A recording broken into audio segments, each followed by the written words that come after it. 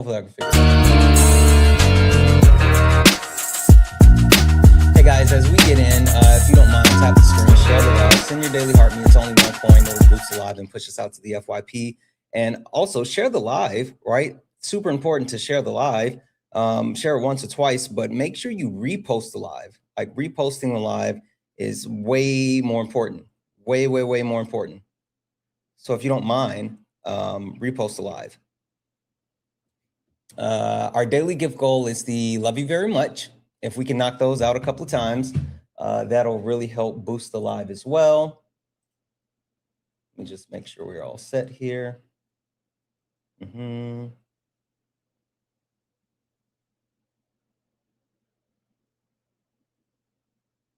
Just make sure everyone is good.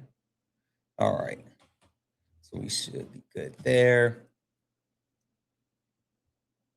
All right, guys. Tap the screen, share the live. Let's go ahead and get the likes up to at least 8,000 likes, please.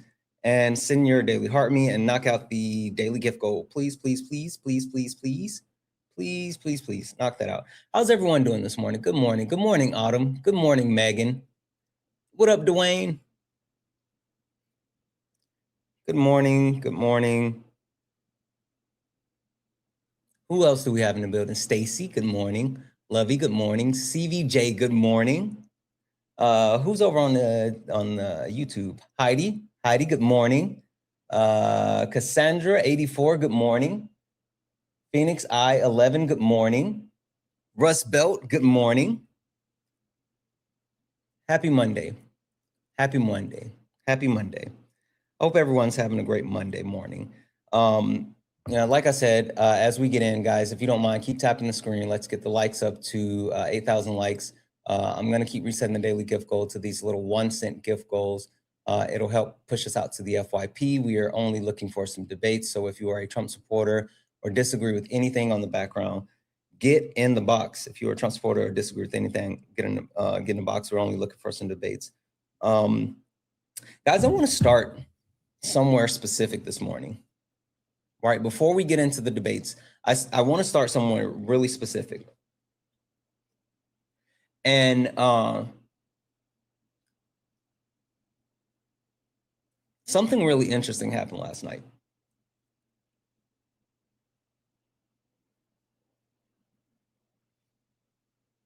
A lot of people may know already what happened, and a lot of people may have seen the video that I posted on my main, which let's do this.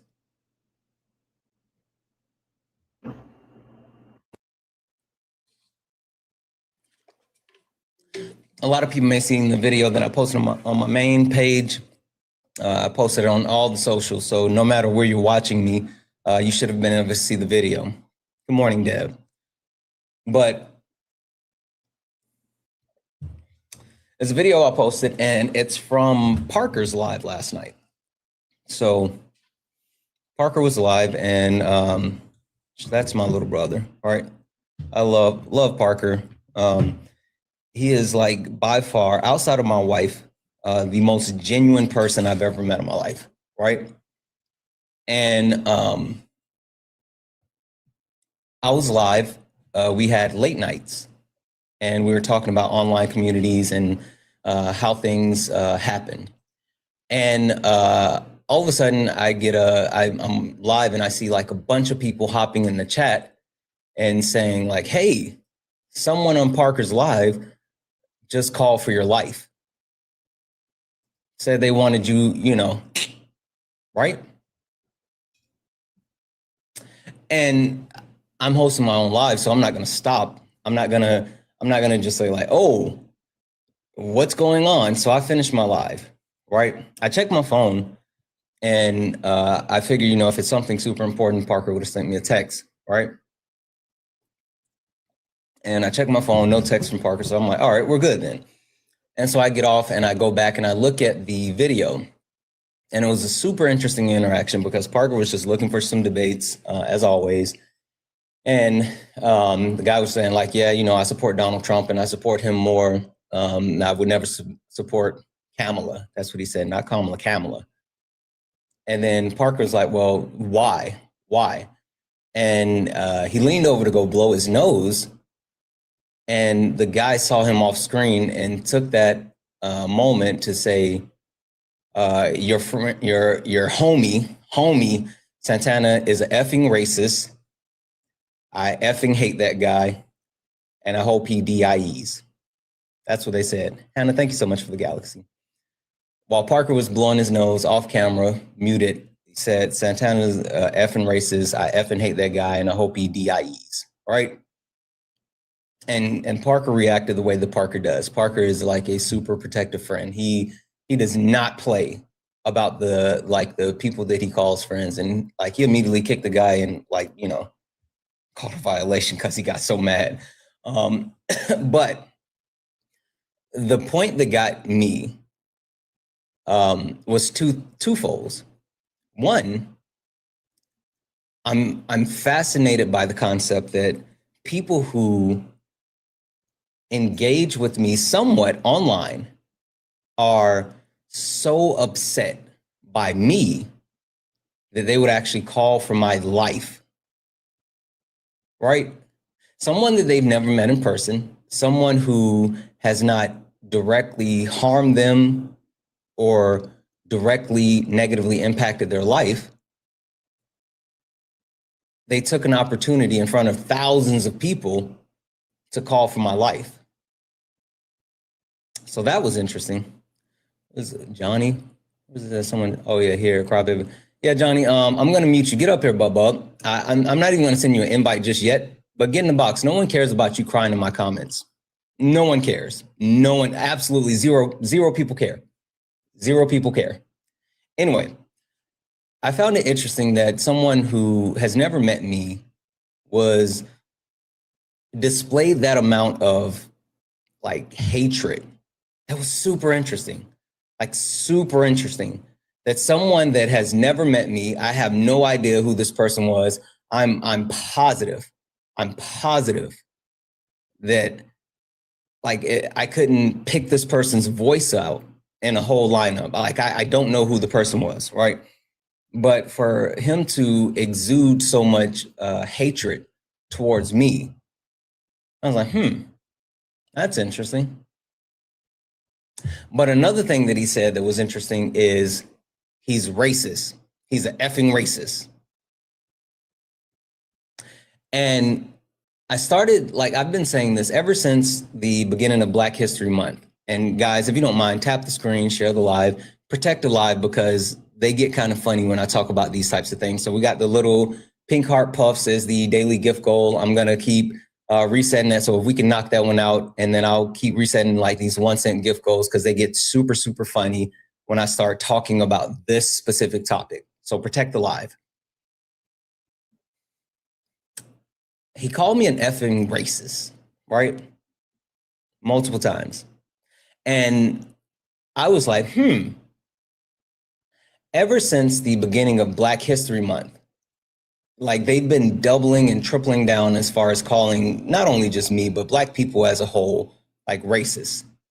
Anytime Black people start talking about the way that racism exists and the way that Black people are harmed in this country, and how racism disenfranchises everyone. Ever since then, like the start of Black History Month, these people are very adamant, thank you for the heart hands, very adamant about Black people talking about racism, that they're racist. But it really hit me when I went to my page and I looked at a video that I posted a couple of months ago. And it was a video I posted, and I was talking about Kamala Harris, and I was talking about something I was going through at that moment as far as like people on the left and right? It's the video that has the most views on my main page. And on that video, I said something, and I realized that was the moment that people started calling me a racist. That was the moment that turned me into a racist in MAGA's eyes, and these people who want to uphold white supremacy in their eyes. The moment I became a racist is when I told them that I am going to be unapologetically Black. The moment I put that video out, And I started no longer tiptoeing around my Blackness, no longer sitting here and saying like, hey, I'm going to be mindful of other people and restrict how Black AF I'm going to be whenever I'm, here. Like they literally, that's the moment that it shifted for them, right? That's the moment they started actually, doing the weird shit. Jar, I'm going to mute you because one, I don't care what you're saying in the comments. You got 107.8 thousand followers. Get up here. I'm just going to go ahead and send you the request now. Hold tight. I'm going to finish what I'm saying. So that was the moment where people started specifically telling me, oh, you're racist. When I started no longer saying that I'm going to deal with anyone as far as treating them with kid gloves and I'm just going to be who I am. That's interesting. That's interesting. Regardless, we're here. So for the random people that not only are screaming, oh, you're racist, but literally calling for my life, I just want to remind each and every one of you, try Jesus, don't try me, because I throw hands and I carry. You stepped in the box, now you're in the ring. Ain't no hugs here, you better take your best swing. Mike Hot, who wanna step in the flame? This ain't a debate, this a mind game. Facts type lies, get left in chain. One wrong word, get slapped out your name. This ain't TikTok T, this a war zone talk. No script, no filter, no safe walk. Bring stats and get scrambled like a glitch. I got fire in my mouth like I came from the pit. Yeah, step in if you dare. Truth hit hard like a punch in the air. Ain't no rules, no plan, no script. One wrong move, get cooked real quick. No cap, no shield. Better know your stuff or you get revealed. Step in, don't you wanna? Sparring with Santana. I don't care what you claim or your background. Facts only, if not, get clapped down. Whether you're left or right, or you don't even vote. If your logic is weak, I'll sink your boat. Hey. You talk slick, but you ain't got source. Nope. Just vibes, that ain't power, that's force. I'm the test, the trap, the trip, the call. Hey. You step once, I'm snatching it all. Boom. Step in if you dare. You dare. Hit hard like a punch in the air. Punch in the air. Ain't no rules, no plan, no script. Yeah. One wrong move, get cooked real quick. No cap, no shield. Better know your stuff or you get revealed. Step in, don't you wanna? Sparring with Santana. Step in if you dare. You care. Hit hard like a punch in the air. Ain't no rules, no plan, no script. One wrong move, get cooked real quick. No cap, no shield. Better know your stuff or you get revealed. Step in, don't you wanna? Sparring with Santana. Yeah, this ain't a safe place. It is not. This is flame space. It absolutely is. You wanna sparring with Santana.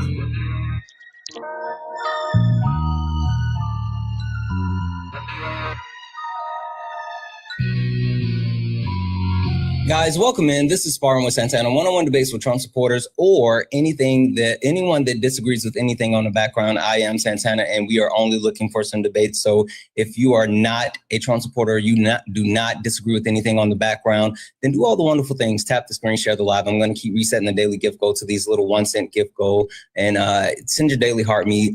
It'll help push us out to the FYP jar. Got you up here. Thank you for being patient and waiting through the intro. Normally I get people up after that, but I saw you in the comments and I sent you the request, and I didn't know you were already in the request, but thank you for your patience. Jar, how are you this morning? Very good. Wonderful, wonderful. And Jar, I saw your comments. You said that Trump is saving America, something like that, right? Yeah, I said God chose Trump. God actually saved Trump. God saved Trump. Okay. God saved Trump just to make sure I'm clear to what? He elected the Great White Hope, Donald J. Trump. He made him president. Trump is orange, so I don't. Yeah, I don't you think go that's for accurate. insults, huh? Are you 12? No, I go for factuality.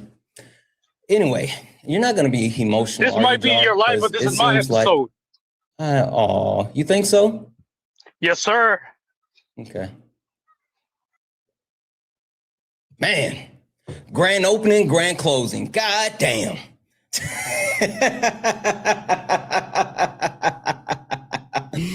You have no clue who I am, do you, Jar? Oh my God. I'm so sorry you don't know. Holy smokes. Wow. Wow. Man, you didn't even make it past the pilot. That is crazy. That is crazy. Oh well, you win some, you lose some, but you live. You live to fight another day. Only request up if you're a Trump supporter or disagree with anything on the background. We're only looking for some debates. Only request up if you are a Trump supporter or disagree with anything on the background. We're only looking for some debates. Hi, next. Are you a Trump supporter or disagree with anything on the background? Yeah. Yeah, as far as Trump supporter, disagree, or combination? Combination. Okay, perfect. Next, before we go too far, quick question for you. Do you know who I am?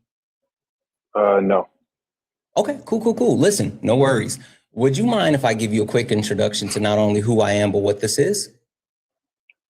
Is it necessary? It absolutely is. 1 second. Ladies and gentlemen, welcome to the main event.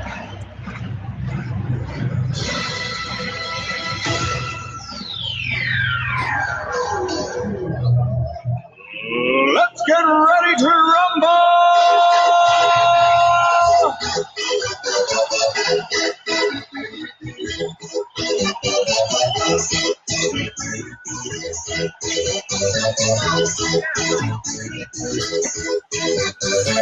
Y'all ready for this? Guys, welcome in. This is Sparring with Santana. One-on-one debates with Trump supporters or anyone that disagrees with anything on the background. I am Santana, and if you are a Trump supporter or you disagree with anything on the background, get in the box. We're only looking for some debates. Keep tapping the screen, guys. Let's get the likes up to 100,000 likes. Also, send your daily heart me. All right, next. You said combination. So next, America's sick.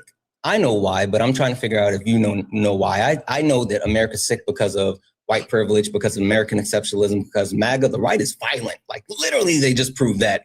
And also the patriarchal system. So next, help me figure out which point do you disagree with the most where you would like to start? I just like being on the winning side. I agree. The left. I hear you. The left is. I know you think this is like sports or some weird shit, but it's not. Like we all live in America, and everything as far as like politics affects every American. It's not, you win, I win. After the election, we're all the same people. So again, which point on the background do you disagree with the most that you would like to start with? Like I said, I do agree that the left self-sabotages and that you guys are feckless. That's not the point that you get to engage with because you're not on the left. So again, hey, next, lock in, bub. Which one of these points, white privilege, American exceptionalism, MAGA being violent, or the patriarchy, which one do you disagree with the most where you would like to start? You asked a second question as if I supported Trump. You said either or a combination. I said combination. Yeah, the reason why I say is request up if you are a Trump supporter or you disagree with something on the background. And when people come up, I try to get an understanding, are they coming up as a Trump supporter or if they specifically just disagree with something on the background or, both. But we always start with the point that you want to talk about. So pick one of those 4 points. You're not on the left, so you don't get to talk about that. One of those other 4 points that you disagree with the most where you would like to start. Okay, white privilege. Okay, all right. Tell me, what is your premise? Do you think that either white privilege does not exist or it's not a negative? What is your stance? I don't really necessarily think it exists. Okay, tell me why. Because there's a lot of programs for underprivileged people and stuff like that. Mm-hmm. Is that it? And because everybody has an equal opportunity. It's equal opportunity, not equal outcome. Got it. All right. So your premise is white privilege doesn't exist because underprivileged programs exist and everyone has quote unquote equal opportunities. All right, cool. I guess one super simple question for you for like the first premise that you just laid out.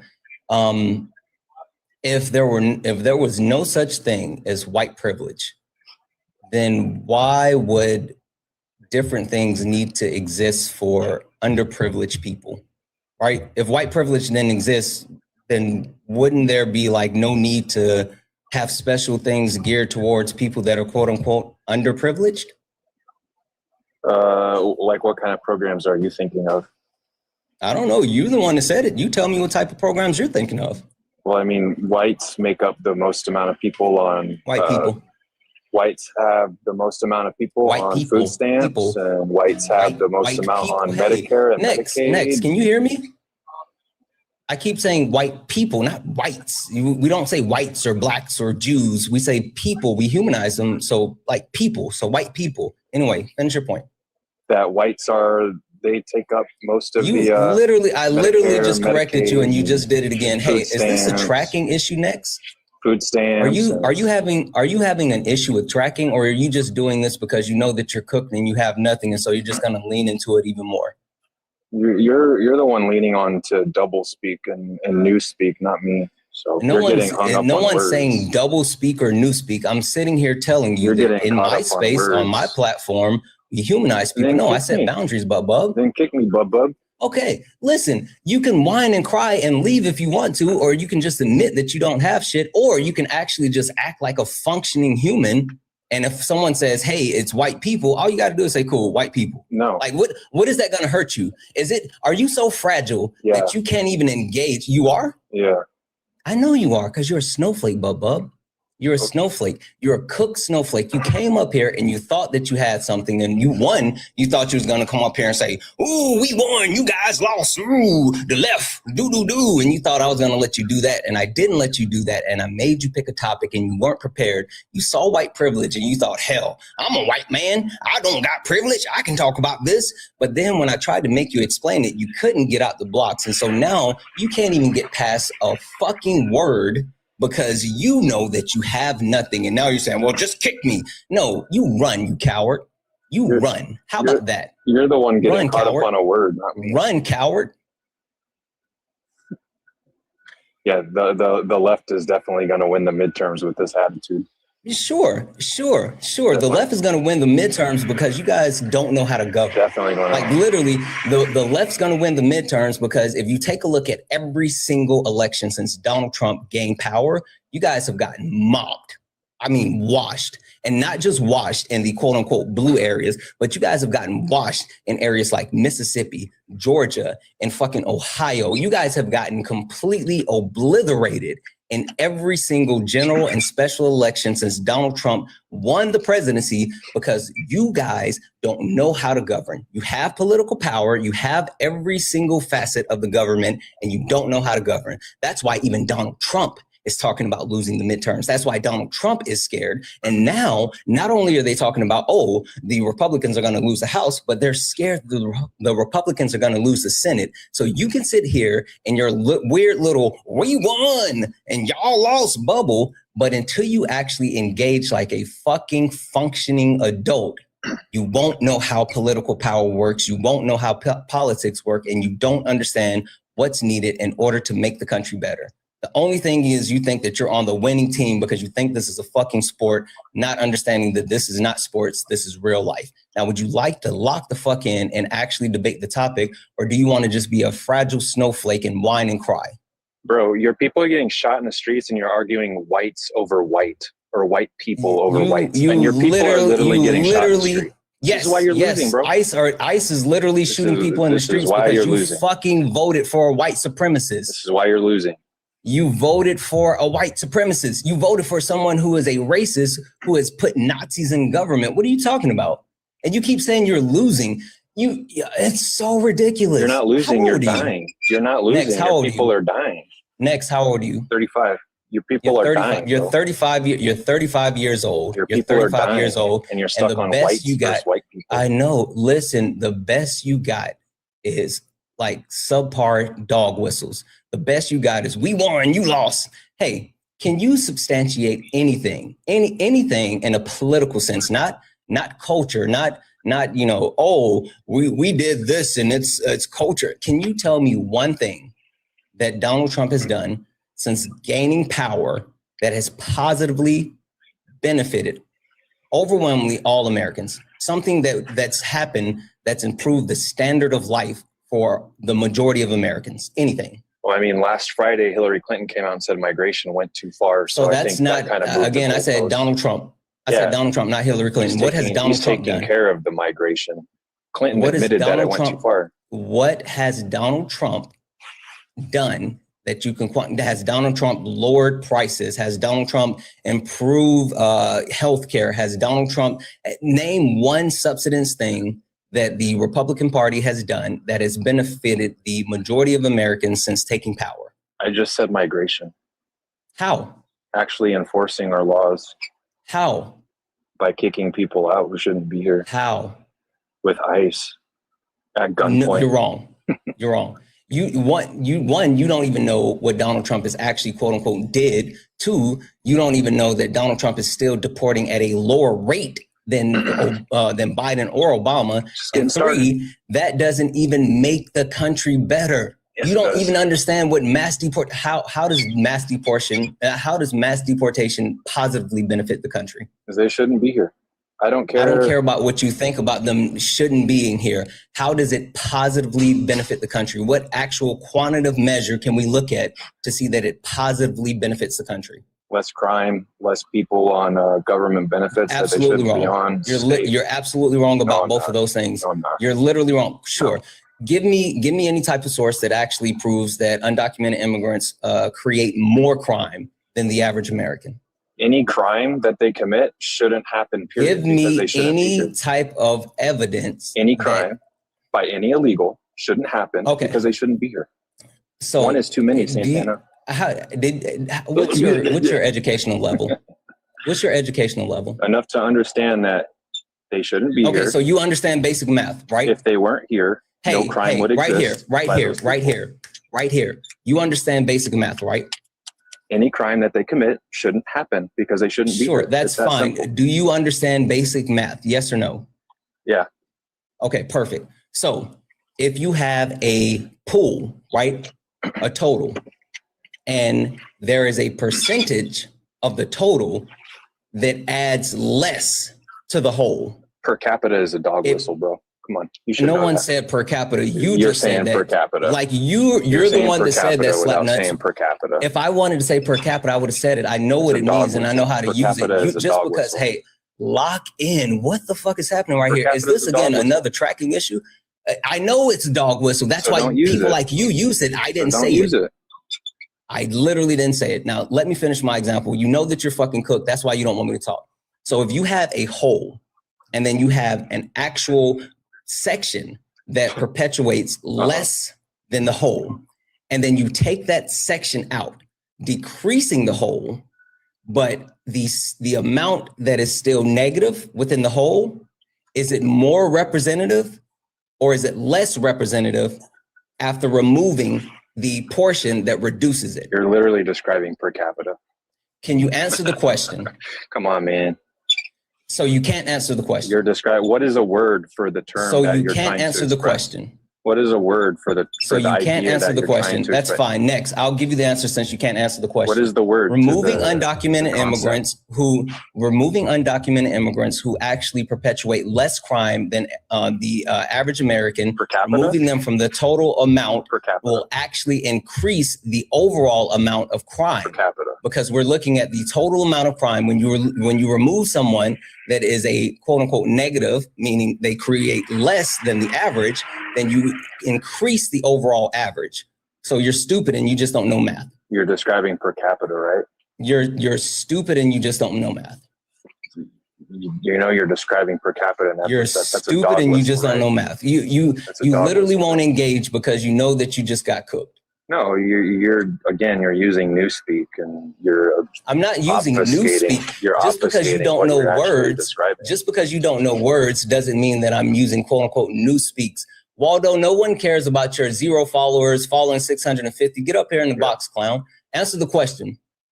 Next, answer the question and stop running. Answer the question. No, because you're not intellectually honest. It's a no. That's fine. That's fine. I'm going to put you in timeout. You sit here quietly and wait as I thank some people, and then you figure out how you can become a big boy and actually answer questions. This is why you'll never. That's why you won't win. That's why you won't win. My sides win. My daddy's tougher than your daddy. My daddy will beat your daddy up. No one cares about that. You're 35. You're 35. You're 35. Be an adult. Why does your no one is quote unquote winning because when you actually get past elections, the people in power have to govern for everyone. So you don't get a special unemployment rate. You don't get a special inflation rate. You don't get a special jobs number. It's all the same for everyone. Like, what are we talking about? W's in the chat for Jackie for the $3.21 super chat. Say, Santana, I support Santana. Thank you. Thank you so much, Jackie the Deer. W's in the chat for Jackie. W's in the chat for, also Jackie the Deer sent another $5.44. Said, ask the caller, is President Donald J. Trump, our current president of the United States of America as we speak, allowed within 100 feet of playgrounds? Technically, yes, but I would wager no. W's in the chat. And holy shit, guys, W's in the chat for Susan, who sent a $30 donation. Susan sent a $30 donation saying, thank you for all that you've done. Have an amazing week. Susan, thank you so much for the $30. That is crazy. That is a lot of love and support. I appreciate you to the moon and back. And it's going to be a good week. I'm on fire. I don't know if you can tell, but W's in the chat for Susan, guys. If anyone else would like to support the live, you can do so. Cash App, PayPal, Venmo. Pay links in the link tree in the bio. Santana speaks for you. If you're over on YouTube, you can send a super chat, and I will read that out. Or just like Marie, W's in chat for Marie. Marie sent a $1.11 donation saying, I'd like to let this guest know, he is why white women don't want white men. Mediocrity, mad they can't fail up. Yeah, like it's interesting how certain people can fail up, but a lot of them can't, and they still want to support the ones that can. I don't know, it's weird. But W's in chat for Marie. All right, next, let's try it one more time. Can you give me any type of substantive point that removing undocumented immigrants through mass deportation is a positive? Because I can give you multiple key indicators of how it will affect the economy and the everyday life of Americans that point to it being overwhelmingly harmful. Trump was never convicted of anything SA related. I don't care about that. That wasn't my question. Never convicted. That wasn't my question. Can you answer the question? Yeah, like I said, any crime, any illegal. I've already debunked that. You can't substantiate that. Do you have an actual point? It shouldn't have happened. I hear you. It shouldn't have happened. I don't care because your point doesn't make sense. Can you actually name a point? It makes sense to someone with an above room temperature IQ. Yeah, I know. And that's why you have the IQ of a fucking potato. Now, can you answer the question? IQ of a fucking potato. I know. And that's bro, you're so whack. You've done that. You're so whack, dude. Listen. You're so whack. Your little intro song. Don't answer the question directly. If you don't answer the question, I'm gonna just take it as a concession and just kick you because you can't. You're whack, bro. You can't actually. I know.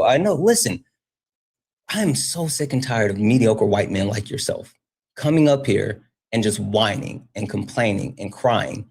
That's all you guys have. Like, what the fuck happened to those boots and the straps that you guys love to tug on or whatever? Like, the only thing that you can do is get up here and whine and cry and complain. You literally have the ability to debate. You have the ability to prove your point. You have the ability, if you could intellectually dog walk me, to do so, but you don't have the ability to do so. The only thing you have is your feelings. And guess what, next? No one gives a shit about your feelings. Sorry. No one cares about your feelings. Life's tough. Get a helmet.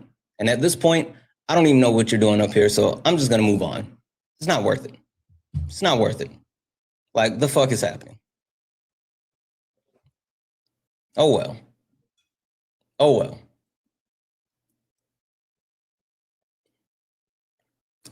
Only request up if you're a Trump supporter or disagree with anything on the background. We're only looking for some debates. Hey, MAGA, this isn't your safe space. Centered 11, I'm sending you a request. Get up here. This isn't your safe space. My comment, not your safe space. My panel, not your safe space. If you can't actually substantiate the things that you say, then don't say them. Like, literally, if you don't actually know things, then don't say things. I absolutely believe we should normalize not saying shit that we don't know anything about. Like, I think that has to be something. We have to normalize not talking about shit that we don't know anything about. Hi, Bunny. Are you a Trump supporter or disagree with anything on the background? Bunny, are you a Trump supporter or disagree with anything on the background? Okay, I'm going to drop you down. Only request up if you're a Trump supporter or disagree with anything on the background. We're only looking for some debates. Only request up if you are a Trump supporter or disagree with anything on the background. We're only looking for some debates. She was muted. Yeah, she swiped out. Like, she literally teacupped as soon as she got up here. Hi, are you a Trump supporter or disagree with anything on the background? I disagree with something on the background. Okay. What exactly do you disagree with? The white privilege part. Okay, perfect. Ivy, is that accurate? Yes. Okay, Ivy, tell me, what do you disagree as far as white privilege? Do you think it doesn't exist or it's not a bad thing? What's your premise? Not that it's not a bad thing, because it is a bad thing, but I would say that white privilege doesn't, I don't know, it's not everywhere, because especially like where I'm at, I'm in New York, and everywhere that I am here, white people actually get bullied, and we get like death threats every single day.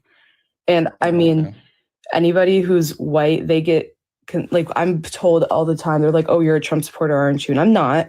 It's just that they're like, oh, since you're white, you have privilege and you can do this and that. And I mean, I can't, because I get bullied every single day at my school for being there. But it's not like two quick questions. One, for TikTok purposes, how old are you? I'm 18. I'm a senior. What year were you born? What year were you born? 2008. 2008? January. Okay.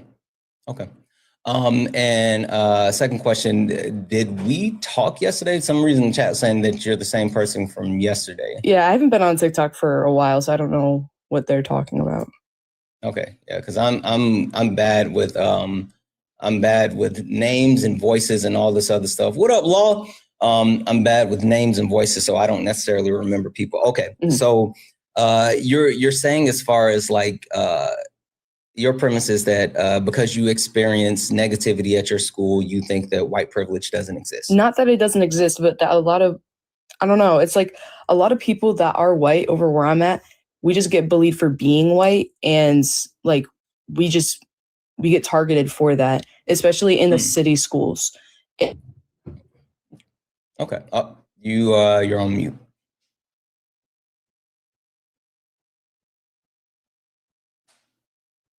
I think she was smited.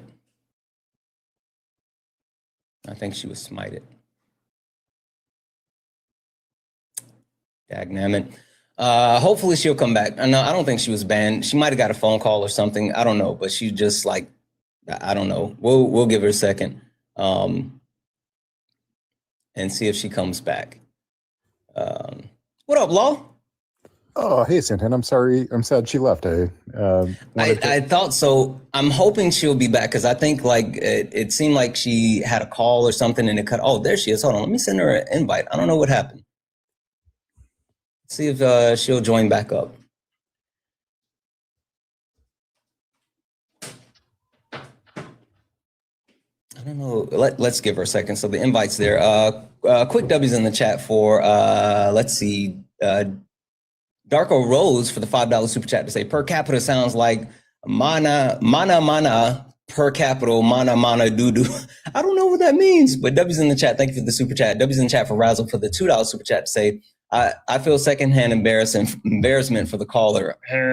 And W's in the chat for Herbie for the $6 Euro super chat to say train driver Trump. I can increase the speed. I can increase the speed so we break off the rails straight down the mountain. Don't worry, in 3 years, I will be replaced, maybe.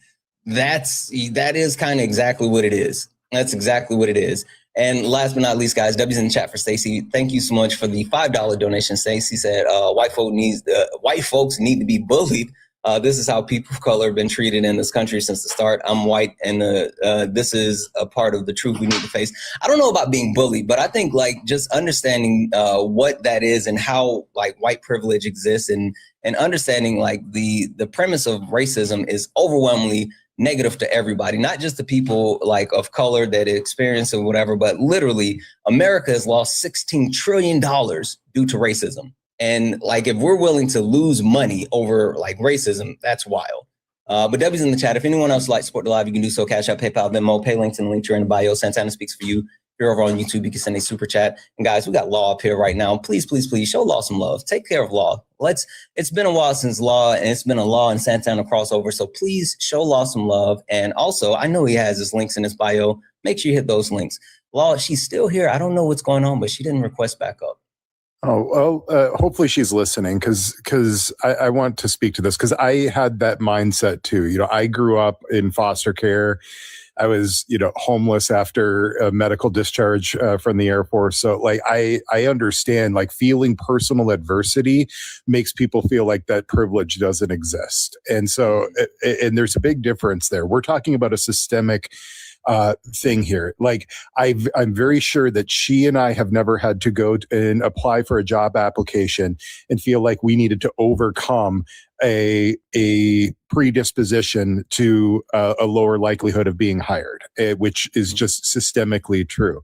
But also when we're talking about the system, the number one way that people build wealth, generational wealth, is through home ownership, right? Mm-hmm. Your great grandparents, built a house and then sold it for $50,000. And then they helped out your grandparents buy a house that was, $75,000, and they lived in it for 50 years and sold it for $300,000. And then your parents inherited that.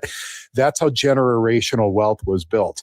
For a century in this country, persons of color, particularly Black people, were unable to build that generational wealth due to racial covenants and redlining. And these people were only able to buy homes because they could only get mortgages from in particular areas. And those areas had lower home values. And because, crime follows poverty, it resulted in higher crime rates.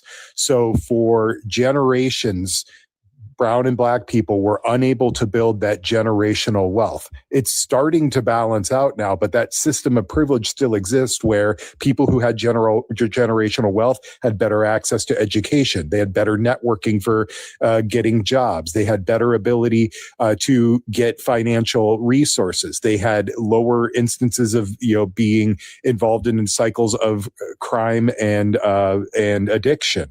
All of those things created a privilege for white people who experience that generational wealth. So just because somebody has personal adversity doesn't mean that there's not a system of privilege that exists. Yeah, no, absolutely. And you hit it right on the head, Law. And one thing that I like to tell people as well, because I think whenever I start talking about like white privilege or, those types of things, people think that it's like a personal attack. Like it's me saying that every white person is bad or evil or something like that. And I always try to explain to them kind of similar to what you just said, right? Redlining exists whether or not, someone wants to participate in it. Like, white people can be beneficiaries of redlining just for being white, not because they did anything special, not even because they knew that it was intentionally going to happen, but just because you're white. And so that's something that I've been trying to get across to people. It's not about like calling you evil or bad or saying you're doing something wrong. It's literally just dealing with the actual privileges that exist and the privileges that we all have. In certain ways, everyone has some type of privilege. I talk about all the time that I'm a man. I have the privilege that are afforded to men versus a privilege that are afforded to women. And like, that's the key component of this entire conversation. Not to say, like you're doing something bad, or not to say that white privilege is the same thing as white supremacy, because those are different. But like, it's a conversation that a lot of people don't really get the understanding of. And they just think that I'm just saying like, oh, white people are bad. Yeah, I mean, and essentially, and it's not a universal thing. Just because one person has that personal adversity and doesn't feel like that the color of their skin has helped advance them, doesn't mean that there hasn't historically been a system in place to elevate those people, or more importantly, if even if you're in the same spot, the same starting point, there's so fewer things that you have to overcome as a white person, as far as just the public perception, the prejudice against you, that other people won't have to overcome. Yeah, yep, completely agree. Well, listen, she didn't hop back in the request. Right. I don't know what you have going on, but I mean, if you want to stay, you can. I don't know what you got going on. I'll be in the chat. If I feel like I've got something I can chime in on, I'll request back up. Okay. You get a fast pass up here anytime you want, Law. I appreciate you. W's in the chat for Law, guys. W's in the chat for Law. Only request up if you're a Trump supporter or disagree with anything on the background. We're only looking for some debates. Only request up if you're a Trump supporter or disagree with anything on the background. We're only looking for some debates. W's in the chat for Kelsey as well. Kelsey said a $40 donation. Holy shit. Massive W's in the chat for Kelsey. Kelsey sent a $40 donation saying, thank you for all that you do. Love watching your lives. Kelsey, thank you so much for the love and support. Like $40 is a crazy amount of money. I appreciate you so much. And I'm glad that you enjoy the lives. I'm here. I'm doing this. And at the very least, it makes me feel as if I'm doing something that's worth doing. So W's in the chat for Kelsey. Again, if anyone else like to support the live, you can do so. Cash App, PayPal, Venmo, pay links in the link tree in the bio. Santana speaks for you. If you're over on YouTube, you can send a super chat. I will read that out. Hi, Feisty Georgia Peach. Are you a Trump supporter or disagree with anything on the background? I was tapping Santana. I am so sorry. Okay. Please no worries, me. No worries. I'm going to drop you down. Thank you.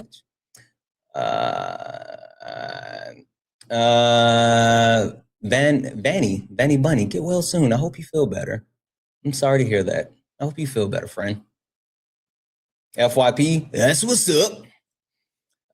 Running through the box. Again, guys, only request up if you are a Trump supporter or disagree with anything on the background, of course. Let's see if this person loads. Hey, guys. Oh, didn't load. Look up at the top. If you see the word follow, that means you're not following me. Hit that follow button. Hit that follow button. We are driving this account to 50,000 followers, but this is the main account as well. Make sure you're following the main account. We're driving the main account to 100,000 followers. Run up the numbers, guys. Hit that follow button. Hi, Happily. Are you a Trump supporter or you disagree with anything on the background? Happily, are you a Trump supporter or disagree with anything on the background? Okay, I'm gonna drop you down. If anyone missed it last night, I talked about how we're going to be doing more of the sparring on this account, late nights on this account, and then on the third account, we're going to be doing more brunch with my creator. So make sure you're following all three accounts. Hi, Hazel. Are you a Trump supporter or disagree with anything on the background? Hi, I just wanted to know what the left self-sabotage means on your background. I didn't. Sure. So what that means is that the left has a tendency to eat its own, and more so, what it speaks to is the lack of pushing for people who would do things beneficial for the left, and in sense just like staying with the status quo. And I say this in a couple of different reasons. One great example I like to talk about is what's happening down in Texas with James Tellerico versus Jasmine Crockett.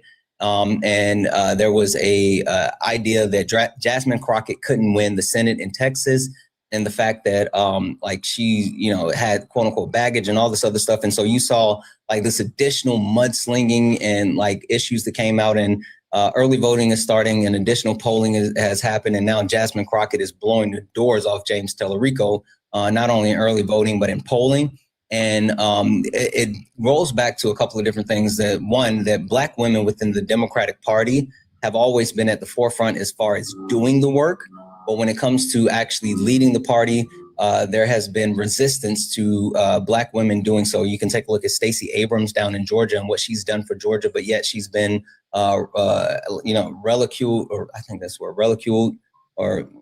reduced. I'll just say reduced to like a lesser role, even though she had such a huge impact within Georgia. You could talk about Jasmine Crockett, which I just mentioned, or the actual lack of support in whole that Kamala Harris received. But then you can also talk about the people within the Democratic Party, like Bernie Sanders. We know what happened in 2016. We can talk about the amount of pushback AOC has received, or Zohran Mamdani, who didn't get a Democratic nod from the establishment until like right before the election. And that's because they didn't want him to rock the boat. There's a purity test that seems to happen on the left. And if you don't uphold certain standards, people will not support you. And even more so, like if you're not the established left, then they don't want you. So that's the premise as far as the left being self-sabotaging. Yes, I see. So I understand that like if you're not a like white man, you can't really make a difference in like, well, hold on, that came out wrong. If you're not like, well, from what I've like watched and from what I've like witnessed, really only white men get elected into office, and then when the occasional other person. Sure. Give me 1 second. Give me 1 second. Hey, chat. No. Get it together. You know we don't do that here. Remain respectful in the chat. If you cannot remain respectful, my mods will mute you. We do not disrespect people in the chat.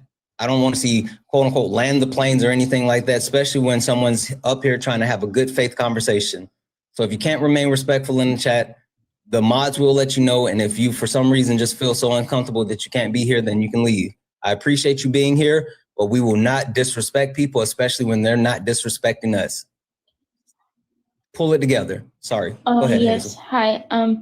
Just to like address some questions in the chat, I am. No. Please don't talk to the chat. Lock in. Stay up here with me. Okay. You were saying that I think what you were trying to get across is that you see a lack of I see a lack electoral of, politics or electoral power when it comes to women versus men. What exactly are you saying? So I noticed that like everyone's a lot more critical of anybody who isn't a white man in politics. And I noticed that everyone's a lot more critical.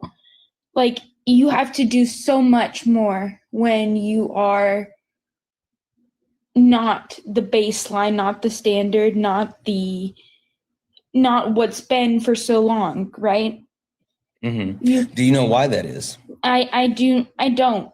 I really don't. Okay. I mean, I'm 20 years old and I haven't. I'm sorry, you're how old? I'm 20. Okay. And I haven't seen. This was my first election I voted in. I voted for Kamala, and I haven't I don't understand why it's so hard to choose the right side and Yeah, I got you. So it's because of this point that I have right here, the patriarchy. Do you know what the patriarchy is? 1 second here. I'm sorry, one more second. Nesty Bear, stop it. This is my last warning. Stop. I apologize. Do you know what the patriarchal system is? Vaguely. Again, I'm relatively new to politics. I watch you and Parker and Dean every day. Mm-hmm. So I'm trying to understand it more. So if you could explain it to me. Yeah, for sure. So the patriarchal system is a hierarchy, and based off of where you fall on the hierarchy, it's the resistance that you see within our society. And so who sits at the top of the patriarchal system is white men, right? White men have had systematic power throughout not only the history of our country, but the history of the world since the conception of whiteness, right? I want to be clear when I say this, race is a social construct that is based off of socially acceptable phenotypical characteristics that was created for the othering of non-white people and the creation of a free and cheap labor force. So race was created by a Portuguese man by the name of Gomez de Zurara. And he literally did it to say that Black people that he came in contact were of the lower hemisphere. He said that they were animalistic. They needed to be civilized. And that allowed him to get 2 Papa Bulls, which was the approval from the Catholic Church to engage in chattel slavery, right? To enslave Black people. That was the permission that was given throughout the country, throughout the world, for people to engage in chattel slavery. And so since the creation of race and whiteness, the person who has sit at the top of that created system has been white men. And so since white men have sat at the top of that created system, the closer you are, or the further away you are from a white man, the more that you have to deal with as far as societal barriers, right? So while, a white man may sit at the top, a white woman is near because she has access to whiteness, but she is not a man, so she doesn't have access to the full point of the patriarchal system. So when you take a look at how society has created like roles and what we deal with today, you can look at like over the 250-year history of the United States, about 90% of all of Congress, House, Senate, presidency has been white men specifically. And the one thing that I say about that is white men may vote for people's best interests. White men may vote, for things that will disenfranchise other minority groups, but white men will never vote and pass laws and legislation that would directly disenfranchise them.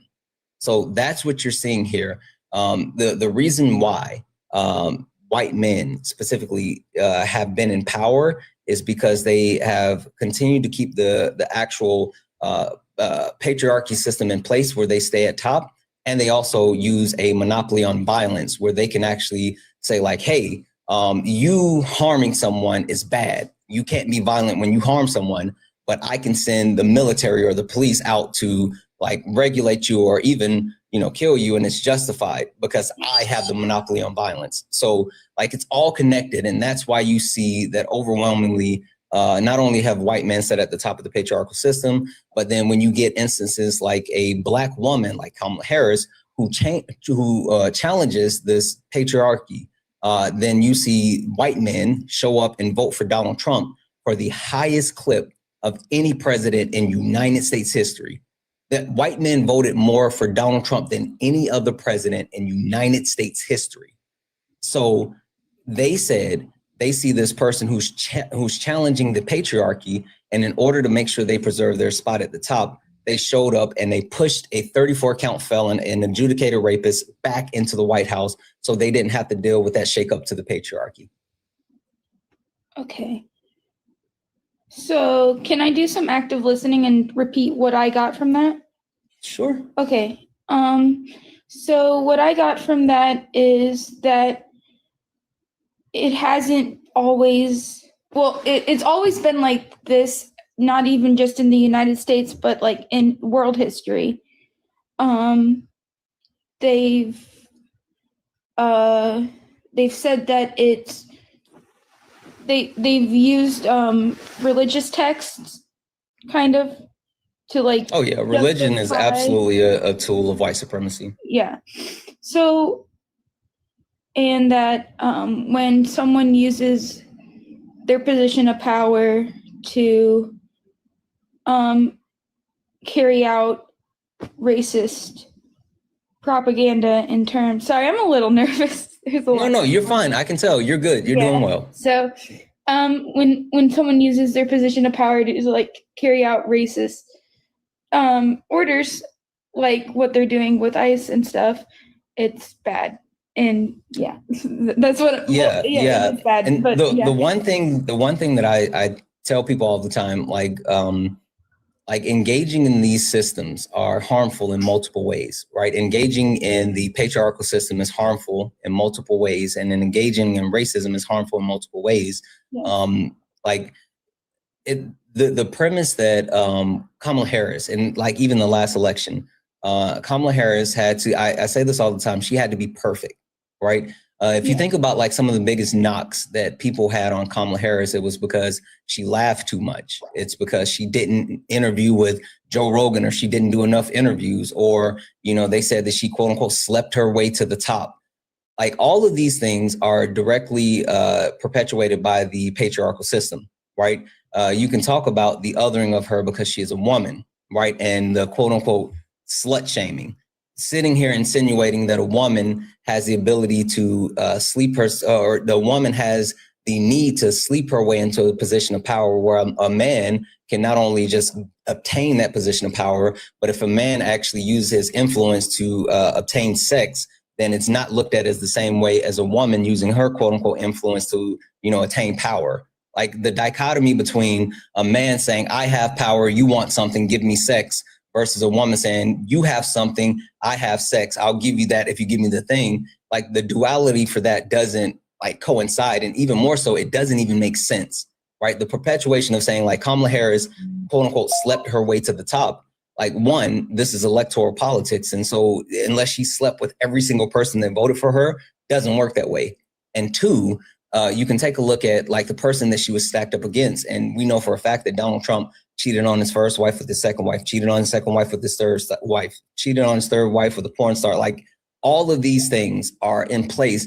But for some reason, Kamala Harris had a relationship with Willie Brown, 20, 30 years ago. And they're saying that this is the reason that she is in the position of not only being vice president, but up for president of the United States, where Donald Trump, he's just the greatest. So like, that's the disconnect. And that's what the patriarchal system does to society. They tell us that the only way women can actually gain power is not because of their abilities, not because of their knowledge, not because of their actual drive or achievement. It's only because they have the control over sex, which, fun fact, they don't even have a full control over sex because, men fucking gross, not only rape women, but want to control women's bodies. So like all of it just plays into the patriarchy. Yeah. I agree with that completely. One thing I did want to mention is with the first time that Donald Trump ran for president, I was still in school. And one thing I did notice a lot of the kids saying, I remember this pretty vividly, is like kids saying, oh, Hillary can't be president, she's a woman. Hillary can't be a president because my parents said that she's not eligible, she's not capable, she's not. And she was a very capable candidate. And I don't think that she wouldn't have been able to have gone as far as she did if she wasn't capable.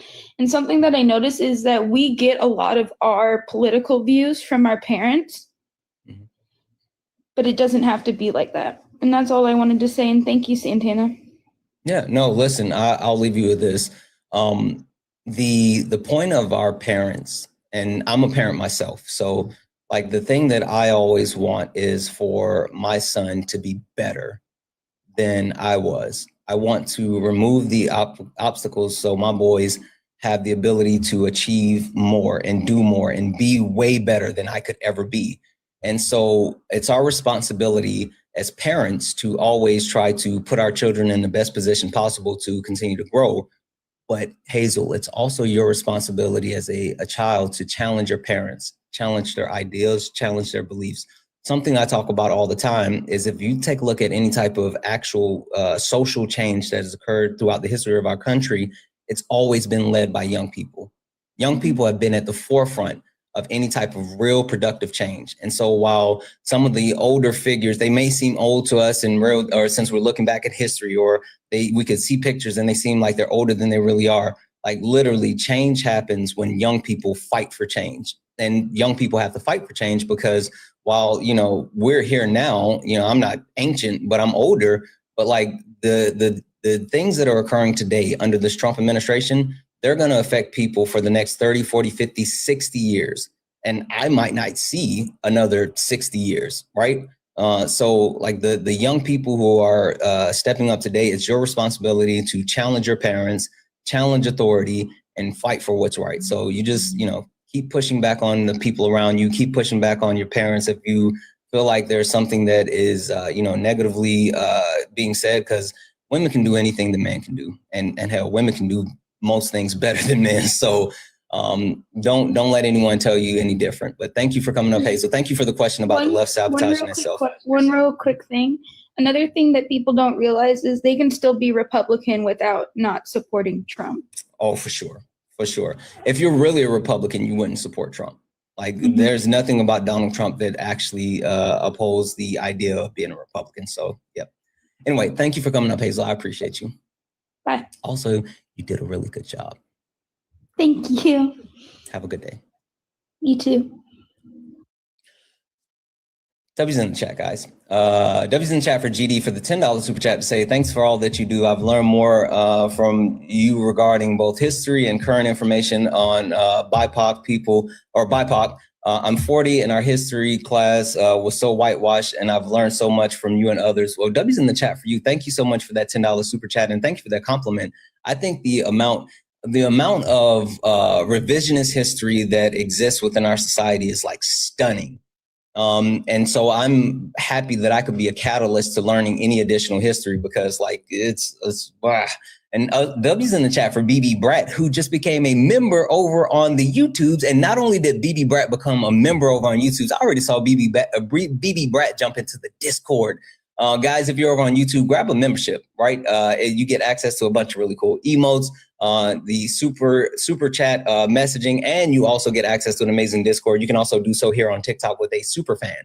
So do all that, guys. W's in the chat. If anyone else like to support the live, you can do so. Cash App, PayPal, Venmo, pay links and link in the bio. Santana Speaks for You is the best way to support the live. If you're over on YouTube, you can send a super chat. I will read that out. Keep tapping the screen, guys. Let's get the likes up to 200,000 likes. Also, 1.3 thousand people hanging out. If you look up at the top and you see the word follow, you're not following me. This is the backup account. We're going to be doing more debates on the backup account. So if you want to make sure you catch the debates, hit that follow button right there. Hit that follow button. We're driving the account to 50,000 followers, but make sure you follow the main account as well, because we're driving the main account to 100,000 followers. We want to create redundancy across all three accounts, because I'm going to start to separate the accounts, and we're going to do brunch from my creator on one account. We're going to be doing Sparring with Santana on one account, and we're going to be doing late nights with Santana on another account. So make sure you hit all three, and I have my new times that I'll be streaming on all of my accounts. So make sure you do those things. Only request up if you are a Trump supporter or disagree with anything on the background. We're only looking for some debates. Only request up if you are a Trump supporter or disagree with anything on the background. Hi, are you a Trump supporter or disagree with anything on the background? Okay, I'll take that as a no. That was an accident. How many accounts do you have? 3? I have 3 accounts. Hey, Millie. I don't think this person's going to load.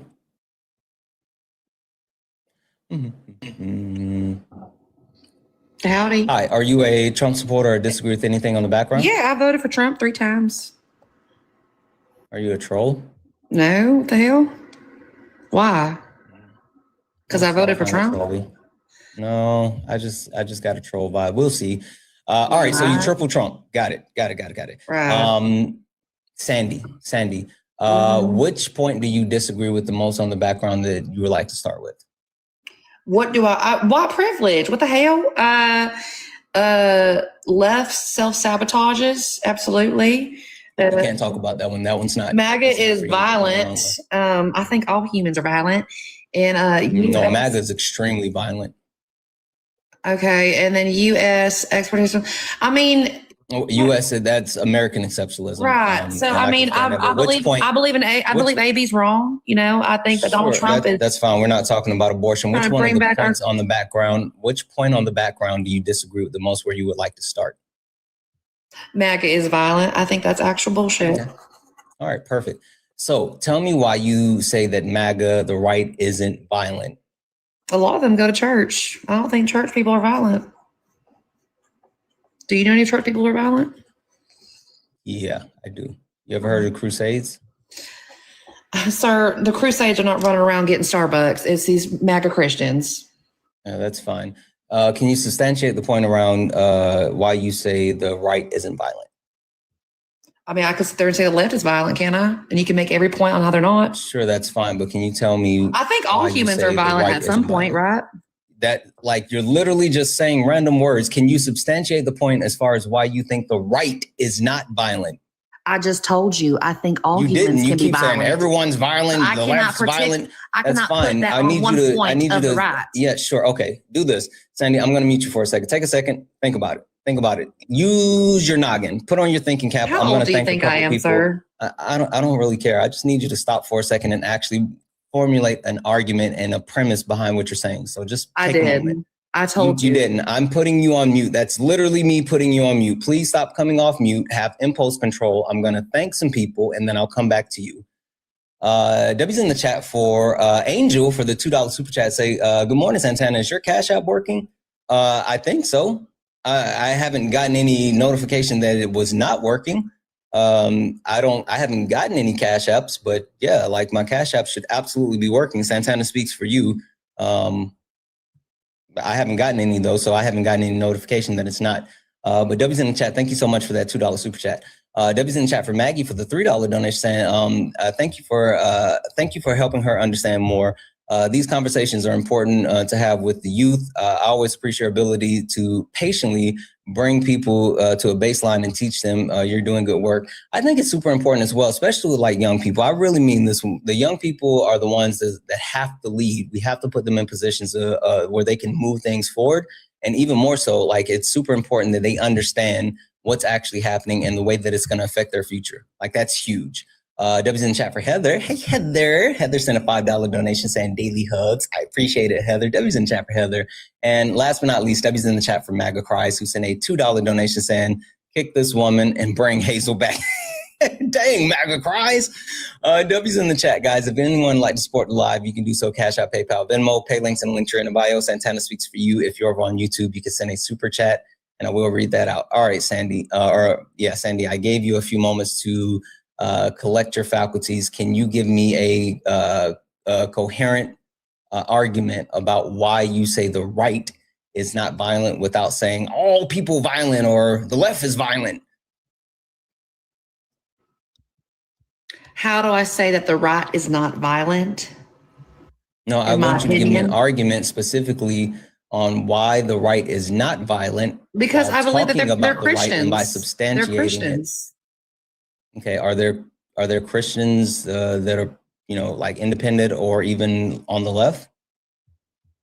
I wouldn't know many. Okay, there are. So like that point doesn't actually prove anything. Only thing that we've ever seen was January 6th, but how many times have we seen on the left these violent outbreaks and protests? Protests aren't inherently violent. January 6th was a attempt to overthrow the United States government. That's only one. While at the same time it's only one. That's the biggest fucking one. What are you talking about, Sandy? It's like literally only one. Literally, they stormed the Capitol. They smeared shit on the walls. They hung the Confederate flag. They brought gallows. They said, hang Mike Pence. They literally looked for senators and they tried to take the lives of American officials while overthrowing the United States government. There's never been another instance of quote unquote protesting like what has happened on January the 6th in any other situation throughout the history of our country. Like there's never been anything else that happened like that. And you say that's the only one. That's the biggest fucking one. They smeared shit on the wall. Why would they smear shit? Why did someone actually? I don't believe that. I need you to understand, Sandy. Stop. They squatted, took their hand, put it under their butt, shit in their hands, took it, smeared it on the walls of the Capitol. Well, that's not a conservative. That's just someone who's nasty. That's literally the people that was in part of January 6th. Is it a conservative? That's literally the conservatives. That's literally conservative. Sir, that's not conservative. Okay. Sandy. What's the definition of conservative? Can you give me a coherent argument on why the right isn't violent? Because the only thing that you've been doing this entire time is saying, nope, nope, nope, nope. Sir, I told you my stance. Your stance doesn't hold water. Like it's literally paper thin. And if it's that paper thin, then you might as well use your hand.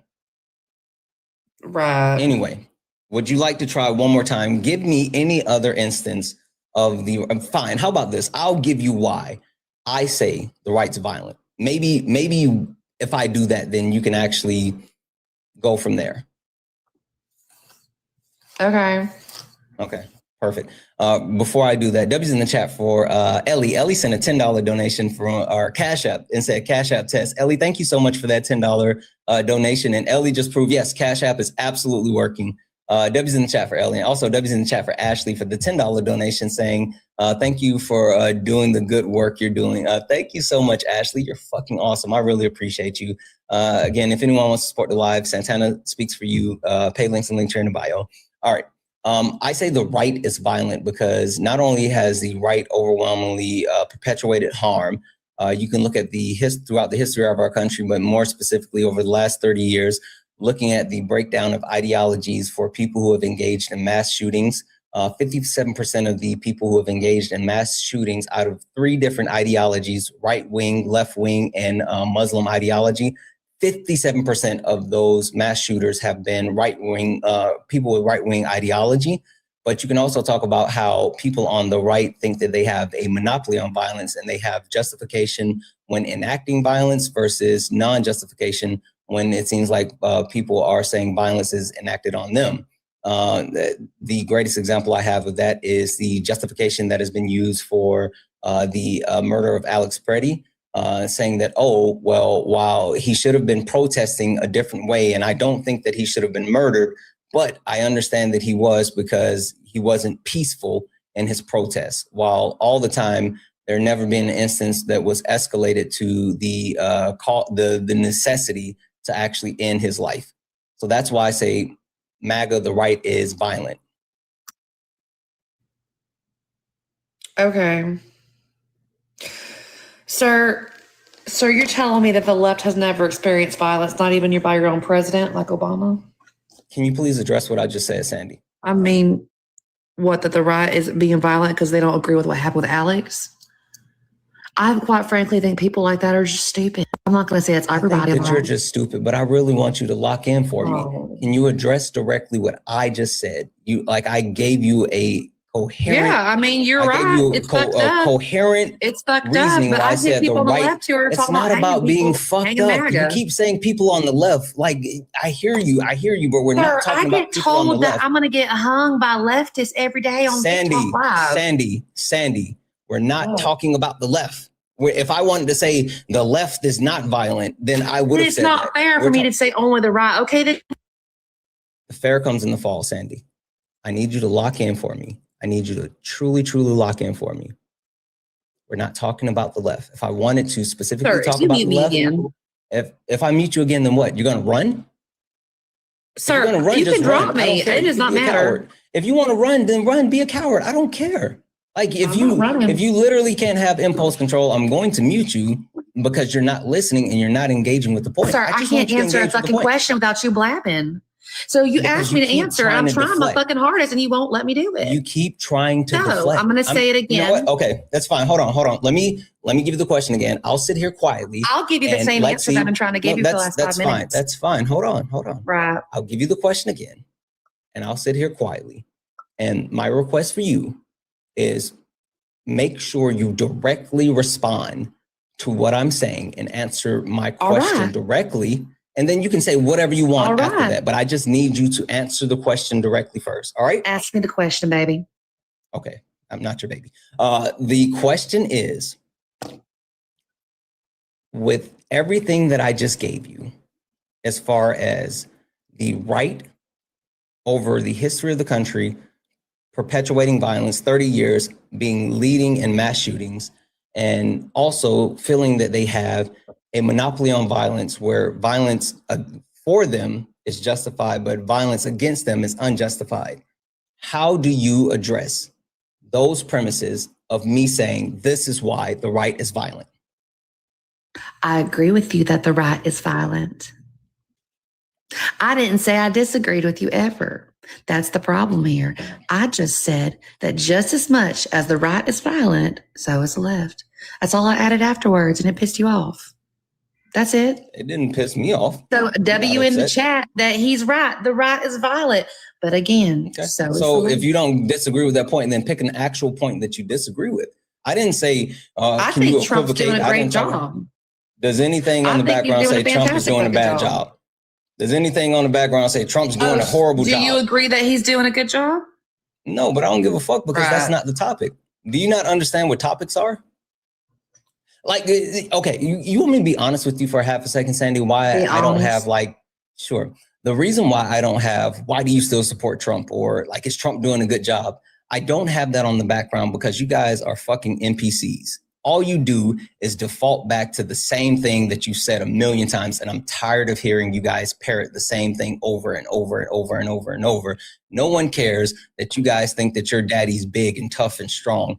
Like we've told you guys a million times that Donald Trump was hurting the job market, and surprise, surprise, only 181,000 jobs were added in 2025 after in 2024, 2.2 million jobs were added.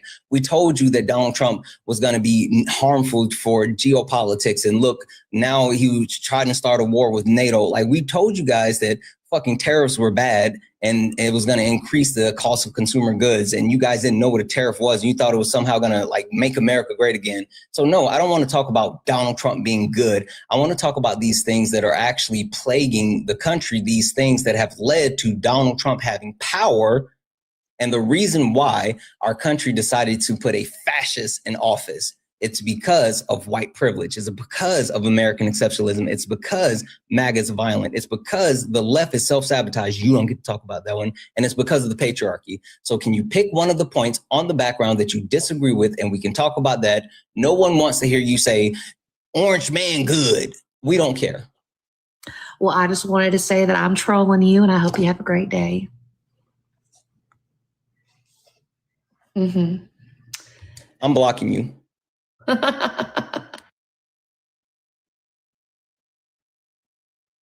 Literally just fucking blocked your account. I sat there and said, are you a troll from the very beginning? I don't think that's cute. I don't think that's funny. Trolls are not cute. Trolls are not funny. They are absolutely harmful. I've been sitting here talking for what, 20, 25 minutes? That was a waste of my time. That was a waste of the people who actually do disagree, the people that are in the request, their time. It's a waste of the chat's time. That's harmful as fuck. Don't do that. It's weird and it's harmful.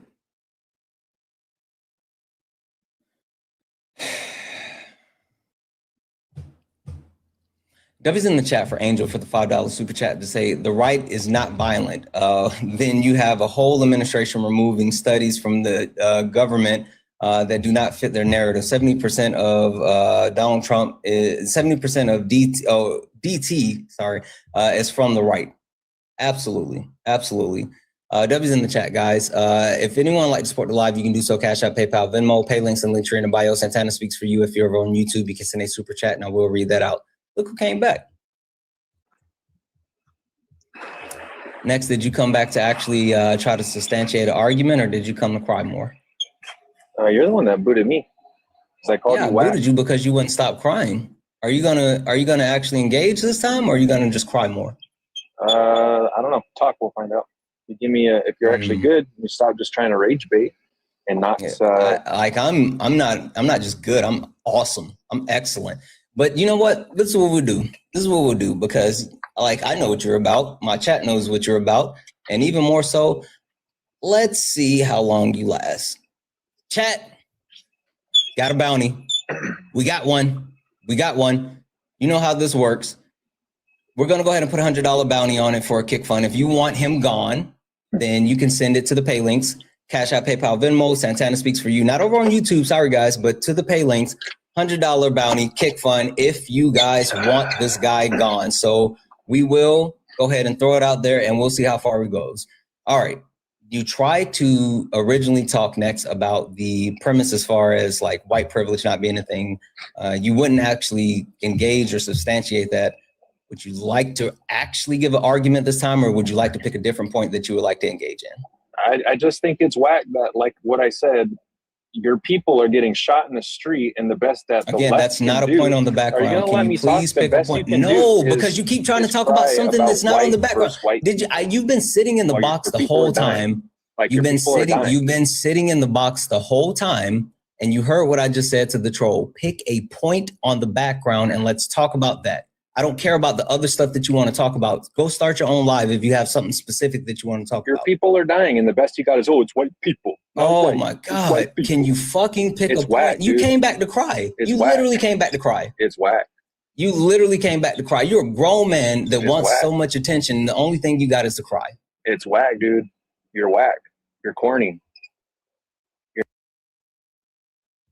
He came all the way back here just to whine. You're and cry corny, and complain. bro. Like he literally just wanted the attention. Chat, he was lonely.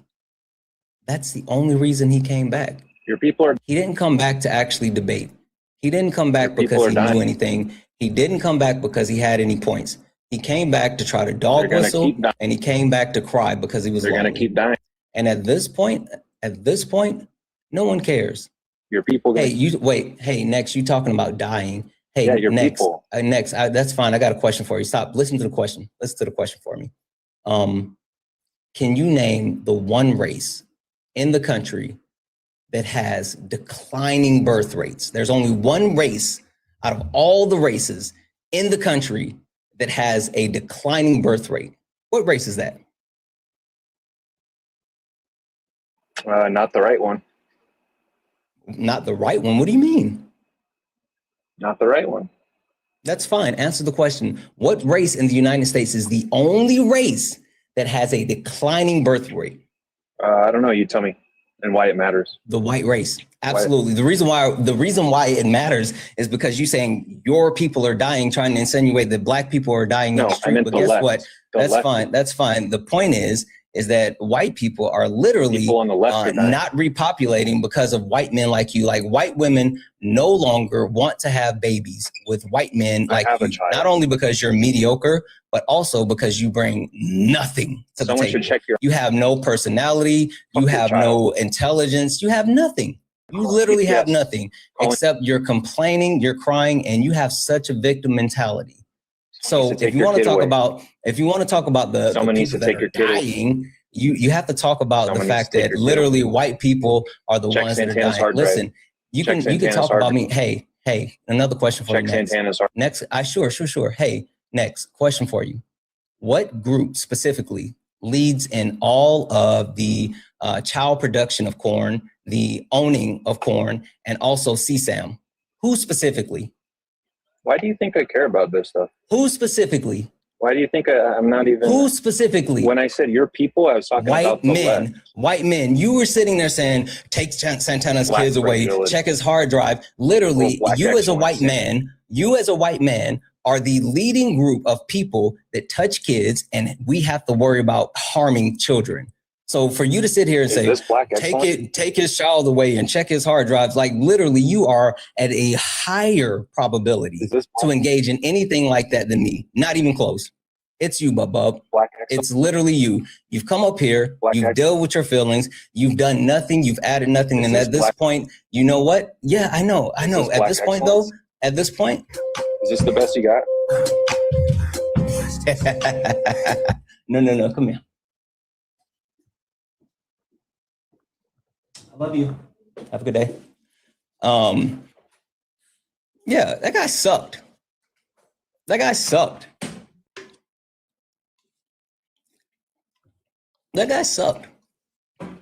He literally came up here after not engaging,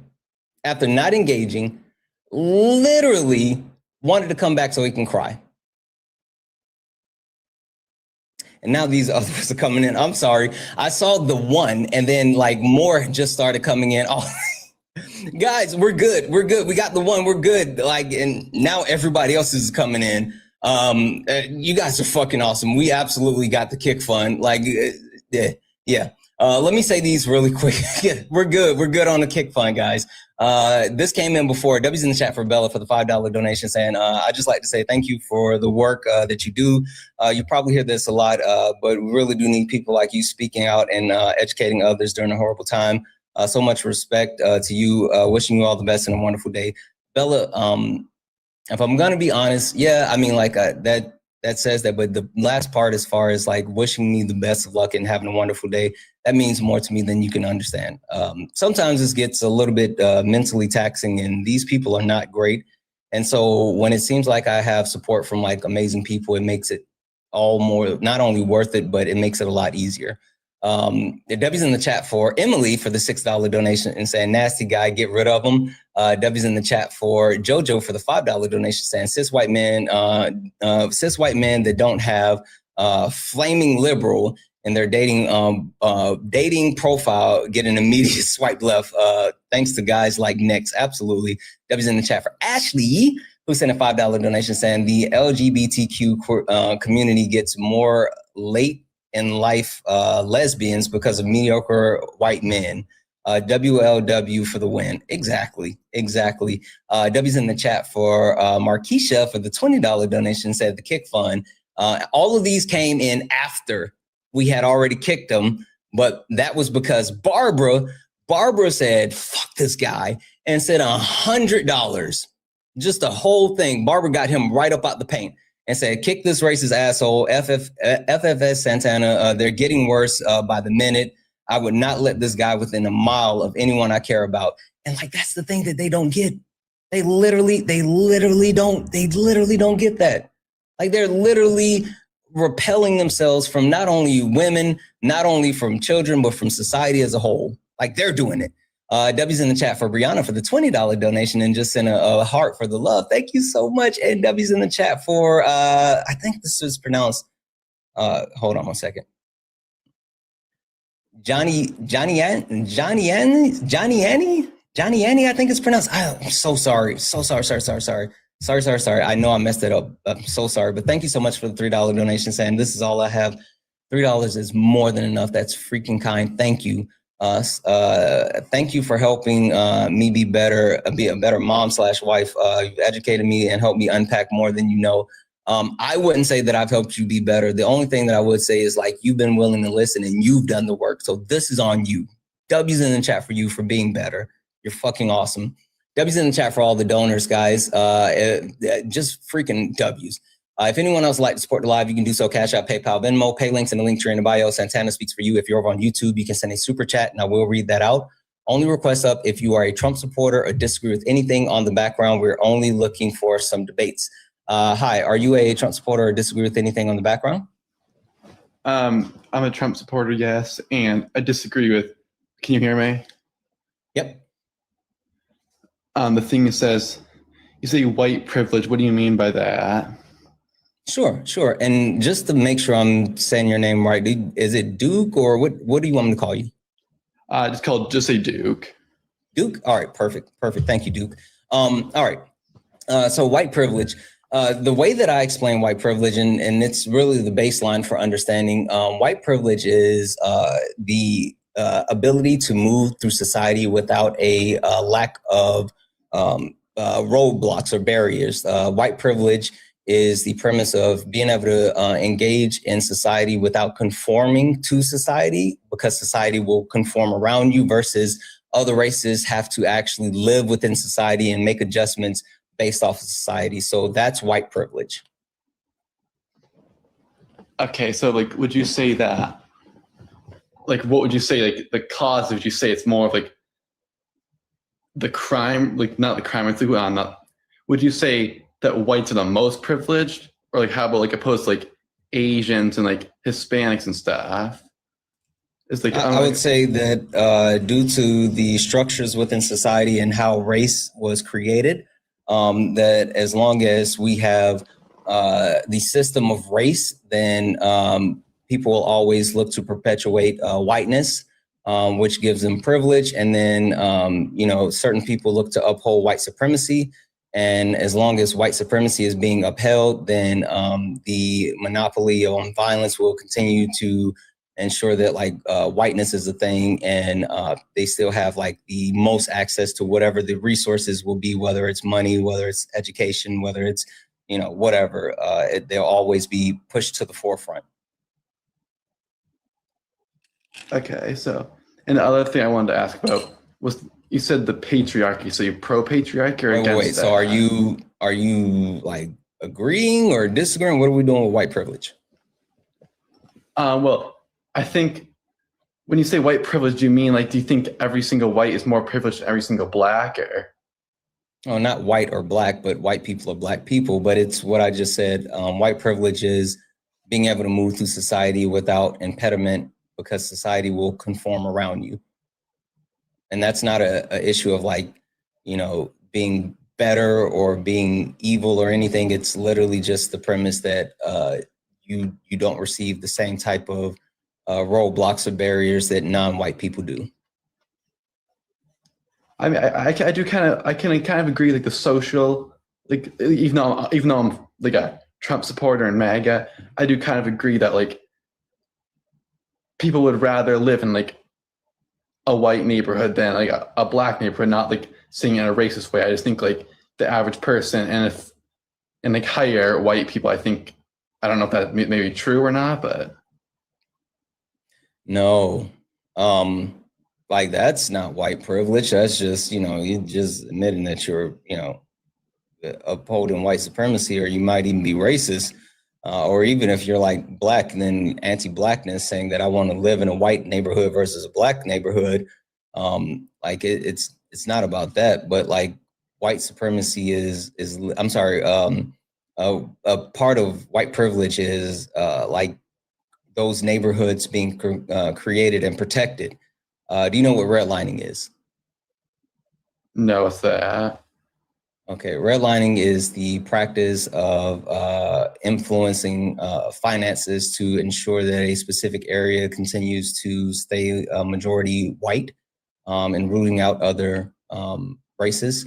A great example of redlining is with the banking industry, where specifically if there's a white person and black person that comes into a bank and they have all the same things, same credit score, same history, same deposit, all this other stuff, then the bank will give the white person the home loan for the specific area based off of the fact that the person is white, not based off of any special characteristics. And so white privilege exists not in the sense that white person did anything specifically wrong, but due to the fact that them being white, the bank was willing to engage in redlining and give that home loan to them versus giving it to a black person. Is that happening currently, or? When's the last time you think a major, like one of the big banks was successfully sued for redlining? An isolated case. Don't look it up. I'm not typing it up. Oh, okay. I thought you were trying to look it up really quick. I want you to give me your honest guess. When was the last time you think that a major bank was successfully sued for engaging in redlining? Not accused, but successfully sued, meaning it was proven that they were engaging in redlining. Maybe like 2015. No, in 2024, 2025, Wells Fargo, Navy Federal Credit Union, Bank of America, all three of them were successfully sued for redlining. You can talk about other mid-sized and small banks that are FDIC backed. They have overwhelmingly been caught red-handed engaging in racial discrimination and redlining. And even more so, there was a comprehensive study completed by a Citibank group that showed that the United States of America as a whole has lost out on $16 trillion, with the T, $16 trillion due to racist and discriminatory financial practices. So when the redlining happens, is it the higher ups or just like the low level individuals that don't give the loans though? Because that's a big factor too. Because like it's all of it. It's a practice that's acceptable within the system, and it's also perpetuated on a individual level. So there's policies put in place that encourage redlining, and there's people who specifically act on redlining. And not only just within the banking industry, but like you can take a look at the real estate industry, and they do the same. Certain houses that have hit the market, there's been lawsuits for realtors not showing listings to Black people or whatever, because the area is predominantly white and they want to continue to uphold redlining. So it happens on multiple levels in and within and outside of the actual process of receiving like home loans. Okay, so I think I understand that. I just want to point out, someone in the chat just said white privilege. Don't talk to the chat. Don't talk to the chat. You're up here with me. Talk to me. I need you to lock in for me. Okay, but can I make this one point though? Not if you're talking to the chat. I want you to address what I'm saying. So, like, that's how white privilege exists, and white privilege is perpetuated through practices such as redlining. I'll have to look that up. I've never heard of it. I still can't imagine it's common for the maybe. I think in like small isolated cases it probably happens. It's I gave you 3. Have you heard of those banks that I named? I've heard of the banks, yes. Okay. Why do you think I named those banks instead of like naming like local credit unions? Because they're bigger. Exactly. Because those are the top of the top, the largest banks in the country. And the point that I'm getting across is like there's a multitude of mid-sized and small banks that have also been successfully sued by redlining. Like this is literally a standard practice that is, perpetuated today. That's why I was like, hey, when's the last time you thought that they were successfully sued, not accused, but sued? So yeah.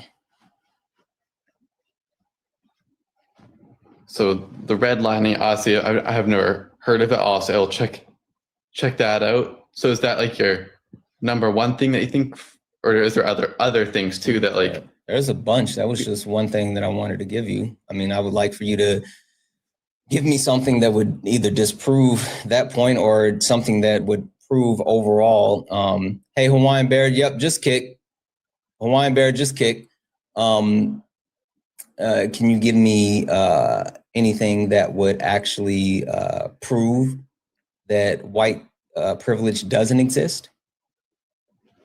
Well, where I'm from, it's extremely poor and white, and I'd say for as how little of Black people there are here, there's still quite a few who are like doctors. There's some that are dentists too, and like where I'm from, it's extremely rare to see a Black person. Sure, give me 1 second. Connor, I sent you a request. No one cares about you crying in the comments. Get up here and say it with your chest, bub. If you're gonna be a snowflake, you're gonna be muted. If you're gonna be a snowflake, then you're gonna be muted. Either get in the box or don't say it at all. I sent you a request. Accept that request. Duke, are you Canadian? Huh? Are you Canadian? No, I was born in Canada, but I live in America now. What country? I'm sorry, what state do you live in? Maine. You live in Maine. Who's your senators?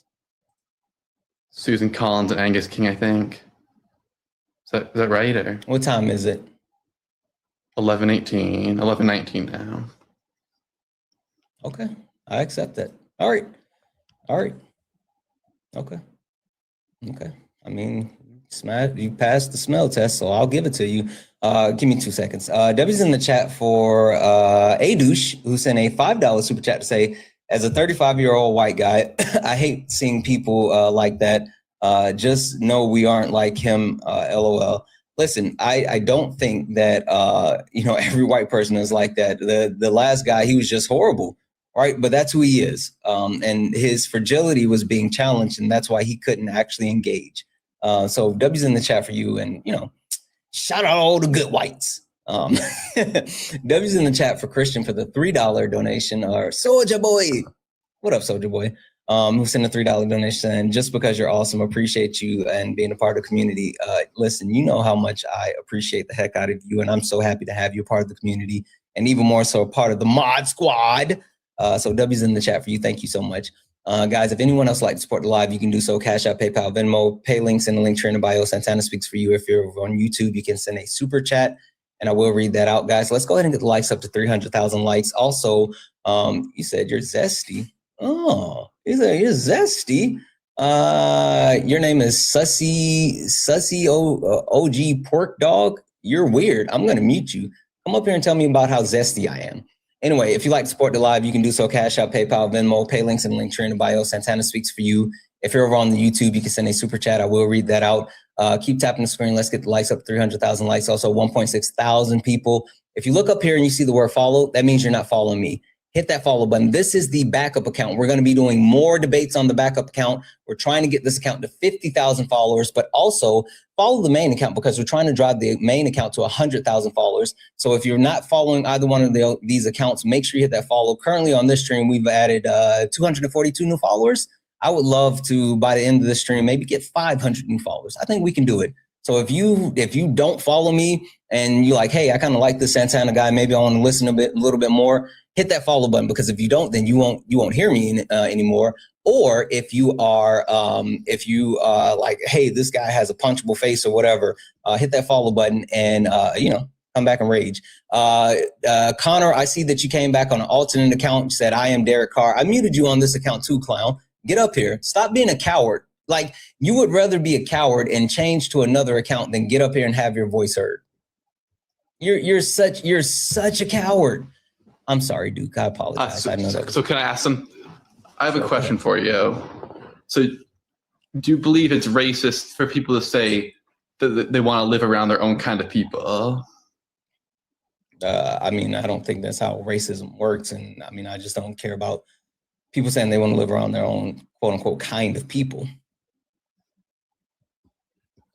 So would you say like it's racist to say I don't want, like, if, like, honestly, and not coming from me, but there's a lot of people around me who say they don't want non-white Christians around them. Do you consider that not because they hate them, but because they want to live around their own kind of people? Which is I mean, I think there's a difference between saying like, hey, I want to live around these people versus saying, hey, I don't want these people living around me. Like, those are two fucking different things, right? But even more so, you know what I always find interesting about the whole premise as far as like people who, like white people who for some reason say they want to like separate and then, like go off or whatever.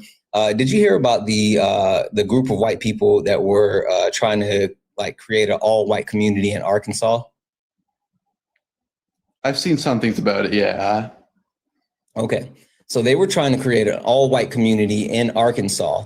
And while trying to create this all white community in Arkansas, not Connor coming back on a third account. Connor, you are desperate. I'm going to mute this one as well. But you don't have guest access on that account, so I can't even send you a request. Gotcha, Connor. Gotcha. That's the third one. You are such a snowflake. Anyway, I apologize. They wanted to create a all white community. And they said, we're going to go and it's going to be a white town and, it's going to be this and that and, nobody but white people. And then everybody was like, that's what's up. Do that shit. Right. That was literally the overwhelming response from not only black people, but white people who don't engage in the racism, right? Who is not trying to perpetuate the racism. They're trying to be anti-racist.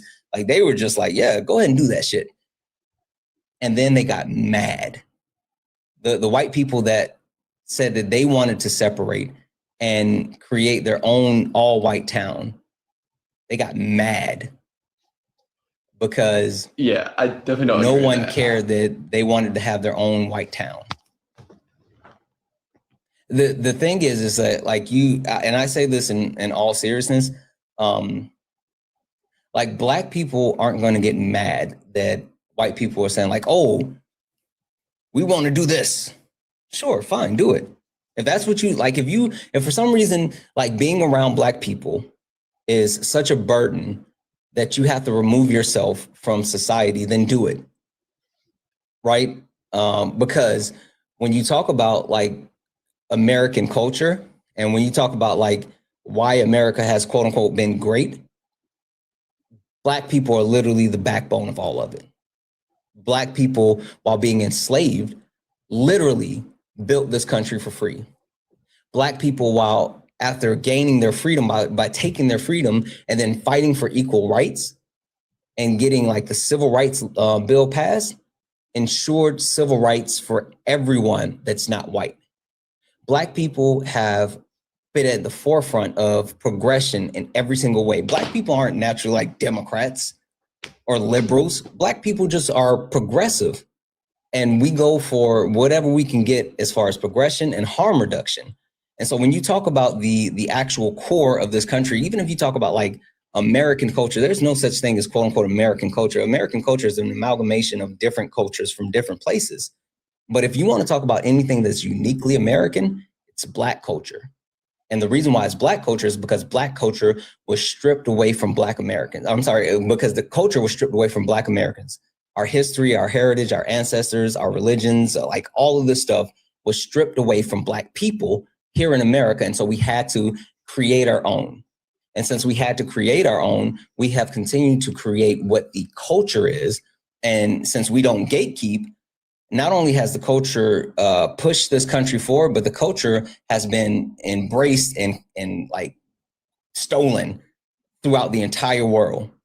Like there's literally people in certain Asian countries that have never met a Black person in their life, but they have dreads and they speak AAVE, even though they're speaking a different language. Like it's fucking wild how Black culture has been appropriated throughout the world. But that's American culture. That's the backbone of American culture. So like Black people don't really care when certain racist white people say, well, we're going to separate. Sure. Like just if we start doing something good for ourselves, don't come and burn it down again. Don't come and. Do you know the history of Seneca Village? Where's that? You should look it up after this live. Do you know anything about Lake Lanier? No. You should look it up after this live. I'm sure you probably heard of what the Tulsa, Oklahoma massacre. Black Wall Street. Yeah, I've heard the Tulsa thing. Yeah. People have heard of that, but they don't know. Like it's not just that. Like it's a plethora of times where Black people within the country, after being told, well, why don't you guys just build up your own communities or focus on your own communities? And they do that.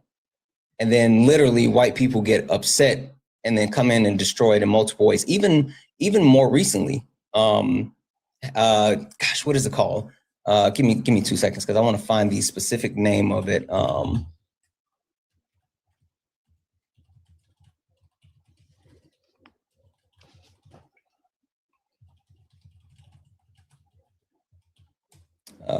Let's see. Oh, have you heard of the Fearless Fund? I've never heard of the Fearless Fund, no. Okay. The Fearless Fund was a initiative led by Black women to help support Black women in tech. And it was a fund that was being put into by Black women so they could actually help create Black women-owned businesses and tech companies. And this was something where they were giving out grants to firms and they were like trying to push forward Black woman ownership. And a bunch of white people got mad and came in and sued them.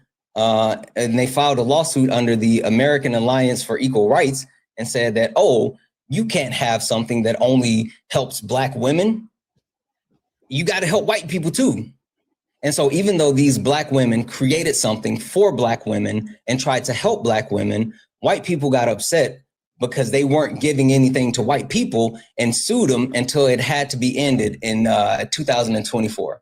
Like literally white people got mad that Black people were trying to advance other Black people and they sued them to stop them. Would that though, like if they had done it, if like, let's say white men had done it, would they have gotten sued too though, or? I guess we'll never know.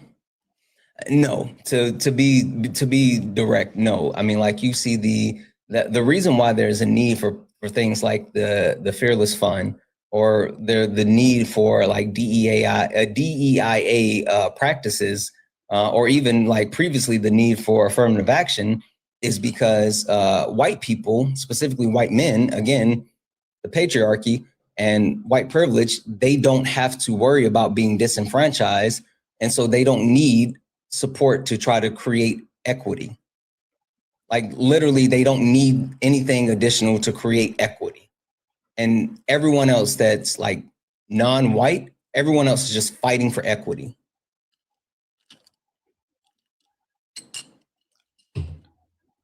So do you pair white people with the patriarchy? I'm kind of confused. You know what the patriarchy is? I'm just like the father is just like the traditional family, or The patriarchal system is a hierarchy where white men sit at the top of the system, and depending on your intersect, you fall in different positions within that hierarchical system.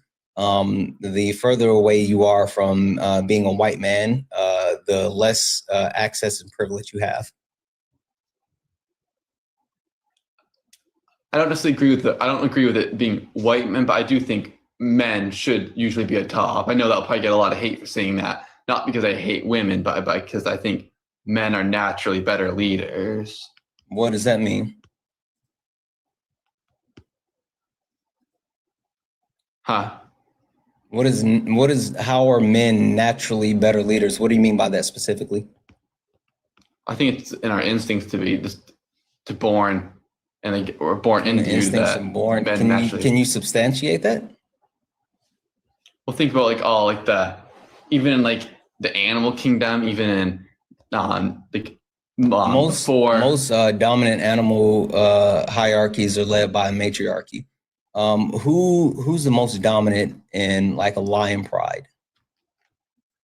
I'd say the male lion probably is. Nope. It's literally the women. The women do all the hunting. The women do most of the fighting and the protecting, and they bring the male lion in at times where there's like a bigger kill that needs to be brought down, or if they need to reproduce. Outside of that, the women run the entire pride, and if there's ever an instance where the lionesses feel like the male is weak, then they will literally ostracize him, cast him out, attack him, and get rid of him. Like, so the premise that like in nature even that the male ranks higher than women, that's not even true. But you said like if there's a bigger prey, the male will take it. Yeah, if there's like one big massive kill that needs to happen, not like on a everyday normal basis, it's special occasions. That's literally just due to the physiology of the male lion. But again, if you talk about like how the overall structure of the lion pride works, the male lion isn't the top dog or whatever. Like, it doesn't work that way. What about with like because I know I'm pretty sure it's like stallions, the male will obviously lead the pack of the female horses. So in like animals like that, the male is the leader among like the females. Where are you getting that in horses that stallions are the leaders? Well, if the ones you just make that up, or do you have like empirical data that would prove that, or did you just make that one up? No, I'm pretty sure I've read before, and like in school that like the male. In school, what's the name of the book? I have no idea. Okay, I'm gonna give you a minute to go ahead and look that up. I'm gonna say a quick thank you. See if you can find that for me. If you can't find it, then I'm gonna need you to let that one go and give me something else. Debbie's in the chat for Tish. Tish sent a Tess, not Tish. God damn it, Tess. Tess sent a $20 donation saying, "Good morning, Santana. Hubby had a question. Hubby had if you could slap your finger. Hold on. If you could snap your fingers." Oh, if you could snap your fingers and fix one issue on your topics, which would it be that could positively impact the rest? Have a great day. Can't wait for late nights. Tap, tap. Absolutely. Tess, thank you so much for the $20 donation. Thank you for the love and support. Tell your hubby I said, "What up, my G?" And I hope you guys are having a wonderful morning. If I could snap my finger and get rid of one issue, it would be the patriarchy, right? And while I think like, white privilege is a thing, American exceptionalism is whipping people ass, the violence from the right, the, left self-sabotaging, like all of these are issues. Like the patriarchal system is the thing that upholds all of this, and it perpetuates the most amount of harm.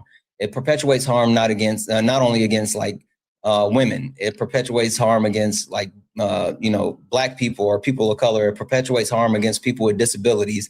It literally creates a system of inequality that continues to be self-fulfilling and disenfranchises everyone. You can directly track back like the roots of all problems to the patriarchal system. And if it was a merit-based system where people are all treated as equal and truly had opportunities, then we would see a lot of differences, right?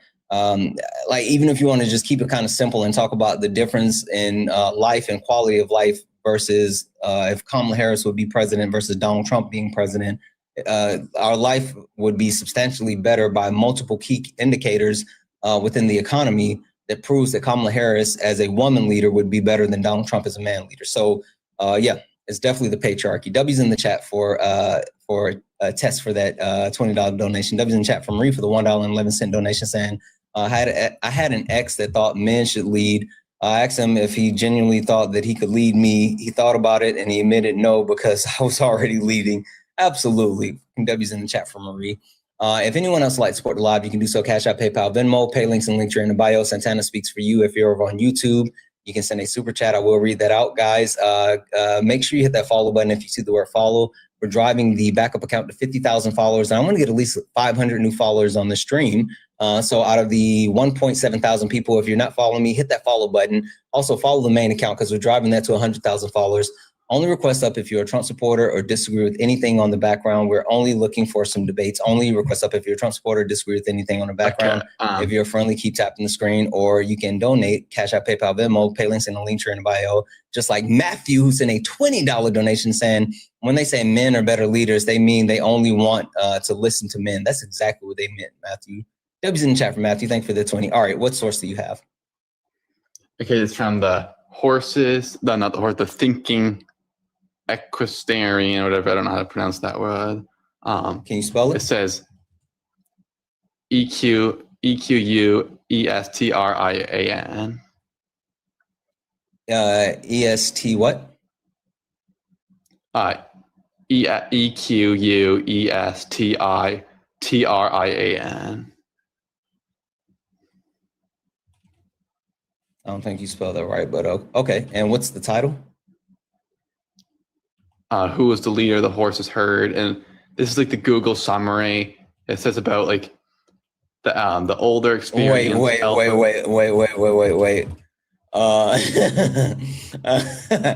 You said this is the AI summary? Yeah, it's from that article that like it's from that and Wikipedia. It summarized those. Okay, so like there's a shit ton wrong with all of this, right? One, you don't want to read AI summaries. The multitude of reasons. Two, like the wiki lead or wiki page or wiki whatever, that's not a fucking source. Like anyone can edit that. And three, like this .com whatever, the thinking equestrian, like even looking at the AI summary, it's saying that it's based off of alphas, right? That's what they're saying. Yeah. Right? Okay.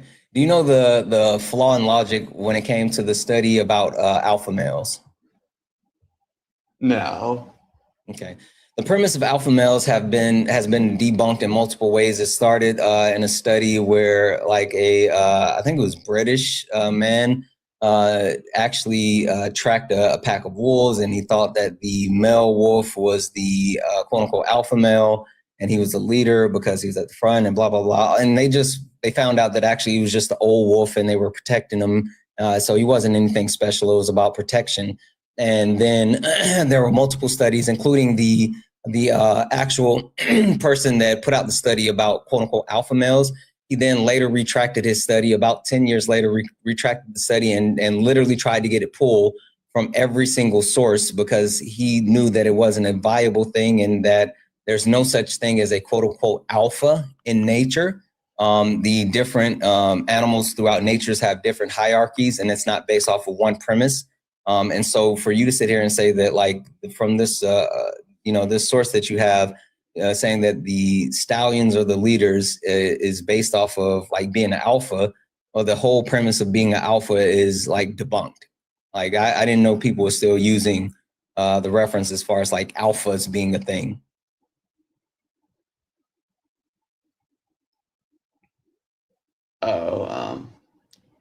Well, yeah, that's obviously what Google says. If it's not right, it's not right. But more so, like I'm not doubting that's what Google says. I'm just saying that you don't know like what you're interpreting, and like just saying Google said that, that's not a source. I mean, like maybe you should figure out how to like source stuff. That's all I'm saying. Yeah. Question. Honestly, like, do you know what EQ is? No. Okay. Do you know what IQ is? Yes. Okay. Okay. So EQ is the gauging of emotional intelligence, the ability to actually decipher, handle, and process in a positive way emotional situations. Who do you think is more emotional? Who do you think has a higher EQ, men or women? Who's a higher EQ? I think on average, higher EQ, emotional intelligence. Emotional intelligence. I'm gonna say. Well, I don't know if it's necessarily intelligence, but I think women are more like emotional, like feel more empathy. But I don't know if it's really necessarily always going to be intelligence. But who do you think has more control over their emotions, men or women? Who's more logical, men or women? I mean, I think men are, but at the same time, men are going to do more irrational things too. At the same time, they're going to be more logical.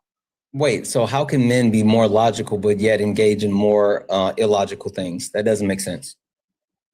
Well, because obviously, how like some men are going to be extremely logical, but like what women are more like in the middle, while like there's some men that are at the top and some are at the bottom.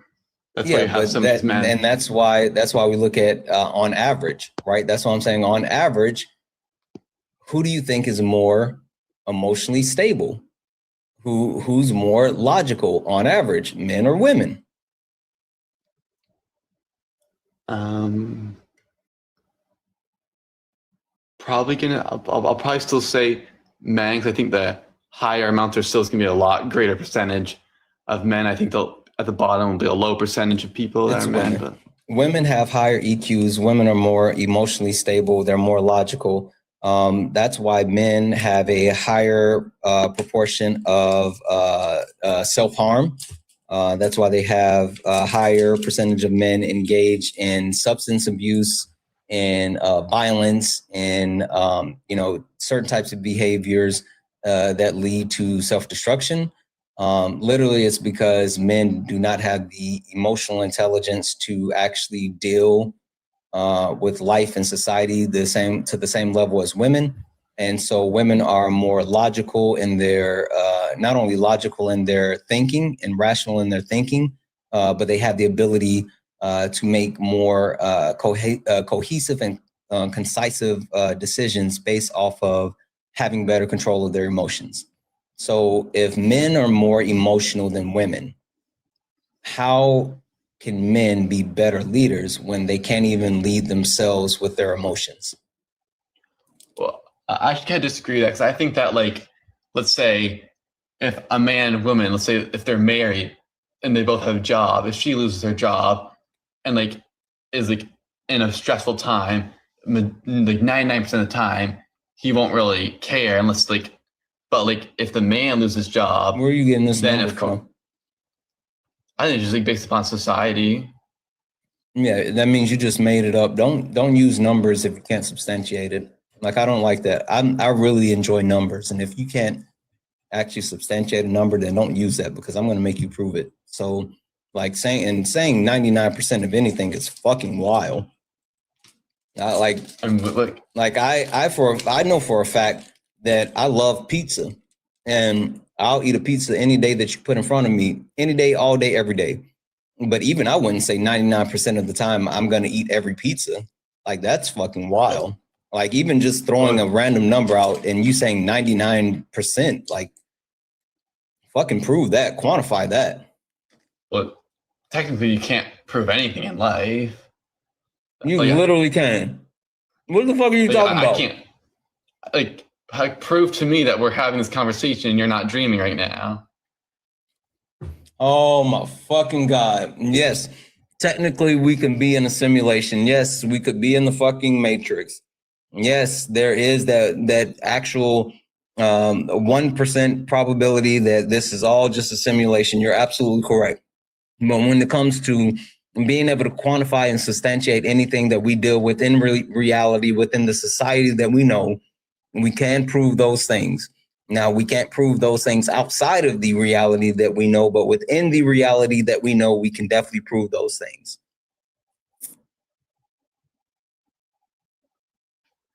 I still think like nothing can ever be 100% proved. I think it can be 99.999% proved, but I don't think anything can be 100. You can't even prove the 99.9% of the shit that you just said. Like you made that number up. Like that was my entire point. You just made up the shit that you said, and then you threw a number on it because you felt like that would help make your case.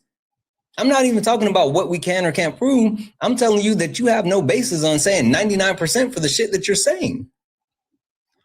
Well, I'm basing it off of what I see in society. You're basing it off the fifis in your tum-tum. You're literally just basing off the fifis in your tum-tum. You don't have shit to substantiate what you just said. Well, no, I admit there is no study for that. This is what I see. It's what a lot of other people. But listen, bro, we don't believe you. You need more people. Like, who are we supposed to believe? Like the data or your lying ass eyes? Well, where do you get your data? Like, there is no data for this. This is like. Then stop using numbers. Like you literally just made a decision to say 99% when you didn't have to. No one made you say 99%. You just said that shit. And he ran. I didn't do it. He just fucking ran. He literally just ran. I didn't do anything. I'm sitting here. He just ran. You just can't make shit up. You can't just make numbers up. That's like weird. Why are you just making numbers up? All right, what are we doing? W's in chat for Angel for the $2 super chat to say men should appreciate women for not retaliating. Just saying. Exactly. Could not agree more. W's in chat for Kimberly for the $1 donation saying callers should check out bonobos. What's bonobos? I'm gonna have to check that out because I don't know what that is. W's in the chat for Carly for the $5 donation saying white men lose their job and are domestic abusers. They risk the domestic abuser. The risk of women being killed increased dramatically. So I don't know what this guy is talking about exactly. Like what the fuck? Even we just had the Super Bowl. We just had the Super Bowl, right? And I had B up here, and B talked about. Excuse me. I'm sorry, chat. 1 second.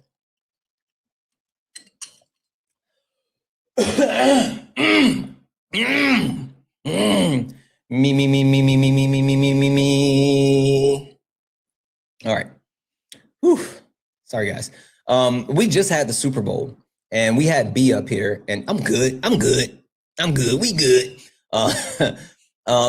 B came up and talked about, and which I knew about this, but I didn't think about it. And I'm so glad that she was able to share this with the chat.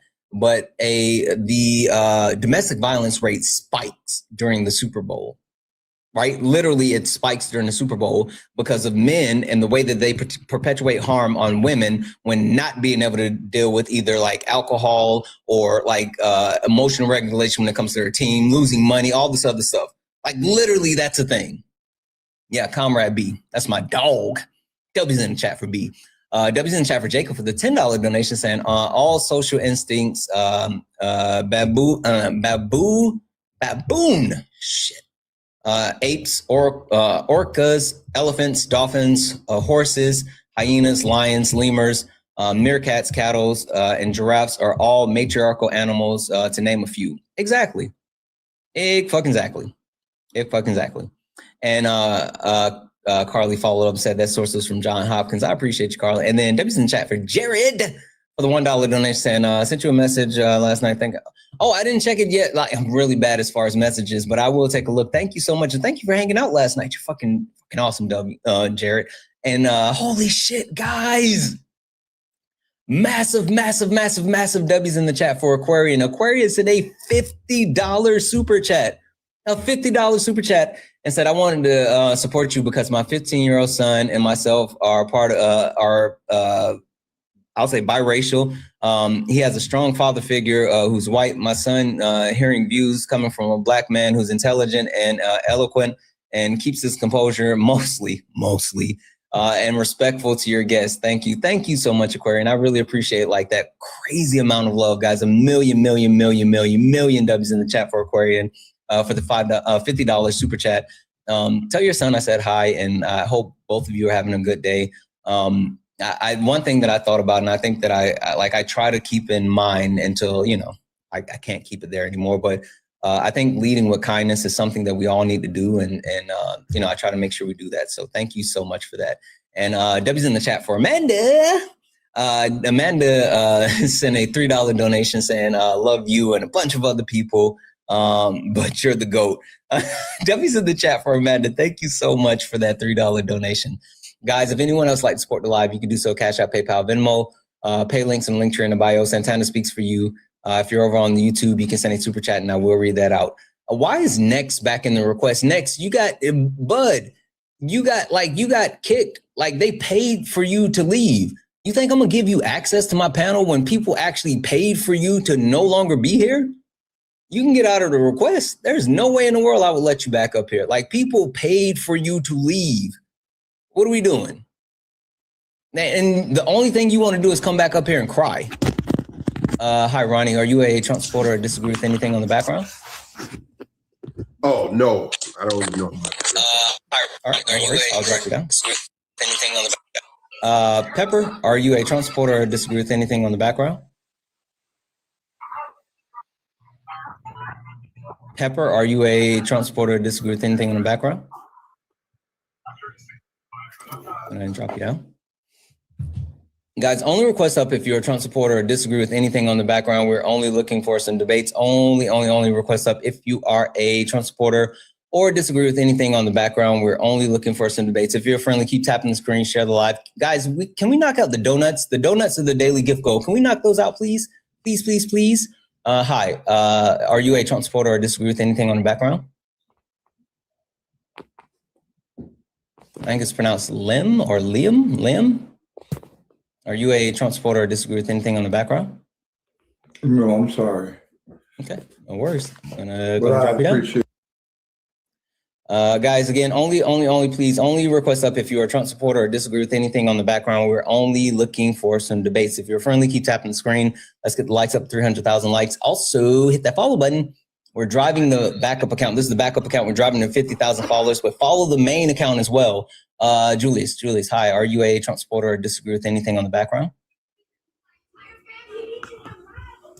Julius, are you a Trump supporter or disagree with anything on the background? Okay. Drop you down.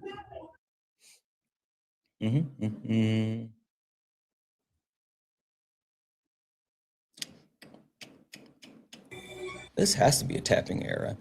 Hi, Shell the Bell. Are you a Trump supporter or disagree with anything on the background? No. Okay. I'm not. I don't disagree with anything. I love you. I love you more. I was about to say, not this sweet old lady looking like that on the profile picture. I was about to be so mad. I was going to be so mad. She looked way too sweet. Hi, are you a Trump supporter or disagree with anything on the background? Good morning. How are you today? I don't like trolls, so if you're here to troll... Oh, I'm not here to troll. I'm just here to take part in this debate. I don't think MAGA's violent myself. Okay. Would you like to see a magic trick? You want to see my dick? No, thank you. They're not even good at trolling. They're not even good at trolling. And no thank you to your sexual advances. I refuse. And that's why women literally pick the bear. Because you guys are weirdos.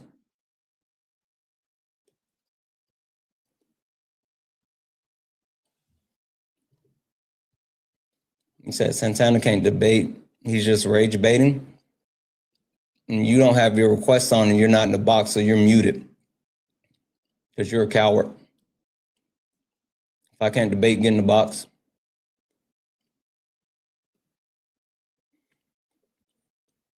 Mm-hmm. Mm-hmm.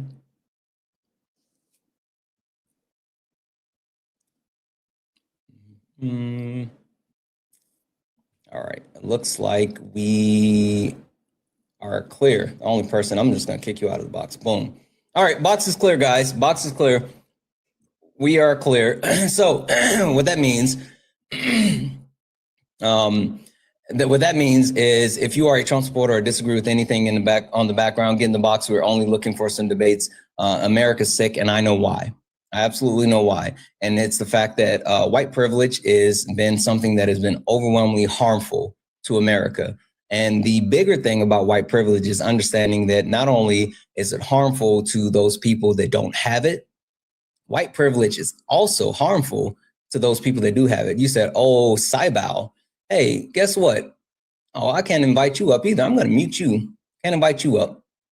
Can't invite you up. You're a troll. Hey, before I even finish like what I'm saying, just an FYI, MAGA, we don't care about you wanting to be keyboard warriors. We don't. We just don't. We literally don't. Like no one in the chat cares about you being an internet tough guy. We don't care that you think you can type tough words. Your tough words do fuck all for the conversation. Your tough words mean absolutely shit. If you want to actually say it with your chest, then get in the box. It's all that's left. Yeah, it is. If you want to say it with your chest, get in the box, and I will give you a platform to actually speak. But you don't get to yip yap in my chat. My chat is for the cool people. My chat is literally for the people that smell good. You don't. You stink. My chat doesn't stink. You stink. My chat doesn't stink. It's for the smart people. It's for the funny people. It's for the good-looking people. It's for the people that are on the right side of history. And that's not you. That's literally not you. But you can try to convince us that we're wrong. You can convince us that you're on the right side of history. You can convince us that, hey, it's us and not you. All you gotta do is get in the box. In the box. Like I said, white privilege. Harmful not only to those people that don't have it, but it's harmful to people that do have it, right? American exceptionalism is kicking people's ass. A lot of people don't understand what American exceptionalism is. For some reason, there's this idea that like America's number one. America's just the best. America. But what are we the best in? Like that question can never be answered. Just Ross, are you a Trump supporter or disagree with anything on the background? I had a question on something that you had just stated about white privilege. Okay. Are you taking a position that you don't think it exists or it's not harmful? Well, I was wondering how it's like I'm a white male, 48, you know, so I just don't understand how it's harmful to me. Like I get how it's harmful to others. And I get that inherent, like, I'm not somebody who intentionally utilizes it. And I get it's ingrained in our world or our nation. And, you know, some of it is out of my control and all of that. But like how I guess I haven't heard the perspective of how it's bad for like white males like myself. Yeah, I got you. What do you think about capitalism? Well, I mean, I not a big fan. I mean, I want everybody to have a fair amount of money. You know what I mean? Like, obviously, when I look at like the boards of like Fortune 50 companies, I see white males more than I see anything else. Right. No. But I'm saying, when I say, what do you think about capitalism? Like, do you fucks with capitalism? Like, you like having shekels in your pocket? Like some gold doubloons? No, like I don't live a super fancy life. But I do like having money. access to money. Yes, yeah. Okay, yep. All right. White privilege is negatively impacting to white men because the perpetuation of giving access to someone based off of race limits the overall progression to society. So those non-white people who would be either industry leaders or innovators or reinvest within society lack the ability to do so due to white privilege being promoted. Great example is if you take a look at the spending power of the Black community and how much the Black community puts into the economy. And you can look at that as far as like what happens if you amplify those resources versus literally just saying like, hey, we don't want to give them the access because they are not white. And that's why I always cite the Citibank group that was completed that said that America lost out on 16 trillion with the T, $16 trillion due to racial discrimination and racist practices such as redlining. And so understanding that redlining is taking not only away from Black people and being able to create generational wealth, but it's taking money out of all Americans' pockets because that's money that cannot be reestablished and reproduced into society as a whole. Okay. No, I don't. I mean, for me, it's me learning that. It's not. I watch you and Dean and sorry, I'm not usually live, and Parker quite a bit. You know what I mean? And I align with a lot of what you guys think. It was the first time that I had heard. All good. Also, I got my friend up here, Super Salad.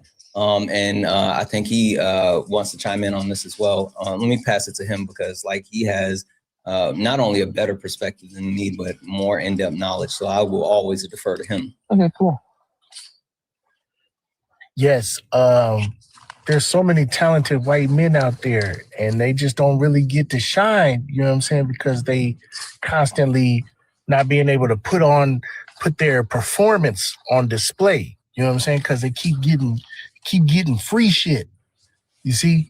And I want them to have the meritocracy, you understand?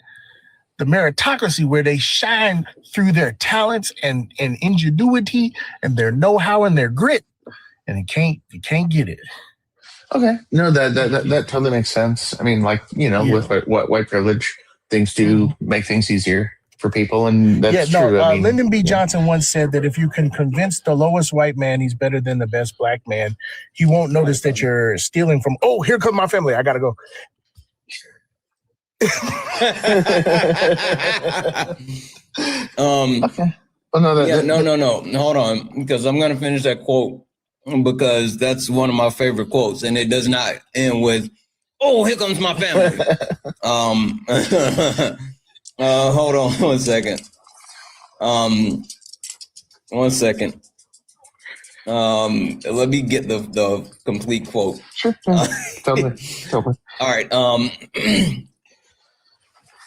If you can convince the lowest white man that he's better than the best colored man, he won't notice you picking his pocket.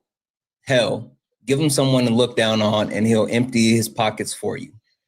So again, the premise behind that is the perpetuation of like race and racism and white privilege, saying like, hey, you have this because you're white, literally stops you from being able to progress because you are resided to the thoughts that your whiteness is enough, and you don't realize the economic inequalities.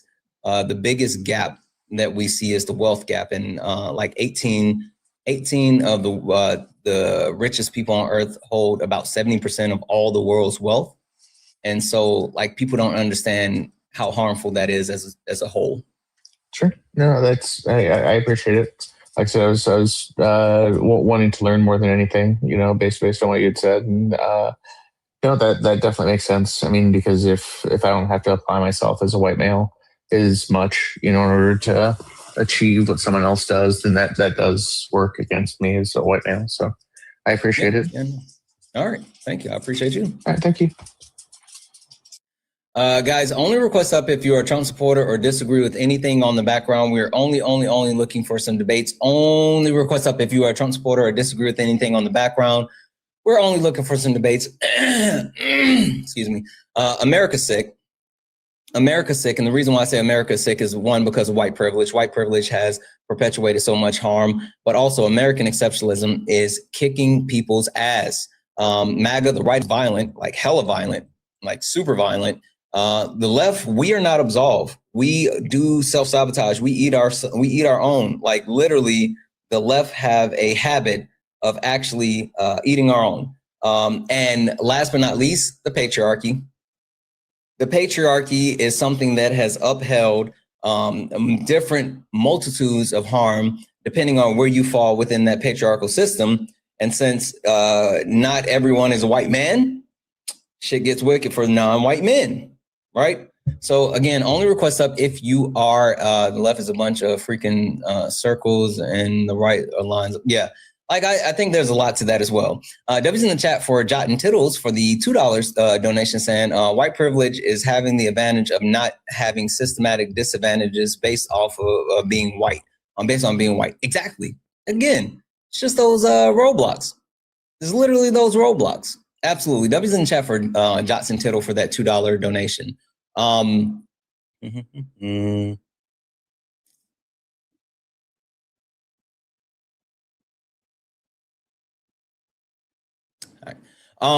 thing that I do want to kind of chime on, right, is let's see. Santana, can we please do another show? A show with B? Oh, yeah. Like, I watch B every day, and I try to respect her space, but also try to hop in whenever I can hop in. So, I want to play something for you guys. Let me do this real quick. Let me sync this. I want to play something for you guys because the premise that the right isn't violent is something that is absolutely it's false, right?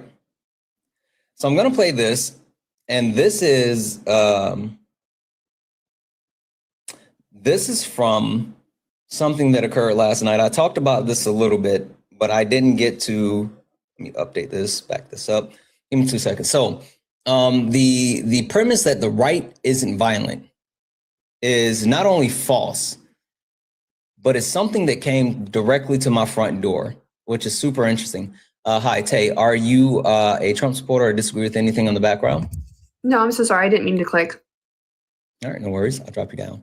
Derek, you said, how can a whole political party be violent? I'll tell you, but you got to come up here. I'm going to mute you because I can't, argue with the comments. So I'm going to mute you. But if you get up here, I promise you, I'll tell you exactly how the entire party is labeled as violent. Hi, Adam. Are you a Trump supporter or disagree with anything on the background? Hey, can you hear me okay? Yes. Hey, I heard in your previous talk something about shekels lining pockets.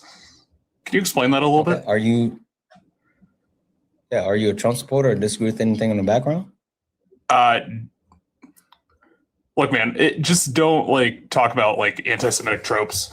I'm totally fine with you being. How's that? So something about shekels lining pockets, like last debate. Yeah, I was talking about having money. What do you mean? Shekels lining pockets is the happy merchant meme. It's really? What? Explain. I'm not even joking. If I'm saying something that's harmful, I definitely want to know. What do you mean? So shekels lining pockets is very commonly used in 4chan to indicate some Jewish person having a lot of money. Shekels are Jewish currency going back to the past, and also current Israel uses shekels as their currency. So a lot of online Nazis end up using that as a way to say, oh, that person's a Jew. Really? Yeah. Give me 1 second.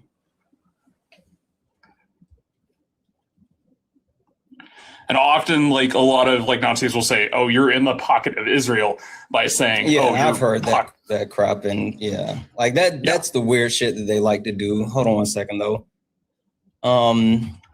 Because for me, I've always used the term shekel since I was younger, and doubloons or whatever. If you didn't know, it's totally fine. I just I don't know. And for me, I never want to. Hold on 1 second. How am I spelling this? The way that they spell it now is SHEKEL. But it's pronounced like the same way. Yeah. 1 second here. Based on research, no reference to shekels lining pockets, general pocket linings. Give me 1 second. You said this is on 4chan? Yeah, it's a big like 4chan because it's the money that like Jews use. I live in the South. Jewish people. Well, like Jewish people in Israel. I live in the South, and there's a lot of like anti-Semitic people here who will say like, "Oh, there's a bunch of shekels like falling out of your pockets and shit." Yeah, I mean, I've heard like other tropes and everything when it comes to like Jewish people and anti-Semitic stuff. The one thing that I like, I mean, again, I'm looking through and I'm not seeing anything directly, saying that. I'm not saying that you're wrong, but if you can direct me in any source, so I'm more than actually. So look up shekel anti-Semitism, and the first article that comes up is a Politico article about Eric Trump making a shekels remark. Okay, 1 second. Thank you for bringing it to my attention. Yeah. Because like I said, I mean, I never want to actually perpetuate any harm. Yeah. Let's see here. Politico, shekels remark, the anti-Semitic Wednesday veteran, the White House for 3 extra shekels, but I don't think, but don't you think, and the fact that the charge president, and journalists would mention shekel seem obviously anti-Semitic connection coming amid the high holy days. Eric Trump said this morning, Bob Woodward, 3 extra shekels at the behest of the American people with this book. I said Eric is too stupid. They literally said, is Eric too stupid to know he's being anti-Semitic? I would say yes, but also doesn't mean that it wasn't intentional. Yeah, that's the thing. Is like definitely Eric is too stupid to probably know, but like but it doesn't mean that he wouldn't do it if he didn't know. Yeah, I remember being a child and like sitting in a Church of Christ where they're preaching fire and brimstone and they're yelling about how Jesus was sold out for 30 shekels. That's like a very like intentional choice instead of 30 pieces of silver. I've never heard someone say that. That's interesting. Yeah, being sold out for 30 pieces of shekels. Okay. All right. Well, I'm gonna look. Like I said, I'm gonna look more into this, and thank you for at least bringing it to my attention. I want to like check this out because again, I've never I don't love any word so much that I'm just gonna say I'm not gonna say it. And then also too, I never want to be anyone that's perpetuating any type of harm. And so if you tell me that this is like a anti-Semitic trope, I definitely don't want to use that, but I want to make sure that I'm more knowledgeable. So yeah, I didn't think you were anti-Semitic. I just wanted to like bring it to your attention, and I appreciate you like hearing me out. Yeah, no. Listen, like I've said this a million times. The way like Jewish people are being targeted, like it's just fucking weird, right? They want to make Jewish people the boogeyman now, and like the Jewish people running everything. It's so fucking weird, and it's just like another perpetuation of harm, and like the actual xenophobia is just like fucking mind blowing, combined with like racism and anti-Semitism, like all of it. So anyway, thank you for bringing that to my attention. I'll look more into it, and I'll try to be more mindful. No problem. Have a good day. I appreciate it. Thanks for bringing me up. You as well. Yeah, absolutely. Guys, like seriously, I mean, if players fuck up too. But no, like if I'm ever perpetuating harm, I never want to do that. Like there's never a situation where that's okay. Like, so, W's in the chat for holy fuck, guys. W's in the chat for Kayla. Kayla sent $100 donation. Fucking massive W's in the chat for Kayla. Kayla sent $100 donation saying, I've been watching your live for a long time. I finally got in a good position to bless you, and you fucking did. You're awesome. After losing my job because of budget cuts, I found a better job. Fucking turn up for you. And I've tuned my colleagues into your lives. Okay. Who just so happen to be leaning left. I know that's right. Thanks for all that you do. Lady Ram, W's in the chat, guys. Massive fucking W's in the chat for Lady Ram. That is fucking awesome. Congratulations on the new job. I'm really happy to hear that, and many blessings to you. I can W's in the chat for Lady Ram. W's in the chat for Zaggy for the $5 super chat to say, They all kept pretending it was normal because they couldn't imagine a world that it wasn't a lie. Exactly. Talking about the actual premise that somehow, like, you know, white people and pocketing and all this other stuff. So absolutely. Guys, if anyone else would like to support the live, you can do so. Cash App, PayPal, Venmo, pay links in the link tree in the bio. Santana speaks for you. If you're over on YouTube, you can send a super chat and I will read that out. Again, only request up if you are a Trump supporter or disagree with anything on the background. We're only looking for some debates. I didn't mean to. Hi. I'm not wasting. I really don't want to waste my time to do that. Hi, Kayla. Are you a Trump supporter or disagree with anything on the background? I wanted to before it, but so let's see. Hey, Kayla, you're up here in front of like 2,000 plus people. Well, they can put it. Okay, Kayla, I'm gonna drop it. Vintage silver plated butter dish with a lid is a. I do like the butter dish. I do like the butter dish. No, we can't listen to what they say. That's rude. We don't want to listen to people conversation. No, chat. Absolutely not. Hi, Pepper. Are you a Trump supporter or disagree with something on the background? Pepper, are you a Trump supporter or disagree with anything in the background? No, we don't, chat. That's rude. We're not going to listen to people conversation. We'll laugh at them if they fall asleep and they accidentally come up. We can do that. But we're not going to listen to that conversation. Stop it. You guys know better than that. You know better than that.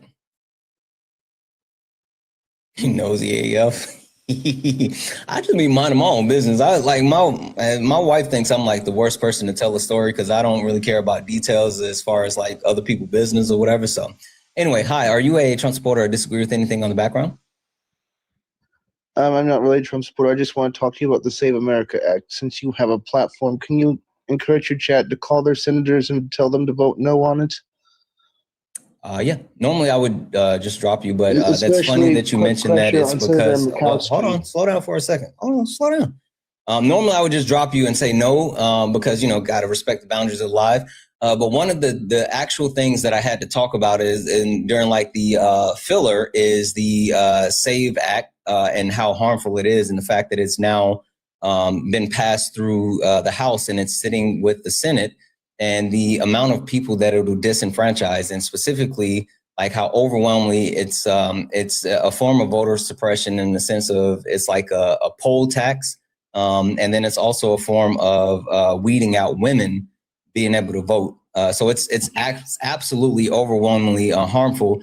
Would you like to tell the people how they can actually fight back as far as contacting the people that they need to talk to? Well, for one thing, if it does pass, I suggest you learn your state's bureaucracy and try to get a hold of your birth certificate. Right, but would you want to tell them, like, you know, call your senators, like that? That's what I'm talking about. Call your senators and especially put pressure on Senator Murkowski. She does not like the bill. Yeah. Oh. Susan Collins just said that she was going to sign off on it, which is fucking wild. And she's supposed to be the quote unquote moderate. Yeah, she is time for her to go. Anyway, I appreciate you. Normally respect the boundaries of the live, but that was a good one. But like next time, don't request up unless you're looking to debate, okay? I understand. Thank you. All right. Thank you. Guys, only request up if you are a Trump supporter or disagree with something on the background. We're only looking for some debates. Only request up if you are a Trump supporter or you disagree with something on the background. We're only looking for some debates. If you're friendly, keep tapping the screen, share the live. If you look up at the top, you see the word follow. That means you're not following me. Hit that follow button. We are driving towards 50,000 followers on the backup account, but also follow the main. Follow the main. We're trying to get to 100,000 followers on the main account. Follow both of them, please. Please. Debbie's in the chat for Cassie for the $1 donation saying, living in this reality makes me sick and angry. It's terrifying. I worry so much about my kids leaving school on a daily. I've made the decision to not put them back in public school next year. It makes me sad for them, but I feel like it's a non-negotiable at this point, which is fucking wild. Debbie's in chat for Cassie. It's fucking wild because, like, you know, we have to take these type of precautions, which are going to rob kids of like lived experience and their abilities just to be kids. Like it's mind blowing. Thank you for the heart hands. I'm sorry to hear that, Cassie. Like I get where you're coming from though. Thank you for the heart hands. Debbie's in the chat, guys. If anyone else would like to support the live, you can do so. Cash App, PayPal, Venmo, pay links and link tree in the bio. Santana speaks for you. If you're over on YouTube, you can send a super chat and I will read that out. Hi, are you a Trump supporter or disagree with anything on the background? La mamá lo llamó ahorita. Casi se pone a llorar. Okay. I'm going to drop you down because I don't know what you were saying because I don't speak Spanish. And you could have been saying anything. So I'm not going to risk it. No risk it, no biscuit. No risk it, no biscuit. Guys, only request up if you are a Trump supporter. Only request up if you're a Trump supporter or disagree with anything on the background. We're only looking for some debates. Again, guys, America's sick. And the fact that I know America's sick is sick. Hey, thank you for the galaxy. Fucking go. It's sick because of white privilege. White privilege is absolutely the viewpoint. You keep requesting up and I keep accepting you. Like, are you debating or no? Are you debating or not? Santana, what music are you listening to today? Hi, are you a Trump supporter? The viewpoint? No, I'm not a Trump supporter, but Do you disagree with something on the background? Yes. And okay, 2 seconds. 2 seconds if you don't mind, really quick. What up, Gucci? Before I went live this morning, I was listening to Young Jeezy, Thug Motivation. If you know, you know. Also, W's in the chat for Angie for the $5 donation. Angie said, this is the reality. This is related to MAGA violence. My daughter is lesbian. Her and her wife were having dinner at a restaurant. A man was wearing a MAGA hat. He walked up to them and told them that they were going to hell and deserved to be unalive. Such a good Christian. It's like fucking wild. It's sick and it's fucking wild. W's in chat for Angie. Thank you so much for that $5 donation. I hope your daughter and her wife are doing okay and they continue to protect themselves. And just remind them, like, everybody has access to 2A. All right, sorry. Viewpoint. You said you are not a Trump supporter, but you disagree with something on the background. What point do you disagree with? I disagree with the first point, white privilege. Okay. And tell me why. The main reason why, and first of all, let me concede the fact that I do, first of all, let me clarify. I actually do believe white privilege does exist. I do not believe it exists to the extent that maybe you do, if that makes sense. Okay. The reason why I say that is mainly because of the disproportionate amount of economic criticism that the Asian community receives, because they seemingly don't get talked about in the argument of quote unquote white privilege, especially when when they are, outperformed. Look at God. That was Jeeba snapping your ability to finish that sentence.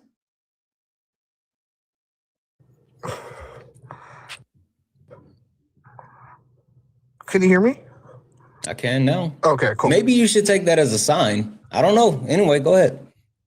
Oh no, that was my main argument. Why? Oh, that was all you had? I mean, that's pretty much what I do look at. Because, I mean, if you're going to talk about like white privilege, I mean, you could in the same way talk about, I mean, I don't want to say Asian privilege, but like the fact that, Asians are performing so well. Also, you brought up a very interesting thing about, redlining and Jim Crow, which I completely agree with. Although I will say the cases brought against Wells Fargo and those big banks regarding them discriminating against Black people, in the same sense, like, I don't believe that you're seeing that on the same scale against Asians, right? Or not even at all with Asian people, right? So is the white privilege mainly in something that is suppressing Black and Latinos? Or is white privilege? What do you think white privilege is? Well, I believe white privilege is like structural barriers placed in history that allow for white people to have certain advantages, whether economically or regarding, education or anything like that. Do you think those structural barriers that are put in place, those structural barriers that are not put in place to hinder white people, do you think those structural barriers, whether it's to like a overwhelming amount or a nominal amount or whatever, do you think those barriers hinder people that are non-white? Sorry, could you say that again? That was a little confusing. Sure. Yeah. Those structural barriers that are put in place that do not affect white people, do you think that they affect everyone else that's not white whether it's a large amount or it's a small amount? Well, I believe that the purpose of those barriers, like I said before, redlining, is mainly to suppress the other races instead of purporting white races, right? Like, instead of helping white people get better, they're actually putting down black people, I would say, since they are not allowing, black people to get proper homes or housing, which in turn makes it look like white people are getting better housing, right? Which is... Sure, I'm going to try the question one more time. Yeah. Do you think that those barriers that were put in place for other groups that are not white people, do you think those barriers exist, no matter if it's large amounts of resistance or small amounts of resistance? Do you think that they exist? Yes. Okay, perfect. So let's say we have 3 people running a race, right? And all 3 people run relatively the same speed, right? 40-yard dash.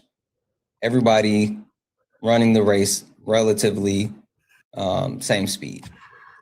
But the white person running the race, nothing, no ankle weights, nothing. The Asian person has on 5-pound ankle weights. And the black person has on 10-pound ankle weights. Mm-hmm. Do you think that it's a fair race because the Asian person has on 5-pound ankle weights instead of 10-pound ankle weights like the black person? I'd actually like to reframe the question, actually. I would like for you just to answer the question. Well, yeah, because, it is an unfair race. But I believe that instead of the 5-pound being attached to the Asian, the 5-pound is attached to the white, and the Asian has no weight attached in that situation. Tell me what system within the United States where Asian people have the majority of access and overwhelming benefit where white people don't. While he's looking that up, Debbie's in the chat for Rust Belt for the $5 super chat to say, take a look at Forbes 400 richest people in the U.S. It's overwhelmingly white men.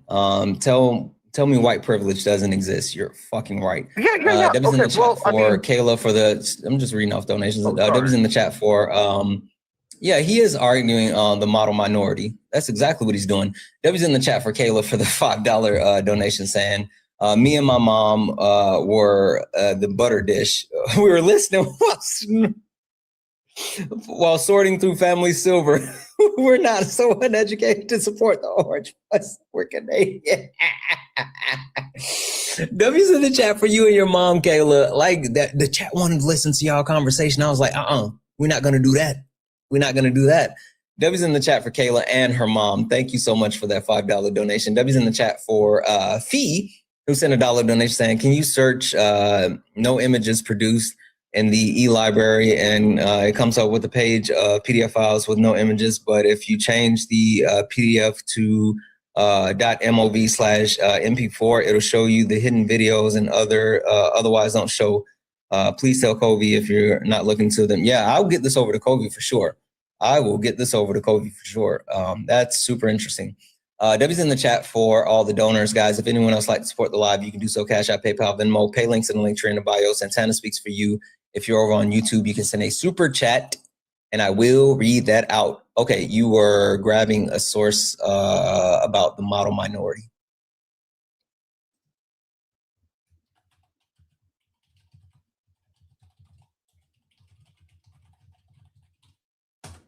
The viewpoint.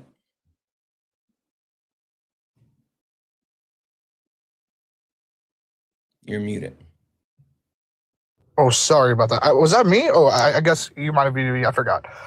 I was saying basically that I was spewing. Well, I guess we would call it a talking point, right?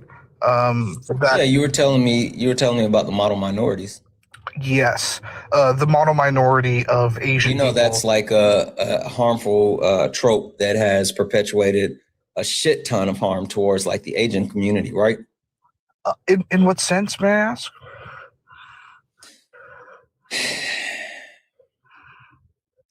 Go look it up. Like you just said, yes, the model minority, and I thought that you knew what that was, but like you just like agreed to the term and didn't know what the term was. Like that's super, super harmful, but go check that out. Go look that one up as well. I'll give you just a moment. Guys, if you don't mind, keep tapping the screen, share the live. Let's go ahead and get the likes up to 400,000 likes. Let's get the likes up to 400,000 likes. Also, if you like to support the live, you can do so. Cash App, PayPal, Venmo. Pay links and link tree in the bio. Santana Speaks for You. Santana Speaks for You is the best way to support the live. If you're over on YouTube, you can send a super chat. I will read that out. Also, guys, hey, look at the top. See the word follow. Now follow me. Hit that follow button. We're driving to 50,000 followers. I would love to get at least 500 new followers on this stream for the backup account. We're at 333 new followers. So if you don't follow me, hit that follow button, turn on notifications so you know when I go live, but follow the main account as well. We bounce back and forth, and we are absolutely going to be doing more debates on this account, but we also, late nights is back, guys. So make sure you actually follow the main account as well. Only request up if you are a Trump supporter or disagree with anything on the background. We're gonna give him this while he does his research. Well, no, I looked it up. If that's okay. Okay. So, well, what I saw was that it was basically Your teacup. We can't hear you while you're out of. Oh, okay. Sorry. Out of the app. The unrealistic expectations and the societal pressures, as well as creating a racial wedge. Yeah. Between groups. It absolutely masks anti-Asian prejudice and harm. It creates like a actual strain on the Asian community. It definitely creates a fracture within like the racial hierarchy, as far as perpetuating that, like, oh, if the Asian people can do it, why can't the black people do it? And then like it's a whole thing. So the premise behind like the model minority is like something that has been overwhelmingly harmful throughout the history of society, but also it's just not true, right? The access of success by individual Asian people or families does not quantify the whole of success. And even more, it does not quantify the ability for non-white people to progress within society. So the point that I'm getting back to when you talk about white privilege, that's why I wanted to talk about the actual like analogy that I gave you. While you can say that there may be some racial categories that experience less of an issue depending on like those barriers that have been put in place. The one thing that you cannot negate is that white people in no case would have to deal with no barriers. I mean, with any barriers. It's like, that's the point. Like none of those barriers that are put in place to slow any other race is not put in place to slow white people. Okay, but I'm still trying to get at the barrier that is put in place to specifically slow Asians. If you can cite something. This is not talking about Asians. This is talking about white people. Yeah, but you're saying that there are barriers in place that slow other races, correct? That's yes, why white privilege. Everything that the current financial system, the current education system, like you can talk about the fact that within the education system, while even like Asian people have a higher percentage of gaining access to certain like grants or scholarship, it's still not as high as the percentage of white people that have access to grants and scholarships. Like the point that you're trying to point towards as far as like, oh, it doesn't exist for Asian people. It absolutely exists for Asian people. And then you also could talk about the perpetuation of xenophobia, right? Literally, Donald Trump, as the president of the United States, coined the phrase the Kung Flu and the quote unquote China virus, which increased the amount of harm, violence that was perpetuated towards Asian people, based off the premise that, COVID was something that was perpetuated by these countries in the East. And that was something that like overwhelmingly harmed Asian people. That's not something that white people have to deal with. White people don't have to deal with the ideology or perpetuation that like, oh, they're creating some type of disease and harming people. So like the you trying to use the argument of the model minority to somehow invalidate white privilege doesn't exist, because white privilege is literally just about being able to move throughout society without any hindrance as far as the society conforming around you versus you having to conform to society. Asian people still have to actually conform to society.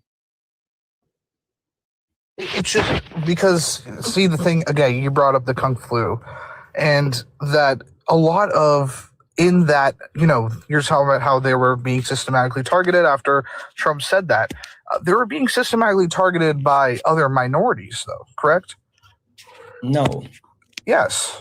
No, they were being systematically targeted by people in general, and overwhelmingly the people that perpetuate the most amount of harm is white people, white men specifically. Like literally, white men specifically lead in every statistical category of violence throughout the United States. Yeah. So when you talk about the person who has the monopoly on violence and the persons that actually perpetuate the most amount of harm, it's always going to be white men.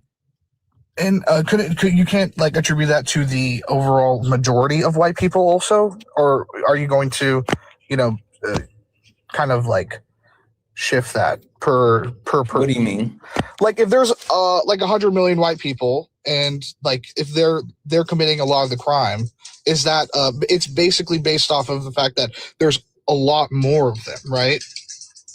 Correct? No, I'm not talking per capita.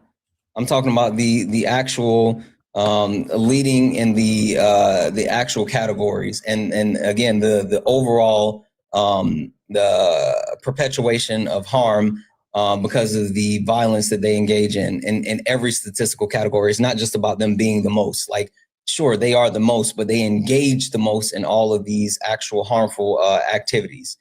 And just an FYI, right? If you want to take a look at the perpetuation of harm. There were well-known hate groups that were going after Asian people when Donald Trump was, saying things like, "Oh, Kung Flu" and things like that. Like literally, there were well-known hate groups that came out and went against them, like the Oath Keepers and the Proud Boys, and even more so. I didn't know this as well, but apparently, Turning Point USA took an actual position against Asian people as well. So like literally, like Turning Point USA, which is supposed to be like white Christian nationalists or whatever, absolutely took a stance against Asian people due to the harm that Donald Trump was perpetuating against them. So like you can sit here and say, oh, minorities. No, it was white people. It was white people. Yeah. Back to the point about the white people being more dangerous or violent. Would you say Can you address what I just said though at the end really quick and admit that like you just lied when you said that minorities were the ones that were going after Asian people? Okay, so you cited that the Proud Boys, the Oath Keepers, and Turning Point USA, and even Turning Point USA took that position to perpetuate more harm towards Asian people. Yes. Gotcha. I don't think that is negated from the fact that there were also minorities doing it, right? Sure. Can you give me any source citing that minorities were causing harm? Like, what the fuck are we doing?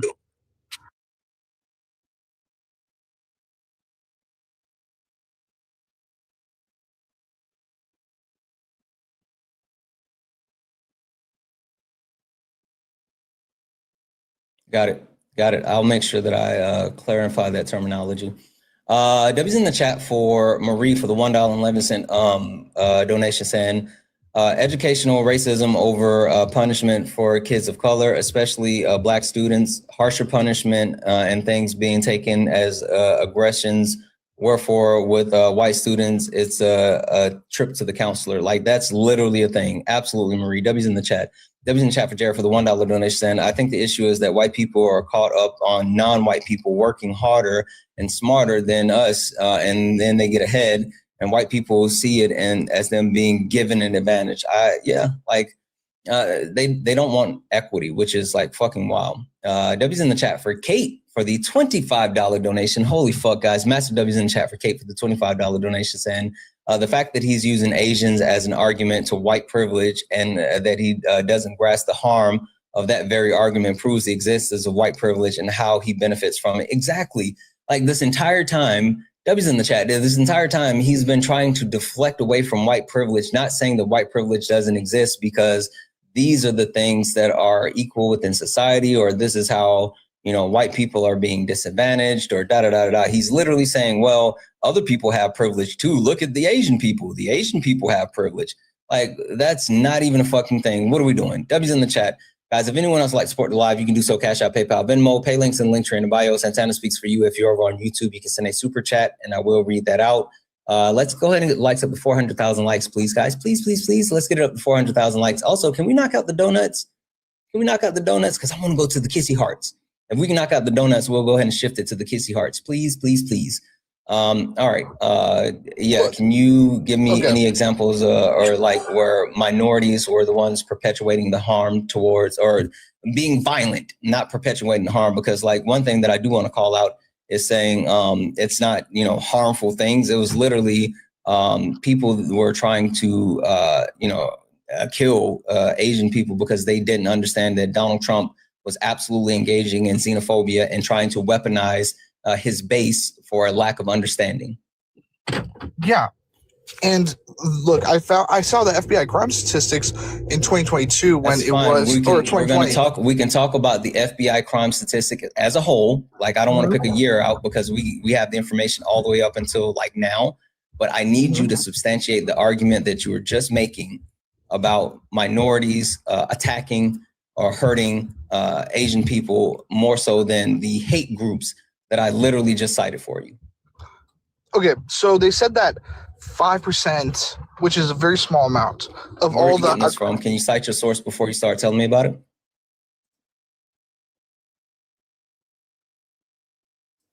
That was in chat for Denise. Denise sent a $20 donation saying, I'm listening to clips of Jeremy Carl. I have a video. I was trying to finish the video before I went live, but I didn't get to finish the video. The video will be out today about Jeremy Carl. Listen to clips of Jeremy Carl, nominated to a key State Department position, explaining Congress why white culture is disappearing. He cited that the difference in black and white churches and food at the halftime show, this is now on full display.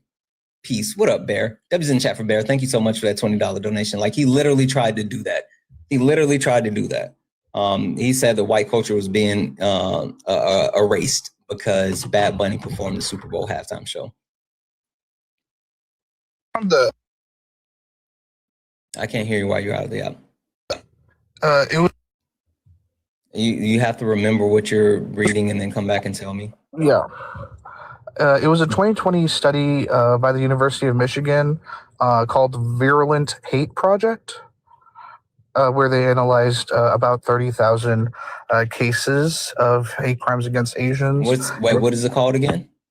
Virulent, Virulent Hate Project, study by the University of Michigan in 2020. They said 90% of the hate crimes committed were by white people, but that other 10% were by minorities. Okay, so like literally you're sitting here saying your source proved me right and proved you wrong. Well, you said that it was only white people doing it. I didn't say it was only white people. I said the majority of the hate was perpetuated by white people. That's like the same reason I was talking about like how violent crime works in the country. I didn't say only. I would never say only. But if 95% of the hate crimes were committed by white people, who is perpetuating the most amount of violence? That's a question. Who the white people in that situation, right? Well, yes, in general, the white people. Okay. But if I can bring it back chat to for Morgan. Morgan sent a $10 donation saying, as a white person, white privilege 100% exists, and it's disgusting. It's embarrassing when other white people cannot see it and refuse to acknowledge it. And like literally, Morgan, we're just trying to get to the place of acknowledgement. Like literally, that's the only thing that we're trying to do. But W's in the chat for Morgan. Thank you so much for that $10 donation. You want to bring it back to the FBI crime statistics? Sure. Oh, well, I was actually going to just say like the whole like the white privilege argument of the model minority. I just think that like there is white privilege, but if the case is that the white people are doing better than every other minority, why are the Asians? You cut out. I couldn't hear you. You literally cut out. I couldn't hear you. Sorry, can you hear me now? I think that might have been me for a second. Yeah. Okay, what I was saying was, if the notion of the mono minority and that white privilege has created this notion and to create the wedge, why doesn't it allow for the fact that Asians are performing way better than white people? I mean, where's the white privilege in that? Asian people make up 7% of the U.S. population. Absolutely, and you also cited that. Tell me how 7% of the U.S. I will. No, I'm going to finish my sentence. Tell me how 7% of the U.S. population is quote unquote performing better than everyone else. May I ask, when was the first Asian let into the United States? What the fuck does that matter? Because I'm trying to say that I understand when Asians started to migrate to the United States. Yes, I understand the way that Asian people have been able to actually progress within our society. Yes, I understand the difference as far as being able to acquire wealth. Stop. You still have not addressed white privilege. Like literally the only thing that you still have not addressed white privilege. The only thing that you have done this entire time is to say, what about the Asian people? What about other minorities? What about them? Can you directly head on address white privilege? Yes, because I'm speaking through the Asian argument. I'm trying to say you cannot speak through the Asian argument because Asian people are not the majority within the country. Asian people are not the people that hold the majority amount of wealth or power within the country. Asian people are not the one that sit at the top of the hierarchical system. Literally 250 years.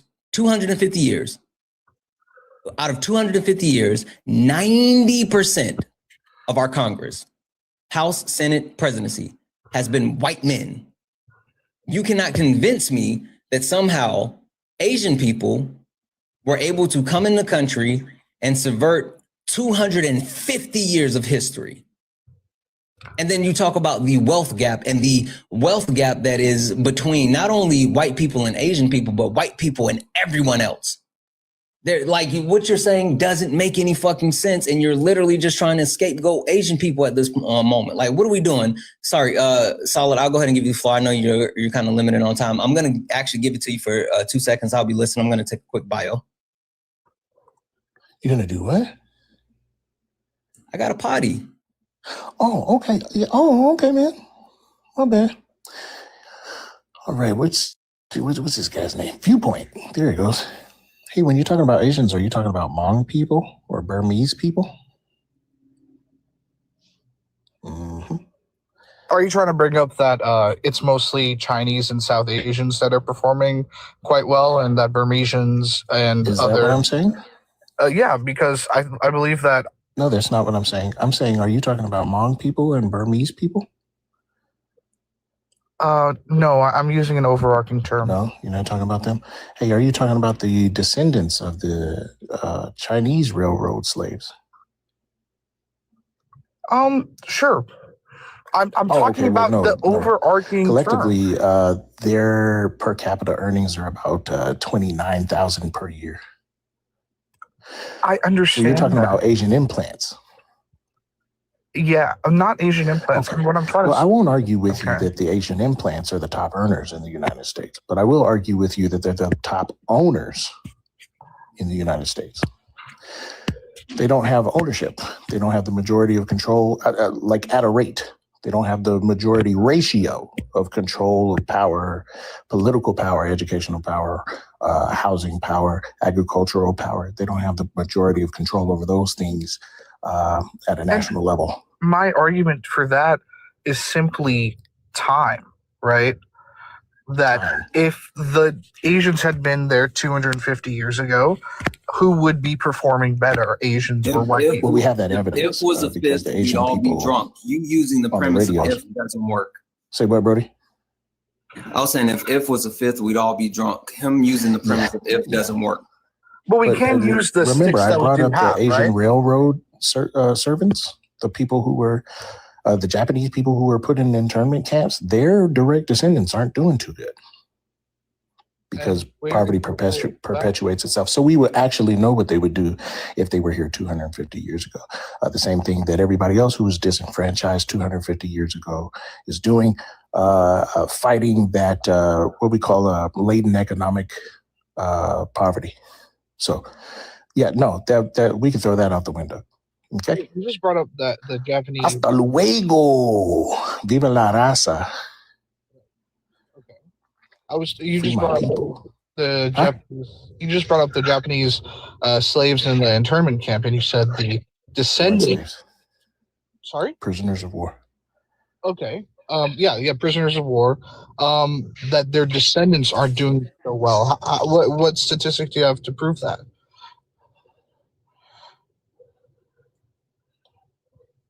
Oh, okay. I think he only had 3 minutes, so I don't know. Anyway, do you have anything that you can, sure, do you have anything that actually, sure, do you have any, like, because again, you're still doing the thing and you haven't done a thing. So like at this point, I'm just gonna, I ain't gonna hold you at this point. Oh, did I not turn my camera around? Hold on. Thought I turned my, sorry. At this point, and he may have lost signal. Yeah. At this point, I feel like you just, you got a thing against Asian people, and I don't fucks with that.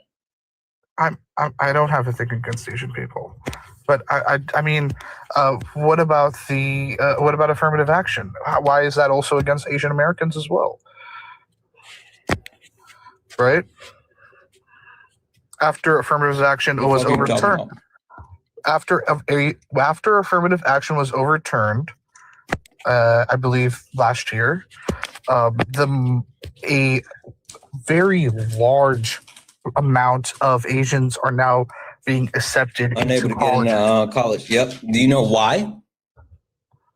Because the entire purpose of affirmative action was to hold slots for minorities, if I'm correct. Because affirmative action help Asian students, and so overturning affirmative action reduce Asian students' access. And you know who filled those slots?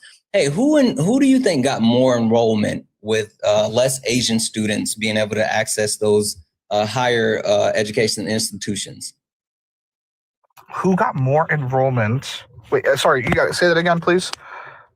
What race do you think benefited from overturning affirmative action and Asian people being negatively impacted? I'm guessing white people.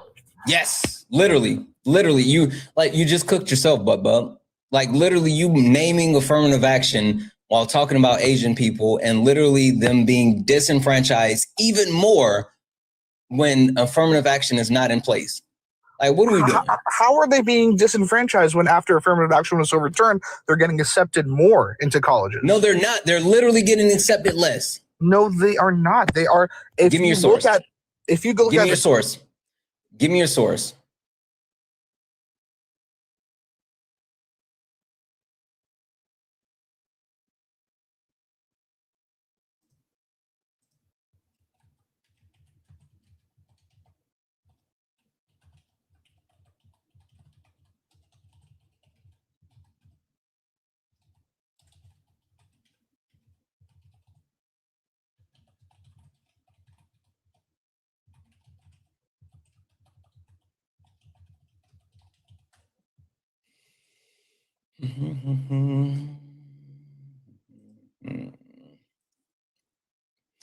Just an FYI, after affirmative action was overturned, there was a decline in major institutions. One institution cited MIT decreased as far as acceptance and enrollments from 47% to 41%. I'm looking at something else because the one I'm looking at says MIT increased from 40% to 47%. What are you looking at? What's your source?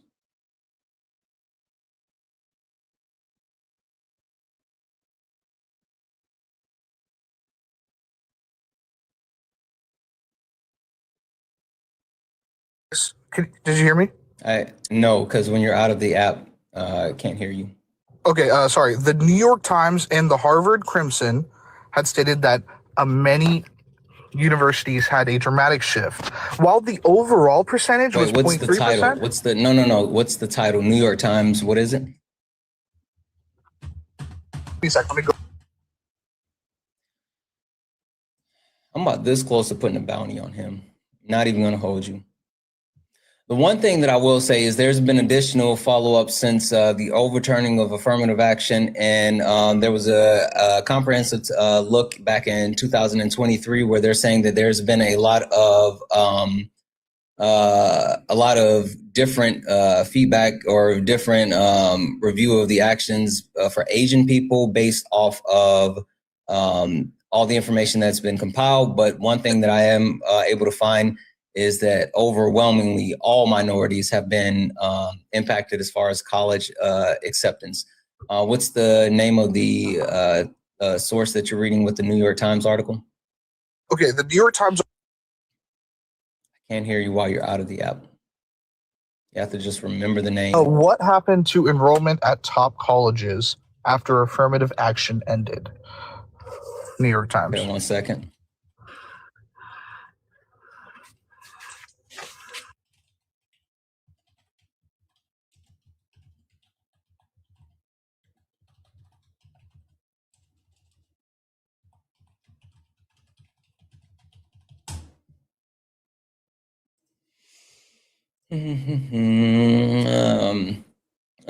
This is from January 2025, Supreme Court academic testing. Let's see here, start of school, the upshot, select a college. First thing that it says, Black and Hispanic enrollment declined on average, and then it gives more information about that.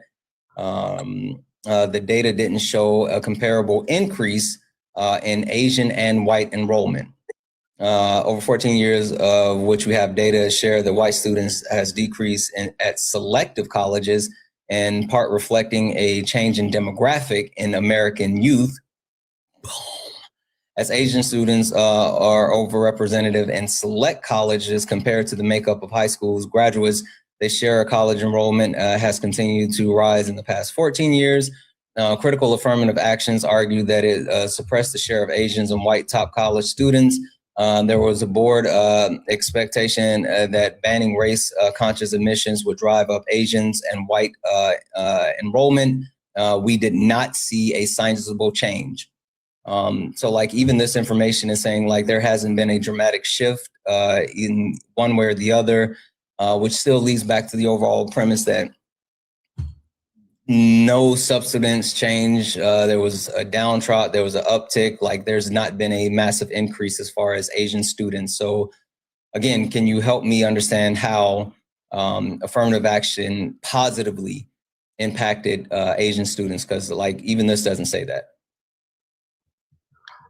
Well, in the Harvard Crimson stated that they. So we're looking at a different source now. Yeah, I mean, I was looking at. I was telling you multiple sources. Sure. We're gonna go to a different source. One call out that I didn't think.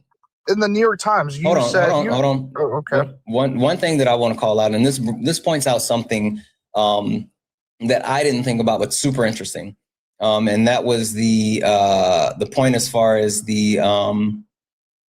Yeah, no, we haven't even talked about legacy students yet, but not only to call out the fact that like the actual change in the racial demographic throughout society, right? Yeah, he is. Hey, which demographic? You might have heard me say this earlier, but which demographic within society has a overall declining birth rate versus the other demographics? White people. Okay. So if the shift in demographics has been less white people, right? And since it's been 14 years over the overturning, wouldn't it make sense that a less white people and the actual overturning coinciding, wouldn't that leave like a gap for like other minority groups to take up more if there's less white people? Absolutely, but if I may say, why hasn't there been a substantive shift? Like literally, like Black and brown people have seen a downtick, while white people have been pretty much steady, even though their overall population has decreased, and Asian people hasn't had any type of major shift. Like, why? What's keeping the black and brown in college people from being acceptance able to rates, right? fill in this? Yeah. Yeah, well, because a college acceptance rates isn't based off of population size, right? No, it's based off of a couple of different things. But what I'm saying is, even you're sitting here and you're trying to go off the premise that, like, you're still trying to go off the premise that there's more Asian students getting access since the overturning. But the thing is like, if you look at if the white birth rate wasn't declining, right? And I know I already said if it was a fifth, but like the proportion of white people is directly, they're saying here that it's connected to the shift in demographic. It's not connected in anyone else taking up more space. It's literally because there's less white people now. Like, that's what this is saying. Yes, absolutely. But the college acceptances aren't based off of population size, right? In the same article you read, it also said that Asians are overrepresented, correct? Asians are overrepresented. There's a small population. Let's see they're here. overrepresented 1 second. in colleges. Asian students are overrepresented at select colleges compared to the makeup with high school graduates, meaning there are certain colleges where Asians tend to be a majority, depending on the college and depending on them going to that college. So, like, it's not saying that there are overrepresentation throughout higher education. It's saying that there are certain colleges that apparently Asian students prefer, and they are able to get into those actual colleges. Again, this is not saying that Asian people are taking over. They're not DJ Khaled. No, not at all. No, we're the best. But I'm just saying, You're a white man? No, I'm brown, dude. What's brown? Pakistani. Anyway, go ahead. What? Well, what was that nod for? I felt a little, I don't know. Well, I mean, it's just that, you just read that at select colleges, they are overrepresented. Mainly the select colleges being Ivy League colleges, correct? The best in the country. I don't know. Where do you see that? Like, it doesn't say what those select colleges are. I mean, like, if you want to quantify them being overrepresented at like Ivy Leagues, I mean, like, if you scroll down a little bit more in like the source that you gave, some of the colleges that they look at is 59 colleges, including colleges like Barnard, Brown, Columbia, Duke, Harvard, MIT, and Yale. But there's 59 total colleges that they're looking, and they said that depending on the different colleges, there's a wide variety of deviations when it comes to racial breakdowns. Like, and so they're talking about like the difference as far as like Black students and fall enrollment, like MIT, Johns Hopkins, Yale. So like it's literally just going to depend on like where you are. W's in the chat for it's Aura, who sent a $5 super chat to say, "Afternoon, Santana. I have a song suggestion for you. If I may please give you Peter Gabriel's Blinko. Peter Gabriel's Blinko. I've never heard that to listen to.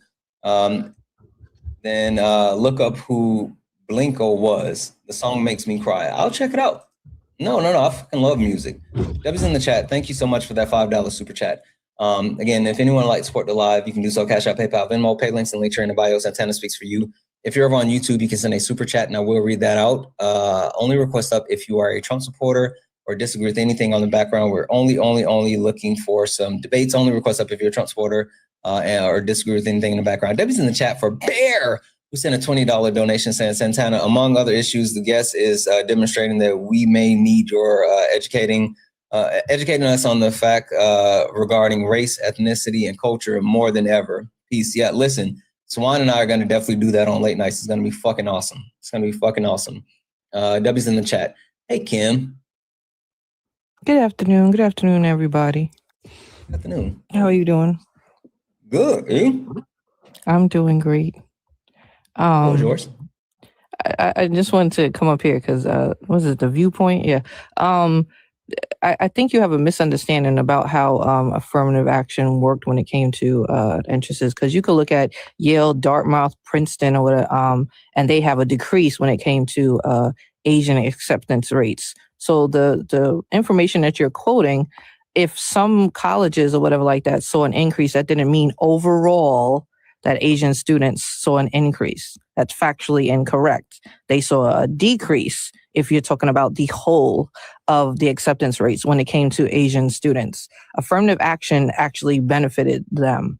It did not harm them. It benefited them. Did we see some disparities when it came to certain things? Yes, but that's across the board because of how the system is made up.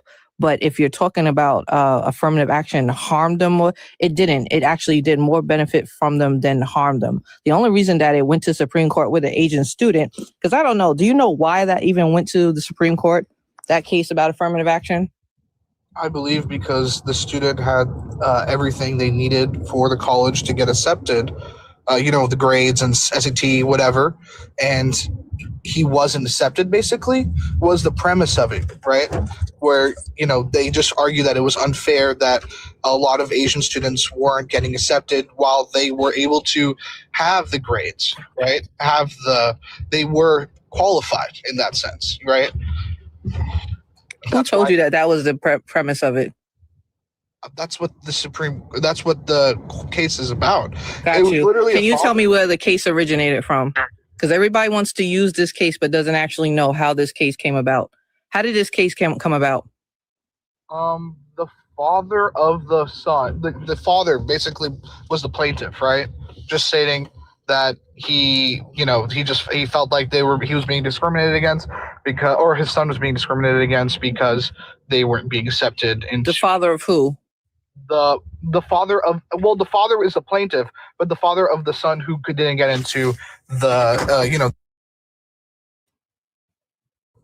into those colleges. What race was the student? Asian. I believe East Asian. Okay. This is what I meant by you don't even understand how this case started. This case started with a white student.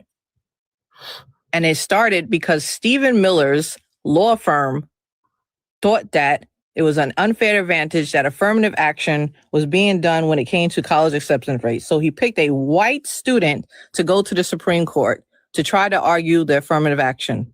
The Supreme Court threw it out. So what did Steve Miller's firm do? They went to the next person that they thought could actually win them, which was a minority, which was an Asian student. Okay. That is how this case came about. It had absolutely nothing to do with this student couldn't get it. No, Stephen Miller, the white nationalist under Donald Trump, literally used his own firm to try to get this thrown out. That's that's how this whole thing happened. And do you know what the conclusion of that case was? I believe that it was overturned. It was overturned. It was overturned. Why? What was the conclusion? Because they found discrimination against Asians. No. Then could you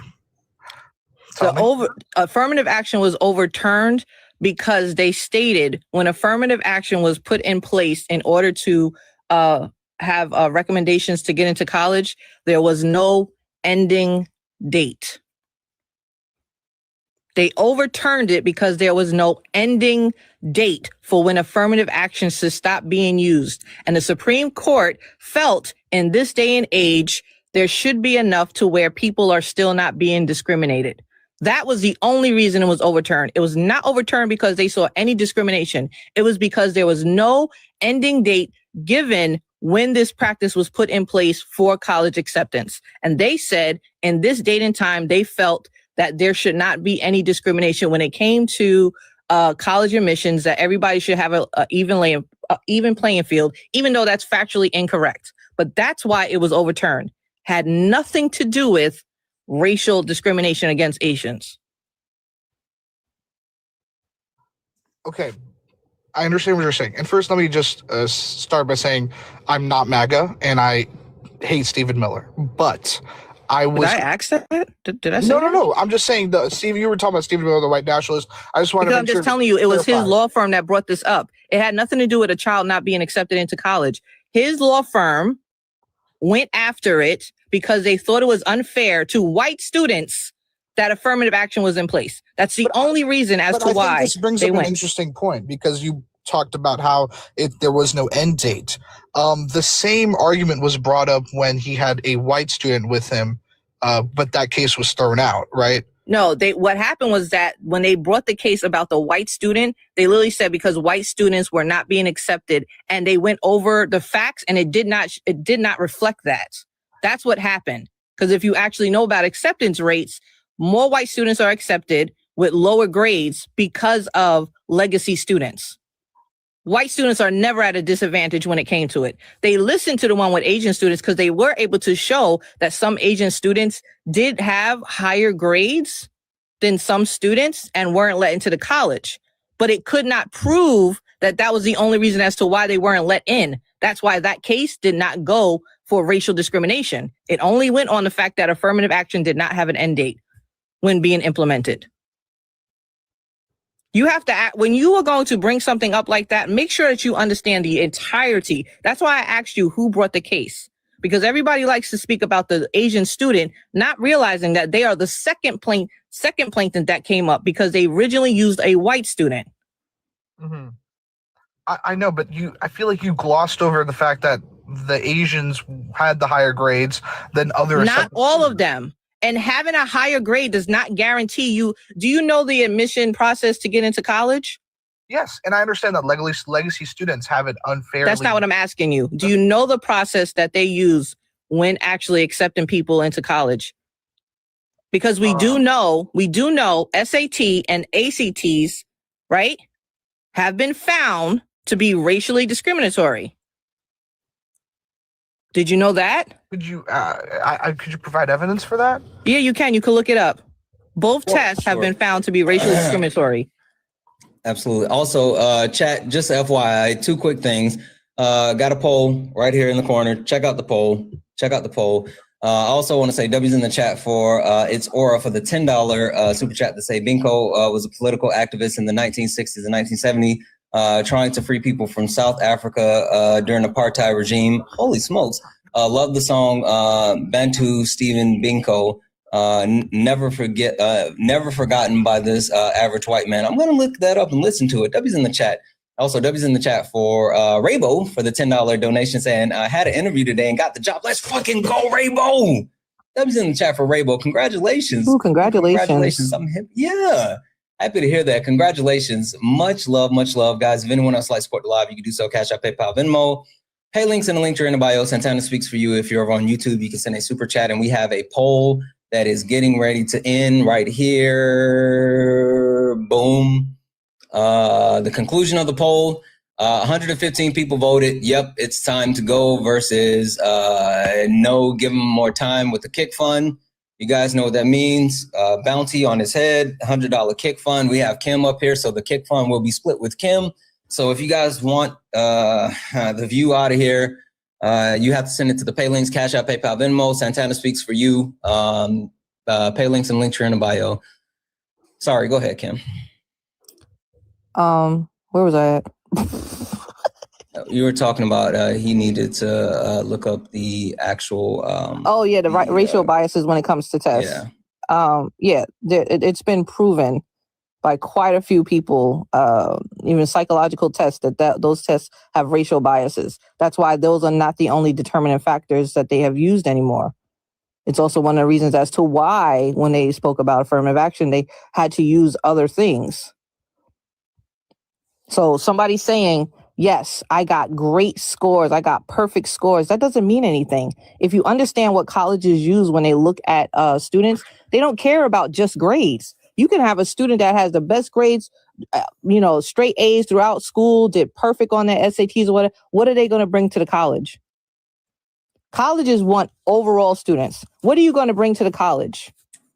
Are you part of the student council? Are you part of the paper? Are you part of the band? You have to have more than just grades.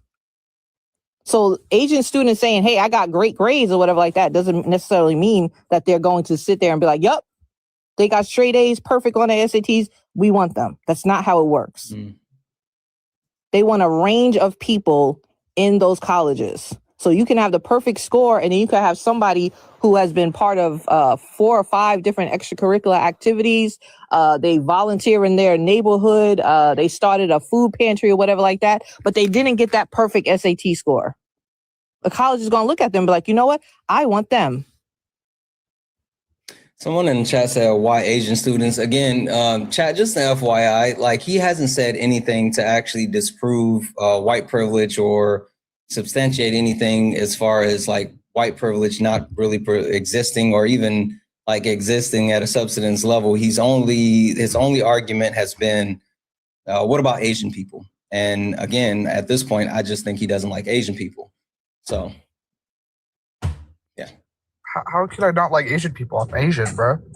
I mean, yeah. I mean, you can be anti-Asian. And I'm saying that. Do you think there's people that don't like the race that they belong to? Like, what are we talking about? Oh yeah, no, I'm not. I'm just saying that. I'm saying that I like the fact that Asians are doing much better than white people in this country. Is that not? You haven't proven that. You haven't quantified that. Just based off of the socioeconomic status, they are making more money on average. That's true. That's not true. Completely true. The no, U.S. Census Bureau because Asians so. have more money because of the people that they are in the household overall. Because y'all tend to have more people in your household, but not individually. Not the individual. Well, like, what the fuck are you doing? And that doesn't so if there's more than one income in the household, that is what you're taking the overall household into account then. So like because Asian people are more of a communal base when it comes to their family, and they believe in the family structure. And there's more people that engage in the family structure versus American society, or white people within America tend to push their children out of the quote unquote nest at an earlier age. Black people do as well. But looking at other like foreigners that live within the United States, a lot of them still like they share living spaces to a certain point. You have multiple generations that will exist within inside of the same living spaces. So like, again, your premise is faulty. Well, I mean, the whole thing is that Asians do emphasize family values, correct? They have a big emphasis on the 2-parent home. And it's not that. Please don't do that. Yes, it has nothing to do with that. It's generations in the home. They tend to keep grandparents in the home. They tend to keep children in the home later until like they marry. That's different than you talking about 2-parent household. Don't do that. Okay, but how are they still not? If that's the case, then that's faulty by the U.S. Census Bureau, because it should be based on the individual income that. But that's not how it's done, right? How is that not done? It's literally not faulty by the Census Bureau. Like if you're not trying to actually read the way that they interpreted the data, you're just taking the raw information and then holding it up. Like when you talk about those types of studies that are completed, they give those caveats and they tell you that if you're not properly interpreting the data, then it will be misrepresented. So like it's not a Census Bureau issue, it's a you issue. Like it's a tracking issue with you. Like, because if we know these things, we have the same access to the same information. You're just not actually like looking through the information. You're just looking at it on its face. That's a you problem. I understand that, but doesn't socioeconomic status also directly correlate to quality of life? So if the household income on average is more for Asians as compared to white people, then wouldn't you say they're also living a better life in America than white people? No, because you're talking about white people who are making more money, who are single. Like you are missing the entire point. Asians need to have more than one person with them in order to have that wealth. White people do not. Okay, but the thing is that so the white person, it's one person that's bringing in the income, but with Asians, there's multiple bringing the income, and that's why they have a higher income shown on the U.S. Census Bureau. But it's because it's multiple incomes that's making it. Five people making the same amount as one people. How is that equal? Yep. But first of all, they're making more than that one person. No. Listen to what I said. If five people are making the same as one person, are the Asians winning? Yes, because the premise is that five people are making more than five people are making. Hey, chat, just an FYI, we do have a bounty, $100 kick fund. Pay links in the link tree in the bio. Santana speaks for you, and Kim is up here, so we're going to be splitting that with Kim. If you guys are over this guy, because like I don't know the fuck he's doing. I really would like to just like bring it all the way back and try one more time. Try one more time. Can you tell me anything of substance that proves that white privilege is not a thing, or it doesn't overwhelmingly benefit white people, while using white people to substantiate your argument? Okay, so I will remove Asians from the equation. Okay, white people are also the at most poverty rate in this country as well, correct? Per capita. That's based off of the U.S. Census Bureau as well. I don't understand how. Are they poor because they're white? Are they poor because they are white? I've no clue. You could say the same thing about black people. Are they poor because they are black? No, you can't. Are they poor because they are white? Sure. I mean, Got you. You said sure? Got you. Can you tell me what it is about their whiteness that made them poor? Absolutely no clue. Just FYI, we're up to 45. So that means that there's 55 left in the kick fund. If you guys want to get them up out the paint, Cash App, PayPal, Venmo, pay links in the link tree in the bio. Santana speaks for you. 55 left in the $100 kick fund. So why are they poor? You said it's because they're white. What about their whiteness made them poor? I was saying that I don't know why it's because they're white that they are poor. I just said that white people are statistically shown to be at per capita much poorer. But we're talking about white privilege, right? So that you would have to show that they are poor based on their race, them being white. So show me where them being white has made them poor. Show me what system has oppressed them because they are white. Were they not able to get a job since they were white? I really don't know how to answer this because How you don't know how to answer that? It's a yes or no. Were they not able to get a job because they were white? I guess no. Got you. Were they not able to get housing because they were white? No, it's because Got you. Were they not able to get a loan or a mortgage because they were white? No. Were they not able to go grocery shopping or doing anything because they were white? No. See, were they not able to go to school? Line of questioning. Were they not able to go to school because they're white?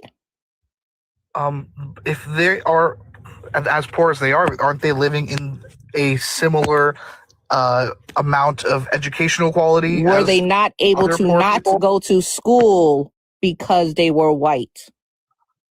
No. Got you. So I'm confused how you're saying that they were put in this situation of being poor based on their race, since we're talking about white privilege. Well, I'm saying that is not the case, that they were put in that situation. So then white privilege exists because none of those factors is why they are poor. It had nothing to do with their race. It had to do with other factors. Okay. And those other factors absolutely do not apply to any other poor races. Wait. Okay. How about this? Because again, I feel like we've been going in circles, and I feel like I, at the very least, know what the issue is, right? It's a restructuring of your argument. It's a restructuring of your argument. Can you, and you can talk about Asian people if you want, I won't even take this off the table for you. Can you restructure your argument and tell me, let's not say white privilege is a thing. Let's say, can you prove to me that there are any other blockers or anything within society that hinder white people?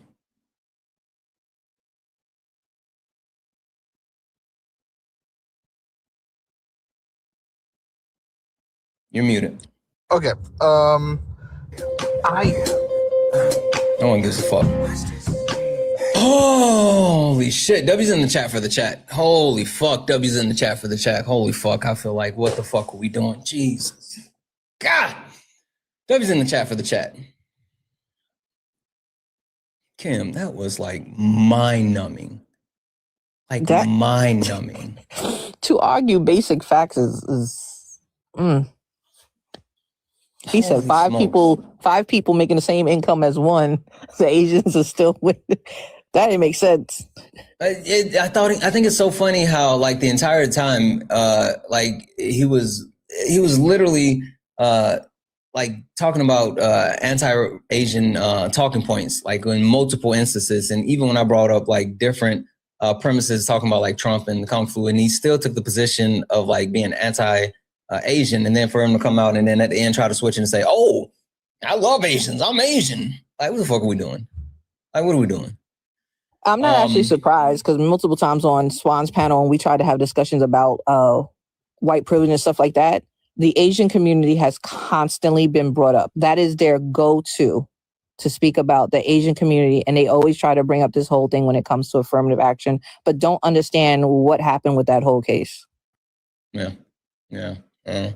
Really quick, guys. W's in the chat for D Graham, who sent a $5 towards the kick fund and said he gotta go. R.I.P. Ace. I know that's right. W's in the chat for Elizabeth, who sent a $40 donation and said, "I've been over this guest. You and me both." W's in the chat for Jeff, who added $50, said for the kick fund, "Please kick this fuckhead." W's in the chat for Erica, who added $10 to the said kick fund. "Get this weirdo out of here. You fucking know it."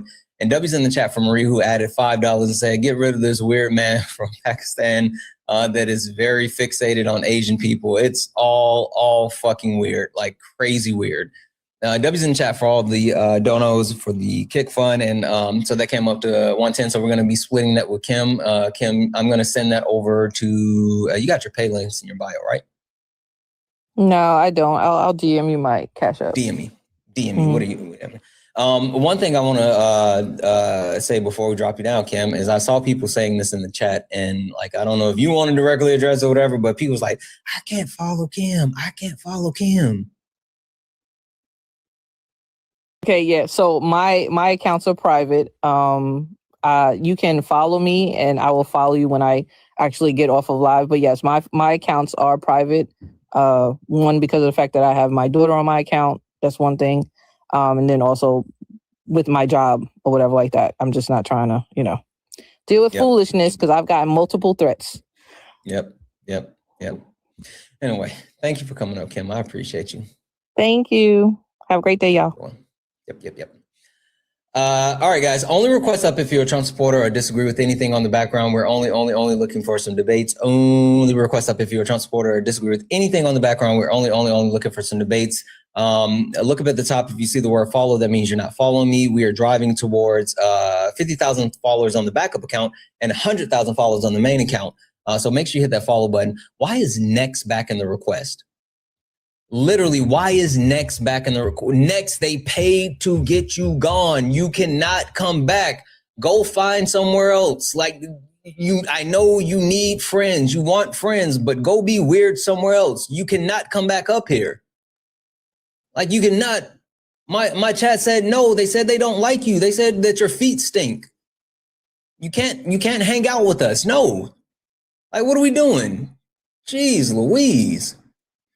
Only request up if you're a Trump supporter or disagree with anything on the background. We're only looking for some debates. He doesn't understand consent. Like, what are we doing?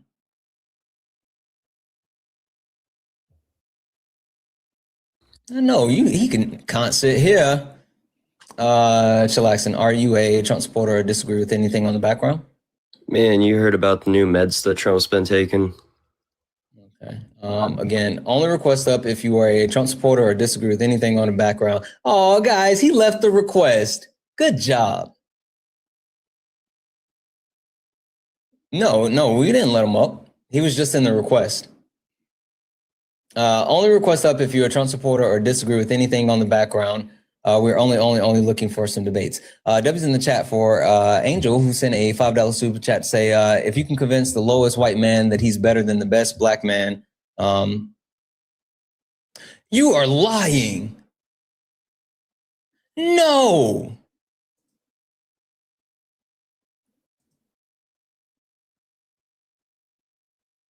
Are you sure?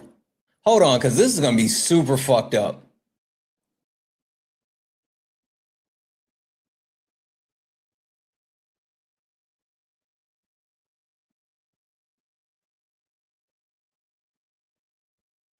So they're the same person? No, I was saying he was in the request. I know who we just kicked. I was saying he was in the request. Oh, okay. I thought you were saying he was the same person. I was about to say, oh, he just earned a permaban. Holy shit. Okay, never mind. Whew. Charles, get up here. I'm going to mute you. I don't care about you saying Trump's the best president in history in the comments. Get in the box. Say it with your chest.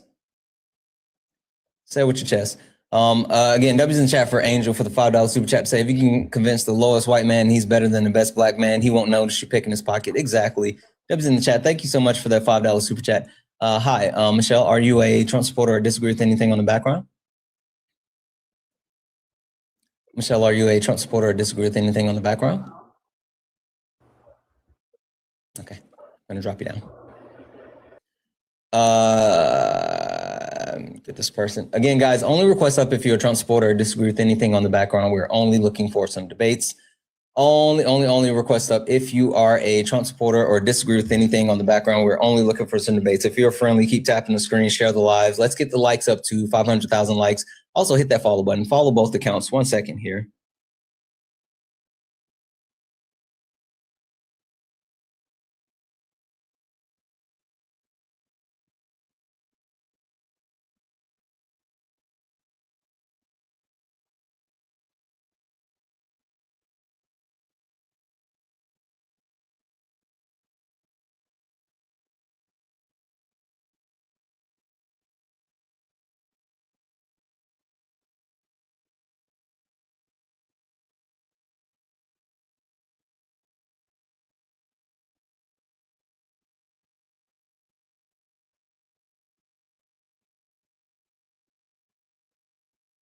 Sorry, guys. Sorry. Had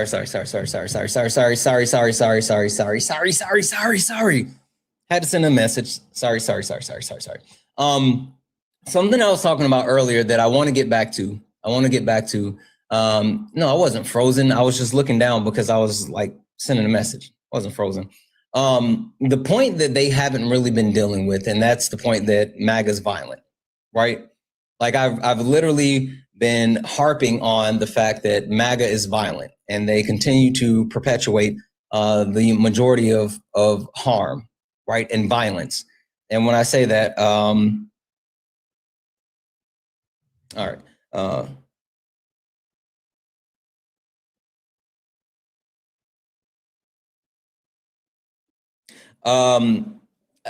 And when I say you can't even back it up, Toby, I can't back it up. Okay, Toby, I'm going to mute you. Come up here. I bet you I can back it up. Get in the box. I was literally just about to back it up. But then Toby said the thing. And so now I don't even want to back it up until Toby gets up here. Toby, request up. Toby, get in the box. Come on, Toby. Get up here, Toby. Come on, Toby.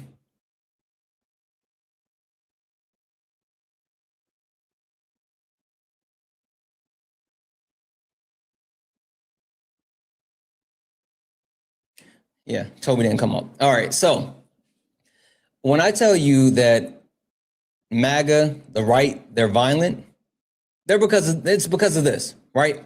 It's literally because of this. I was literally minding my black ass business. Debbie's in chat, Corey. Thank you for the $1 donation. Yeah, Venmo is working. If someone's saying they're having issues with Venmo, no, I've been getting Venmos. So Venmo is absolutely working. Santana speaks for you. Yeah, Debbie's in chat for Corey. Venmo is working. Cash App is working. PayPal is working. I saw someone ask about Cash App earlier, but like it came through. So like, yeah, everything seems to be working. Anyway, last night I was minding my black ass business, right? As I tend to do. And as I'm minding my black ass business, I hear that I caught a stray on Parker's Live. And this is why I say that the right is violent. As Parker's looking for some debates and he has a simple question like, hey, why do you support Donald Trump? And the guy was like, oh, I support Donald Trump more than because I would never support Kamala Harris. And Parker's like, why so? And he leans over to blow his nose and he's off camera. And as he's leaning over to blow his nose, this is what the guy said to Parker. Your homie Santana is a fucking racist. I can't stand that guy. He's a fucking douchebag. Hope he fucking dies. I blanked out that part, but he said, I hope he effing DIE. But yet they're not violent. They're not violent while actively calling for my life. I'm just making shit up. It's me. It's just my imagination. Like, I don't know what we're doing, but like at no point, whether it's on an actual empirical data level, because we can take a look at the history of violent crimes over the last 30 years and how people that hold right-wing ideology beliefs perpetuate the most amount of harm, or we can even talk about like them and what the fuck they think about me. So like, yeah. Son of a bitch. I'm so sorry. No worries. I didn't mean to grab you. I figured it might have been a mistake. I'm so sorry. I'm all good. Tap everybody. Follow if you haven't and do all the good things. Right, Jeff? There we go. Toby. Hey, Toby. How are you? It's Trobby. Trobby? Oh shit, it is. I'm sorry. It is Trobby. I apologize. Trobby Lobby. I apologize. So let me get this straight. Your reason that the right is violent, more violent than the left, is because some random guy on TikTok said that he wanted you to die. No, that's your reason? No, I literally said that we. That's can what talk you just about said. Did you hear, Trobby? Why are you yelling?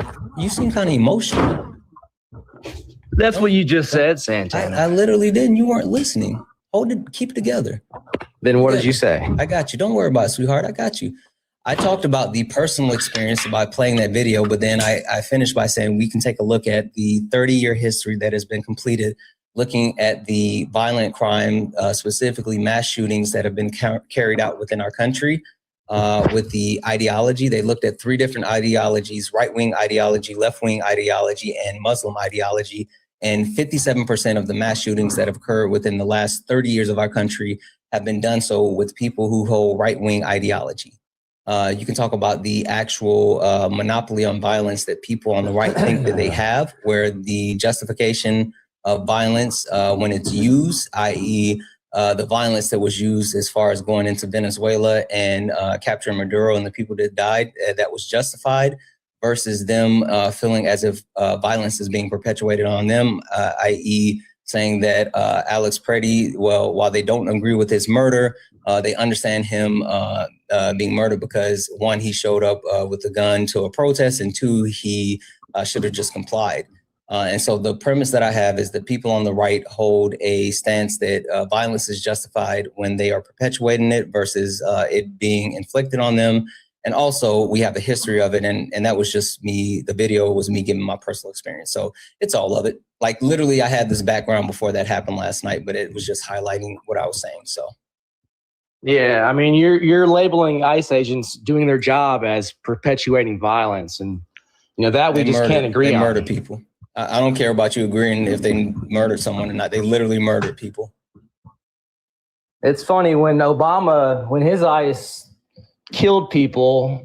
Give me exactly when they killed them. Give it to me. Now that Trump's hold on. involved, No. Don't just say the thing. Prove it. Fucking prove it. We do facts here, bub. Give me the actual instance of Obama's ICE agent killing people. Give it to me right now. What's the source? There's what I think, I don't know the exact number, but I think No. I want you to give me one case, just one. I don't care about no. You're not gonna steamroll. You're not gonna say weird shit. You're not gonna obfuscate. I want you to give me one name, just one of someone being murdered by ICE while Obama was in office in the line of duty. Just one. One example, just one. Don't worry, we'll wait.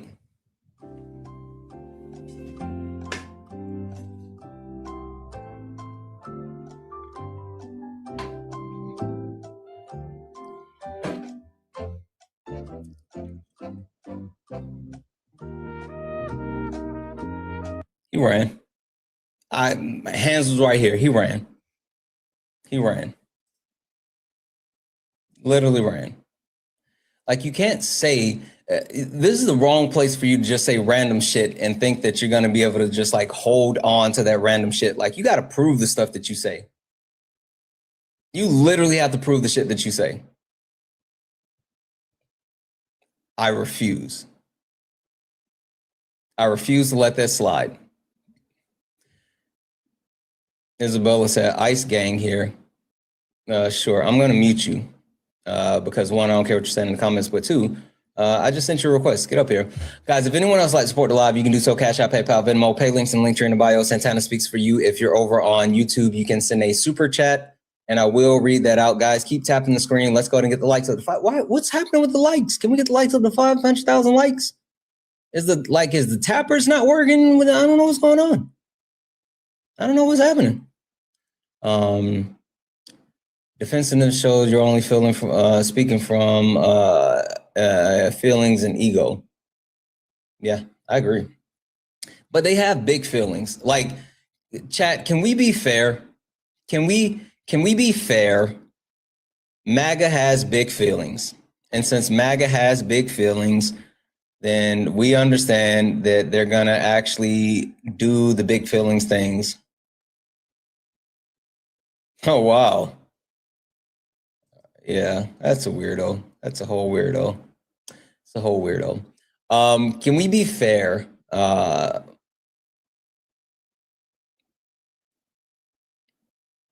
That's a Russian troll. That's a weird question for you as well. I'm going to mute you. Can we be fair and admit that like MAGA, like Trump supporters, they have really big feelings and that's the only reason they act. They have really big feelings and really small brains.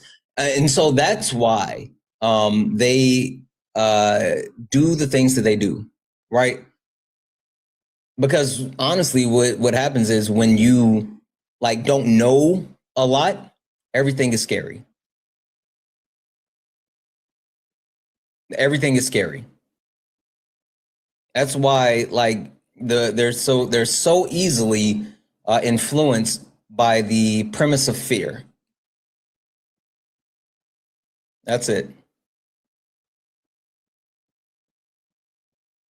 Marco Rubio's speech was great. Sure, come up here and tell me about it. Come up here and tell me about it. Give me 1 second, guys. I want to check with some. Hey, mods, I'm going to shoot you guys something and you tell me what you think.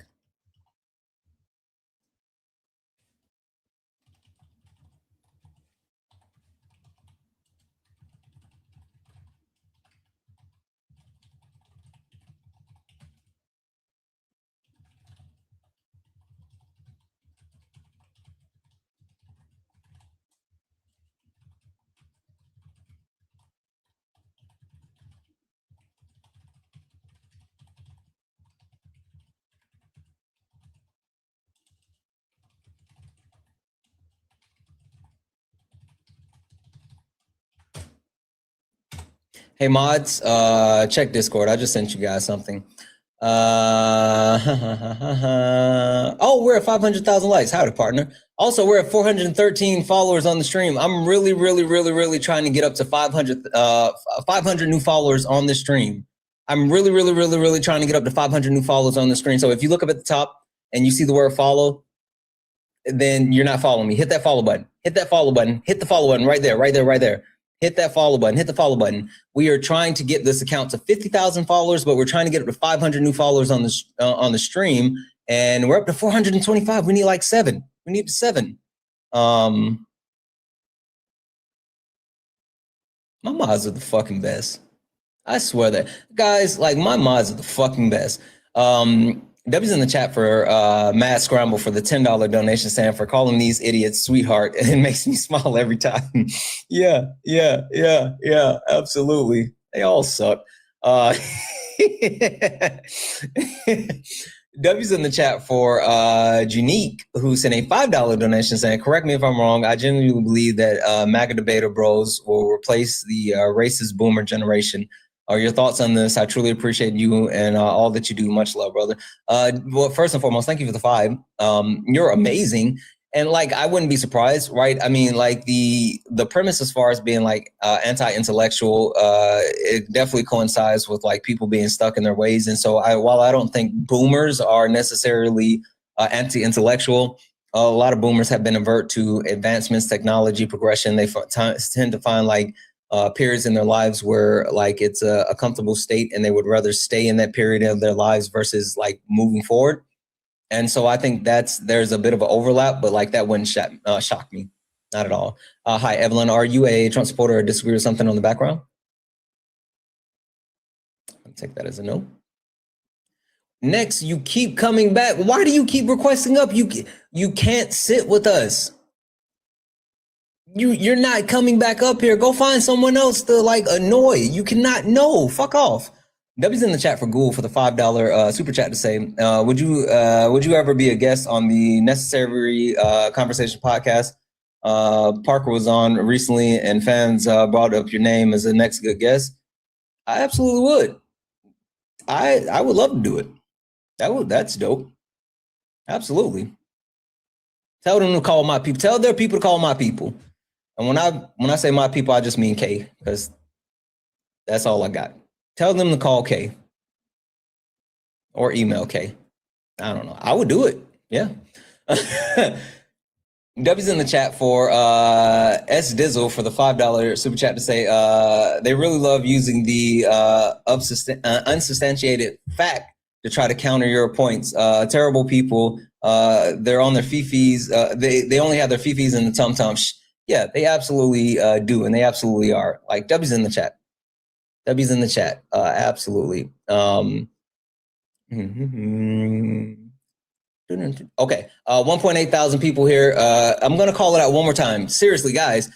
1.8 thousand. If you see the word follow right here, it's like, seriously, it's like right here, right there. If you see that, if you see follow, hit that follow button. We are like, what, 62 people away from 500,000 followers on this stream. I know for a fact that there has to be more than 62 people that are not following me. If you're new to the stream, if you are still trying to figure it out, listen, the only way you're going to be able to figure out if you actually like me, if you like this stream, if you like the content or whatever, you hit the follow button and you'll be able to continue to follow me, right? Got to hit the button and then you can follow. Or like some people like, hey, you got a stupid face. Cool.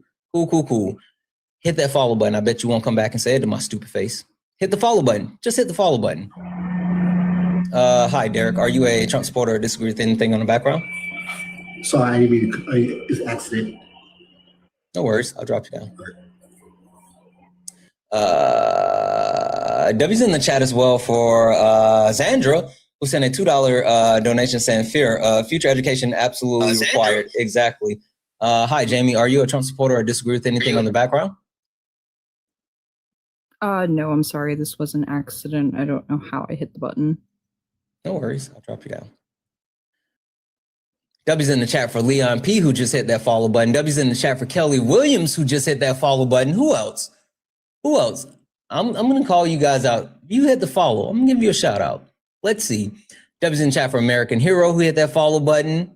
W's in the chat for Beg, who hit that follow button. W's in the chat for Devin, who hit the follow button. W's in the chat for Keisha. W's in the chat for Zippy. W's in the chat. Holy smokes, is going too fast now. W's in the chat for Kitty. W's in the chat for Annie. W's in the chat for Sarah. It's going too fast. I can't keep up now. W's in the chat for the CC, who hit that follow button. W's in the chat for Sugar White 06, who hit that follow button. W's in the chat for Sarah Marie, who hit that follow button. W's in the chat for hold on. Dang it, it's going too fast. It's going too fast. You guys are fucking awesome. Guys, 22 followers. W's in the chat for H, just hit that follow button. W's in the chat for Bazoo Kelly, who just hit that follow button. W's in the chat for Darkside Tacos. I like that name. Darkside Tacos, just hit that follow button. Thank you for the cake. W's in the chat for Morgie, who just hit that follow button. W's in the chat for TikToker, who just hit that follow button. We're only, what is that now? 18 away. No, don't unfollow and follow again. That doesn't help. Alex Cox. W's in the chat for Alex Cox for hitting that follow button. W's in the chat for Grace for hitting the follow button. No, like it doesn't work that way. It literally doesn't work that way, guys. W's in the chat for wait, hold on.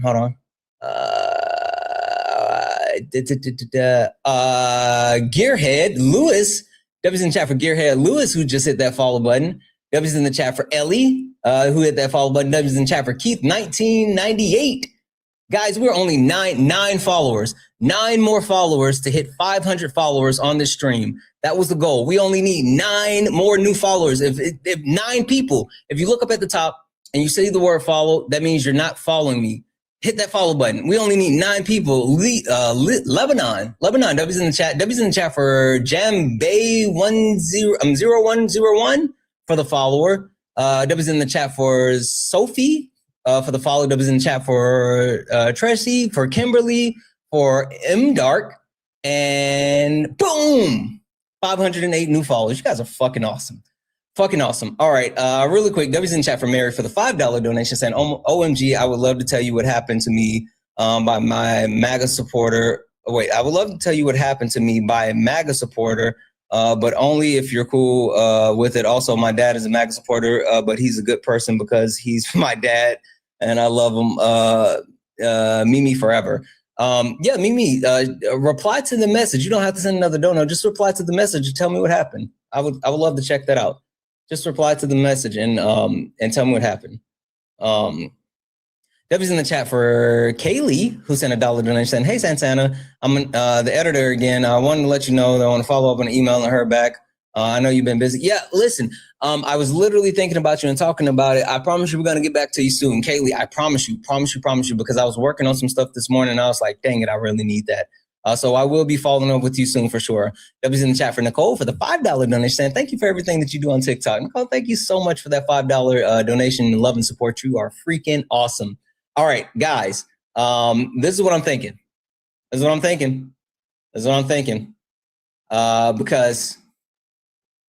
the only person that we have in the box right now is someone who sucks, and I don't care to talk to people who sucks. W's in the chat for Lily M, who sent a $4.99 super chat to say, thank you for sharing your knowledge. I'm Mexican, but I've benefited from certain factors in my life. It opened my eyes to the issue, and it wasn't, and I wasn't educated. Yeah, no, I definitely understand. Absolutely. W's in the chat for you. Thank you so much for that, and thank you for being open and willing to actually, hear different things. Also, Kaylee, if you're listening, Kay shot you an email, so check your email, please. Kay definitely shot you an email. This is what we're going to do, guys. Is everybody following the main account? Is there anyone not following the main account? Is there anyone not following this account right here? Raise your hand if you're not following the main account.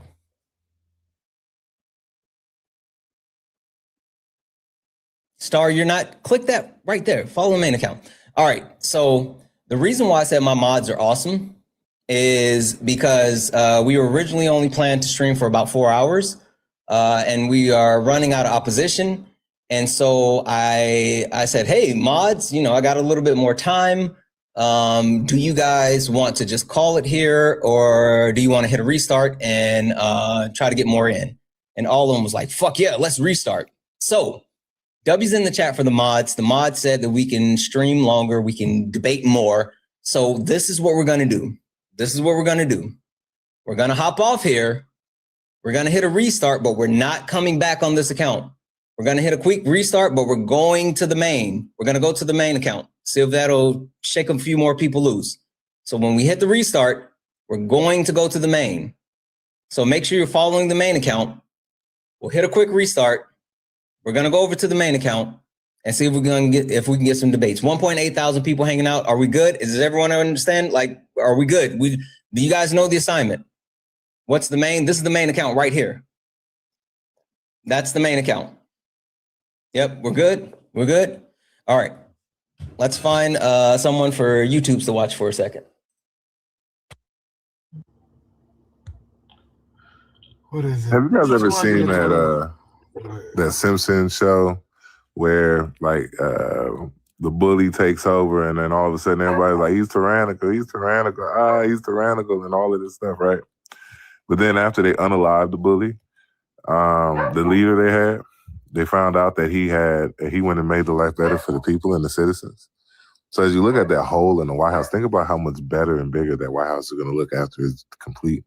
Similarly, when we look at Donald Trump and his policies, it may be tough times now, but in the future, the country that we are building. Can you just tell me, I don't care about the country that we're building. Can you tell me who's going to rebuild the hole in the White House? Is there a contract? Is there a name for somebody? Do you know who's? Well, I know it's not going to be those illegals. It's going to be American made. That was crazy. I wasn't expecting that. Why don't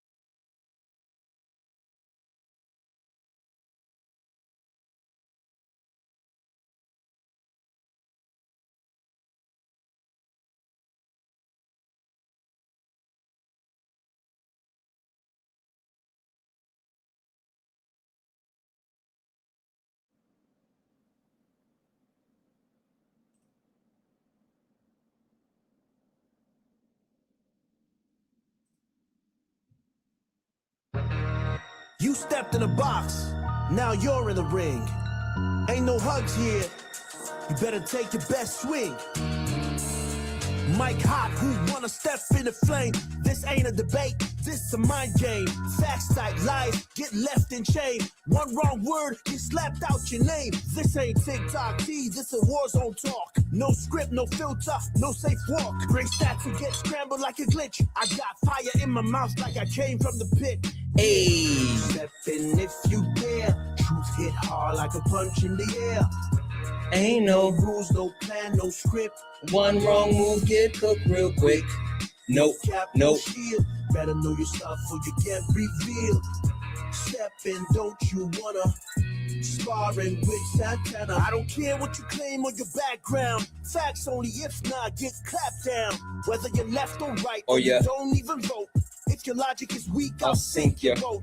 You talk slick, but you ain't got source. Just vibes, that ain't power, that's force. I'm the test, the trap, the trip, the call. Hey. You slip once, I'm snatching it all. Boom! Step in if you dare.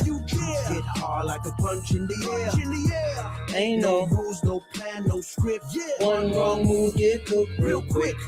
No cap, no shield. Better know your stuff or you get revealed. Step in, don't you wanna sparring with Santana. Step in if you dare. You choose hit hard like a punch in the air. Ain't no rules, no plan, no script. One wrong move, get cooked real quick. No cap, no shield. Better know your stuff or you get revealed. Step in, don't you wanna sparring with Santana. Yeah, this ain't a safe place. This a flame space. Hey. Step in, don't you wanna sparring with Santana.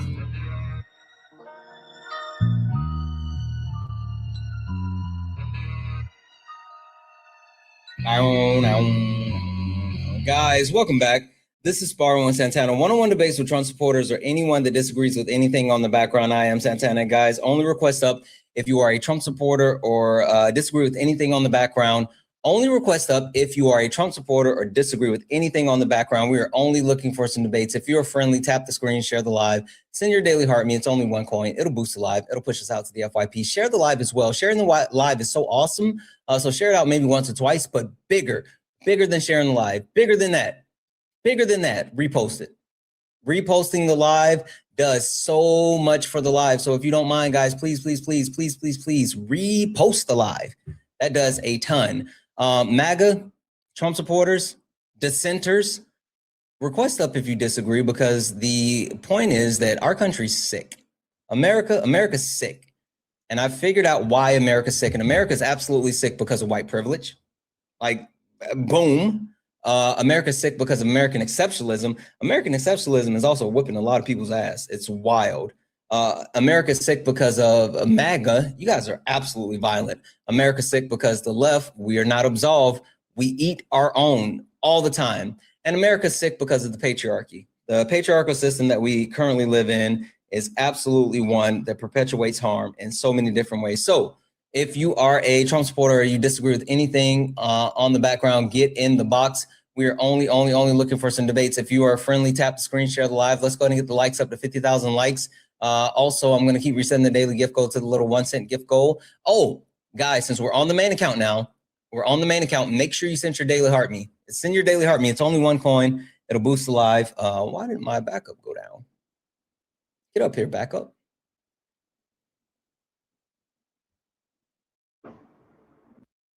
There we go.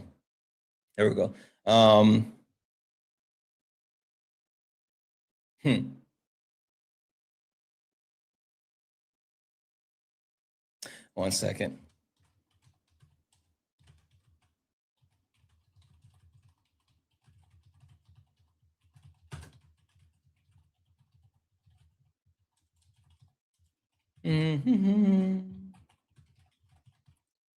All right, perfect. Only request up if you are a Trump supporter or disagree with anything on the background. We are only looking for some debates. I'm going to reset the gift goal one more time. Like I said, guys, if we can keep knocking that out, it'll push us out to the FYP.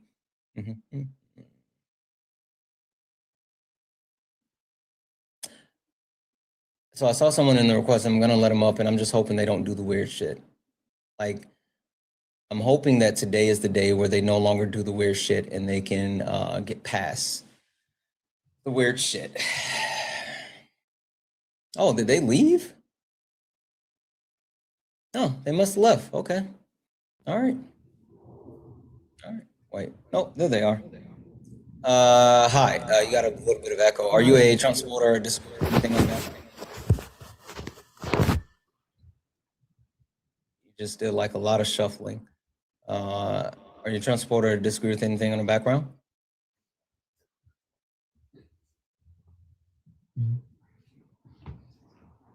Okay. Drop it down.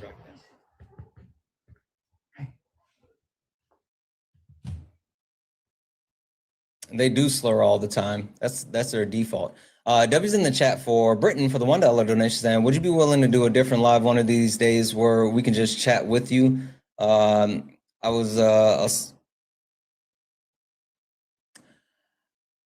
not going to read out that last part.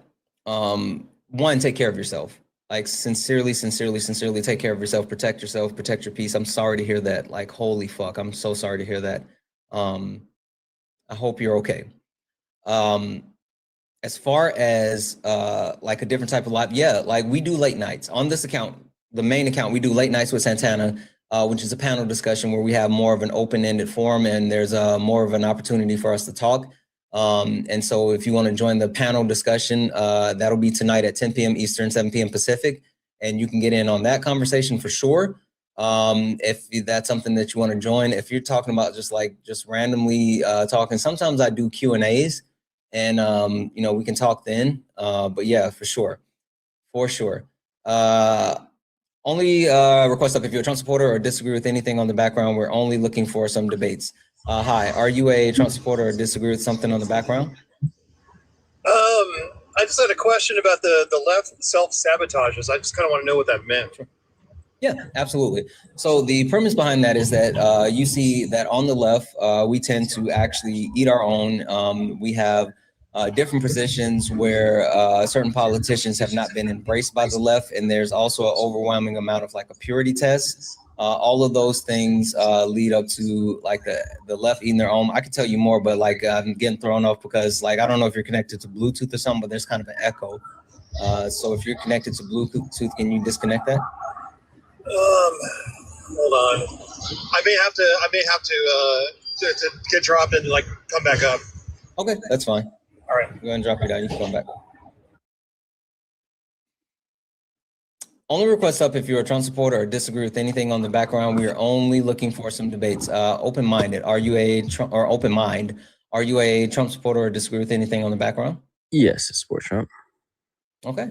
Open mind. I think that the country is sick, and I've listed out a couple of different reasons why the country is sick, including white privilege, American exceptionalism, the fact that MAGA is violent, and the patriarchy. Which one of those 4 points do you disagree with the most? Where you like to start?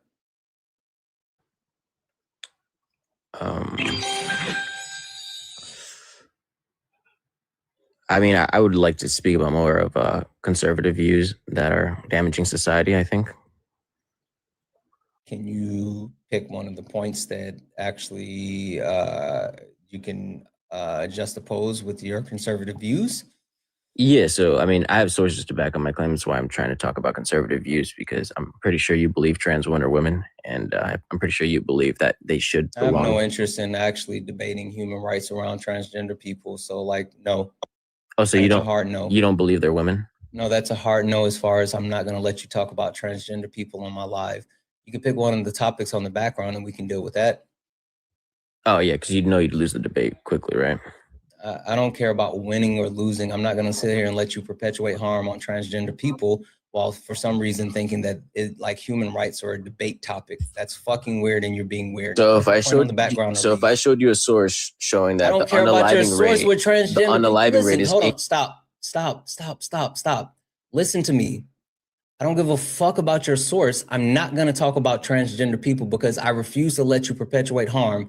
And would you like to pick a point that's on the background? Because you want to take away from women. Okay. And you're gone. Like, I don't care. Again, like, I'm not even joking. And it's not just because transgender people is not on the background. Like, this is not your live. You don't get to pick what you want to talk about. Like, you can pick these, but like, this isn't fucking Burger King. You can't come in the Burger King and say, hey, I want a Big Mac. It doesn't fucking work that way.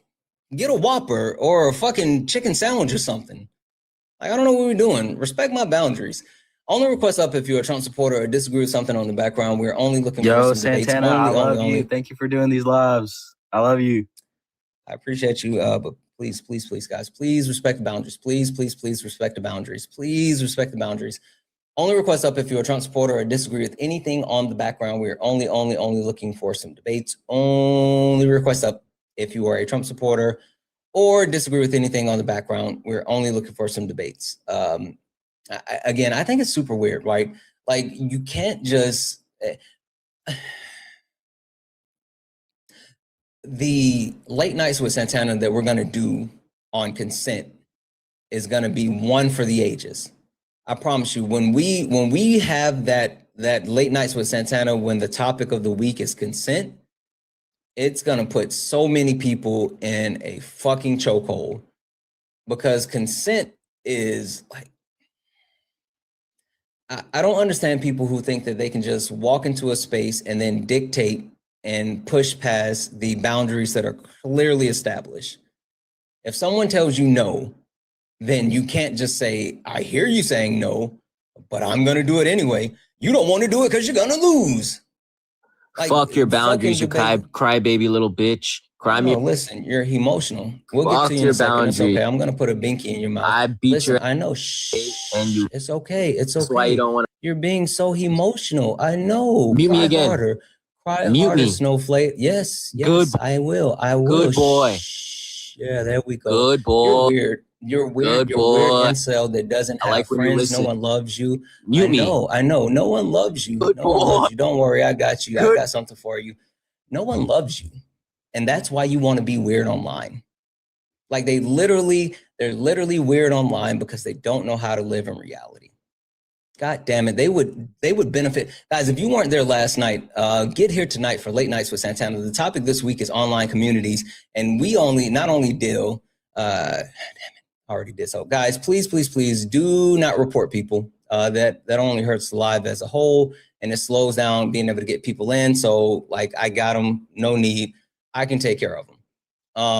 But like the entire premise as far as like trolling, and then also like having this incel mentality, like it's a whole thing. We talked about it last night, but we're going to be talking about it more on Late Nights, 10 p.m. Eastern, 11 p.m. Pacific on my main. Hi, Ghost. Are you a Trump supporter or disagree with anything on the background? I'm 34, and I agree everything on the prompt, really. Okay, that's what's up. Appreciate you. Guys, only request up if you're a Trump supporter or disagree with anything on the background. We're only looking for some debates. Only request up if you're a Trump supporter or disagree with anything on the background.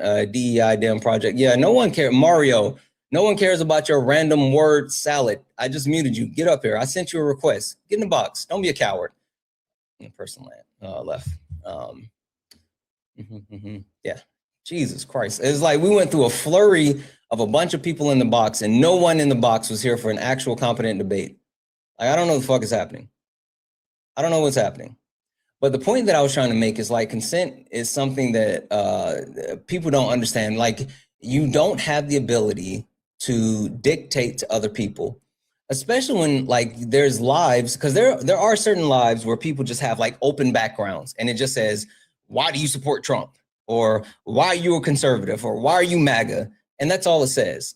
And you can go in those lives and you can actually dictate to those lives, right? You can do that.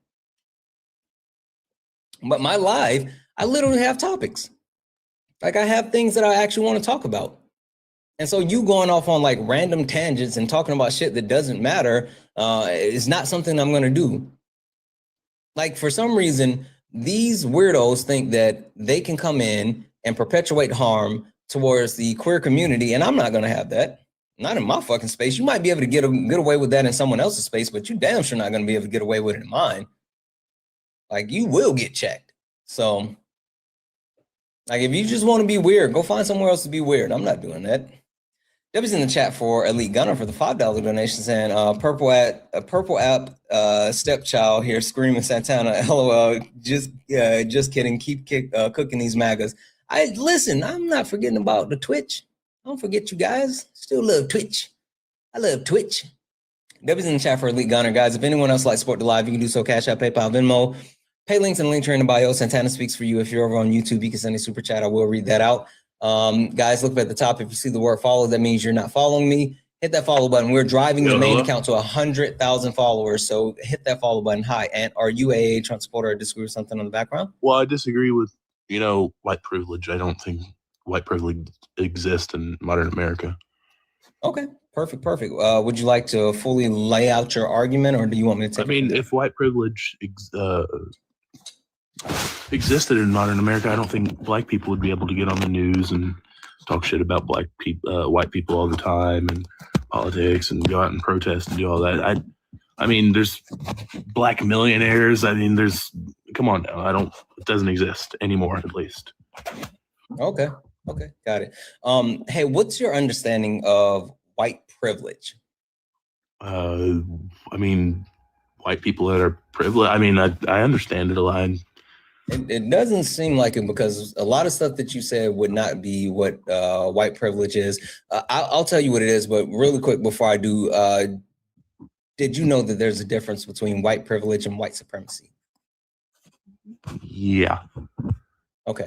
One other quick follow-up question. Do you understand that by saying someone has white privilege is not saying that that person is a bad person or doing something negative? Can you define white privilege for me? Yeah, I can, but did you know that, or did you think that by me saying that like someone has white privilege means that they are bad in some type of way or whatever? I really didn't. Can you say that again? I didn't hear your question. Yeah. Do you think by me saying that white privileges exist means that white people are in some way bad because of white privilege? No. You said that kind of soft. Did you say no? Yeah. Okay, perfect. Yeah, so white privilege is the ability to move through society without barriers that would actually be put in place for non-white people. It's literally the premise that white people has society conform around them versus them having to conform to society. It's something that exists in a multitude of places, and it doesn't mean that it's something that's necessarily being weaponized for like nefarious reasons by the individual. It just means that they're afforded certain things that are afforded not to have to deal with certain issues that other people would have to deal with. And even more so, while it does exist, it's not something that is one for one on every single level. So saying like, oh, how come there are poor white people? White privilege can't exist because some white people are poor. Like, that's not how it works. So I'll give you an example of white privilege. About how old are you? 18. 18, cool. Do you drive yet? Yep. Okay. Have you been pulled over by the cops yet? No. Okay, good for you. Stay safe. No fraction on driving infraction. And just to verify one more time as well, are you a white man? No. What's your race? Mixed with African American and white. Mixed is two things, really two things. One, don't call yourself mixed because you're not a puppy. Like that, like don't do that. You're biracial. No, and don't let anyone call you mixed. Like that's fucked up if someone tries to do that. So you're biracial. But two, just because you're biracial does not mean that you're not white. We're not negating like the races of your parents or whatever, but race is a social construct that was created for the othering of like non-white people, you know, to create a free and cheap labor class, but it's based on phenotypical characteristics. So how do you present to the world is what would classify you if you are white or black, even though you're biracial. So when people look at you, do they see a white man or do they see a black man? I say most would see white. Okay, got it. So yes, so you are white passing. So that's how you present to the world. So there was a comprehensive study that was completed. It was completed by Harvard and then followed up by NIH that talked about the disproportionate rate of Black people that occurred with traffic infringements during the day. And what it showed that throughout the country that Black people were disproportionately targeted for traffic infringements during the day, but at night it equaled out. Like all races equaled out between, you know, Black and white, but during the day, Black people were overwhelmingly stopped for traffic violations. Why do you think that Black people were disproportionately stopped for traffic violations during the day, but at night it leveled out and just any and everyone got stopped for traffic violations? I mean, I have no idea, man. I don't know.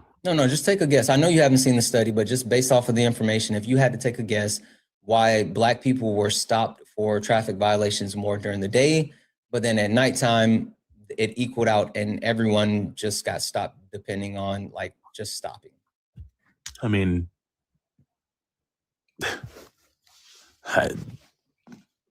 no idea. It's okay. You can say it. I mean, I know what you're saying. It goes against what you're trying to argue. And I promise you, I'm not trying to get a W. I'm just trying to explain to you why I'm saying what I'm saying.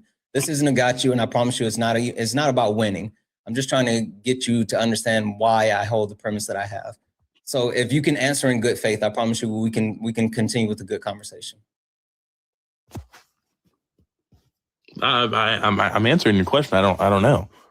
Okay, all right, I'll take it. The reason why Black people were disproportionately pulled over, which was found in the study, is because they were targeted during the day because they could see that these people were Black. And so since the people were Black and they could actually make the traffic violation based off of race versus at night, they can't see the person's race, Black people were disproportionately targeted.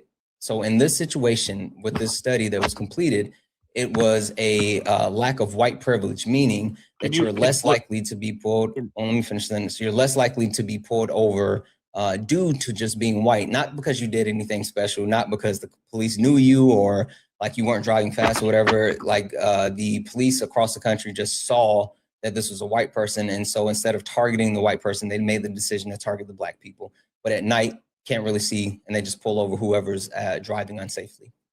Well, can you agree that, Black people are like a minority in this country, right? Yeah, I can, but can you directly address what I just told you about as far as like I'm addressing the study? I'm addressing it. They're not a very high percent of America's population, and they still commit more than half of the crimes. So I would understand that the police officers literally don't. 1350 is a myth, but that's not addressing what I just talked to you about. No, a police officer's standpoint. And stop. You're literally trying to run away from what I just told you so you can get some weird talking point off. We can deal with 1350 in a minute, but what I need you to do is directly lock in to what I was just saying and focus on the what I just had. Come back into the app, Ant. You have to come back.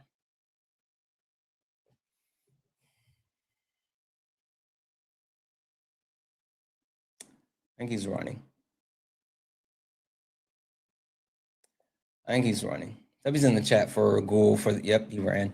W's in the chat for Google for the $5 super chat to say white privilege does not mean people of color can't be successful on TV. It means that they had to work harder than white counterparts to get there. Like literally, it's just the actual barriers. Like, what are we doing? Yeah, I can't believe he ran. He really wanted to just stick to that point, and he'd rather run than like to engage in good faith. I'm not gonna lie. I thought we were like right there. I swear I thought we were right there from actually being able to have a real conversation as a real person. And I told him something that he couldn't accept because that's not a part of the talking points that he wanted to actually express. And so since there was actual empirical data that pushed back on the talking point that he wanted to use, instead of actually engaging in good faith, he said, Black people do the crime, and then just ran. Like, what are we doing?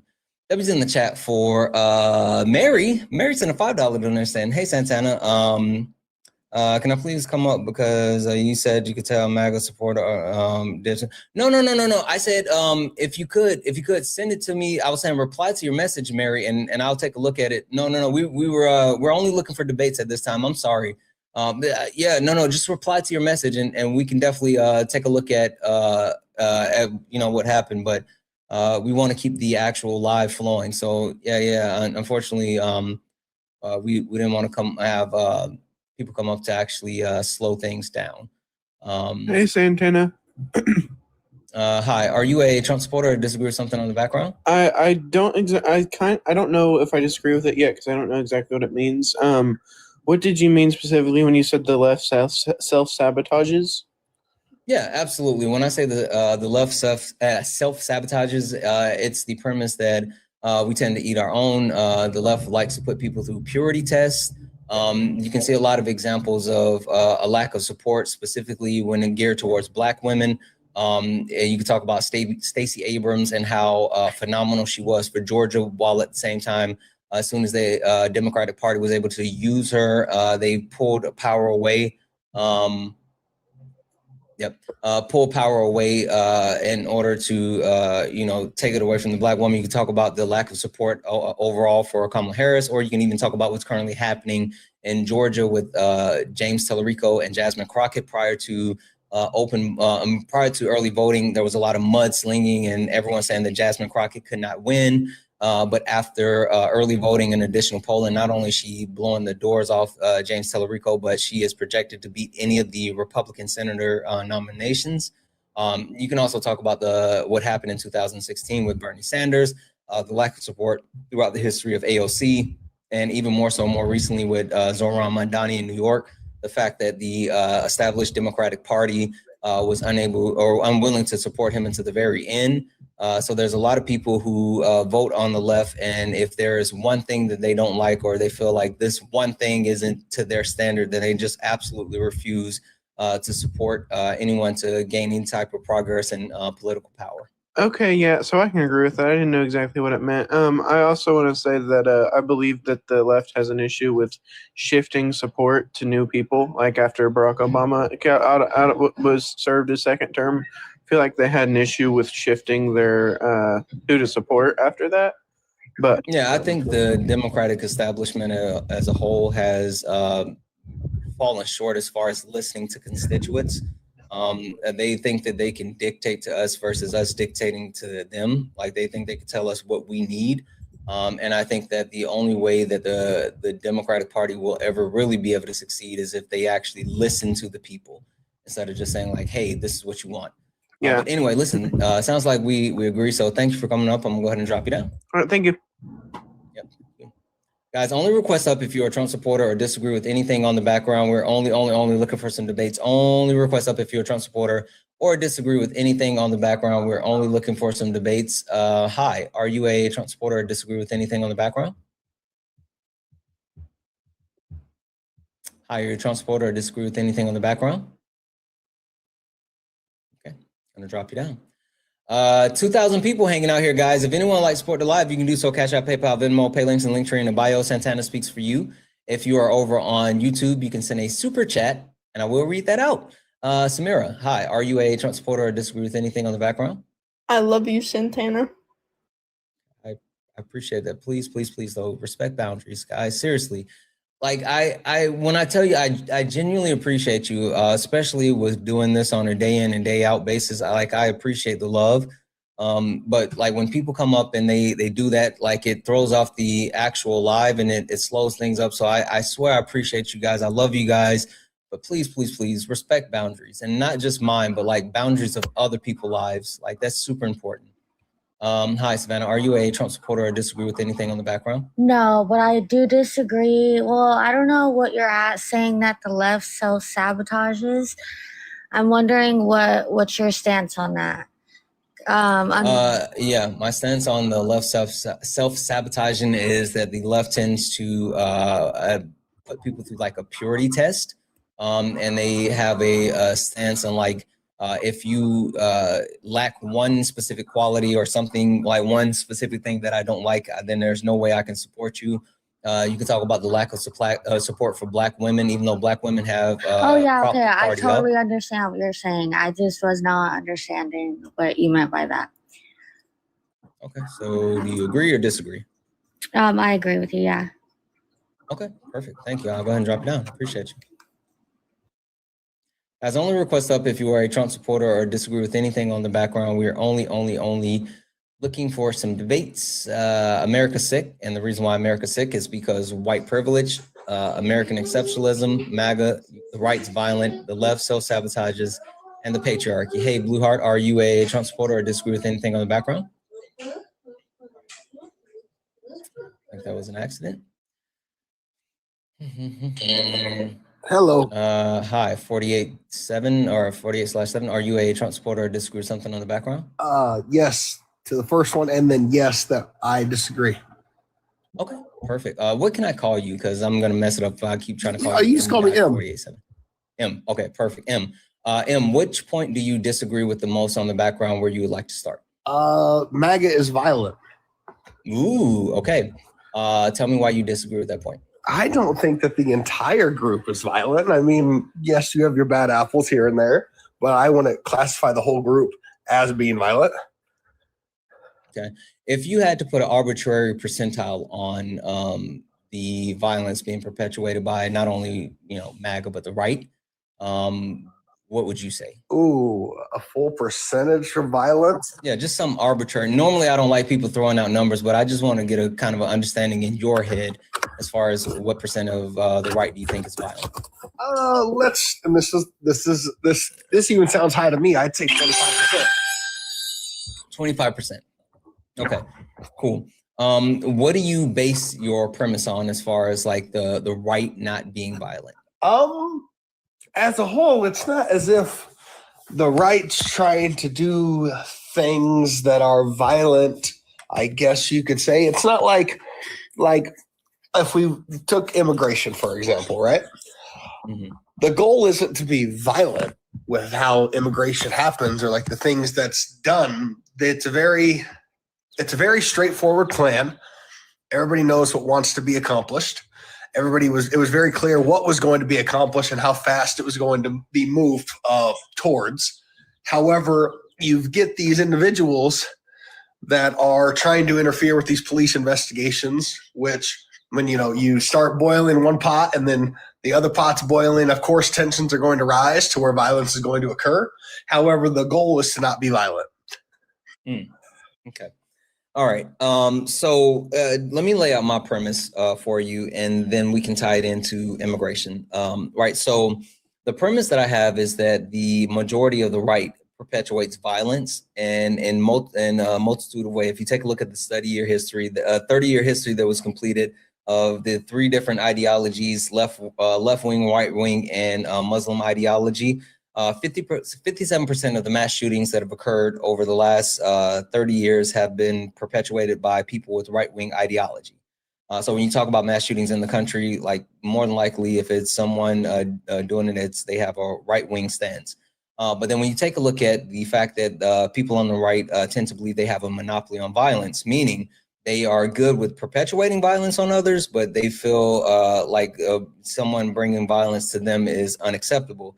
The example that I give is like the support that was given for going into Venezuela and kidnapping Maduro while killing other people there to get him. That was justified by people on the right, but then in the same vein as from your premise, as far as like people who are not quote unquote peacefully protesting, while a lot of people say, well, I don't think they should be murdered, they conceptualize and they're okay with people losing their lives because they can justify it as, well, they should have did it a different way. So they think that they have the monopoly on violence.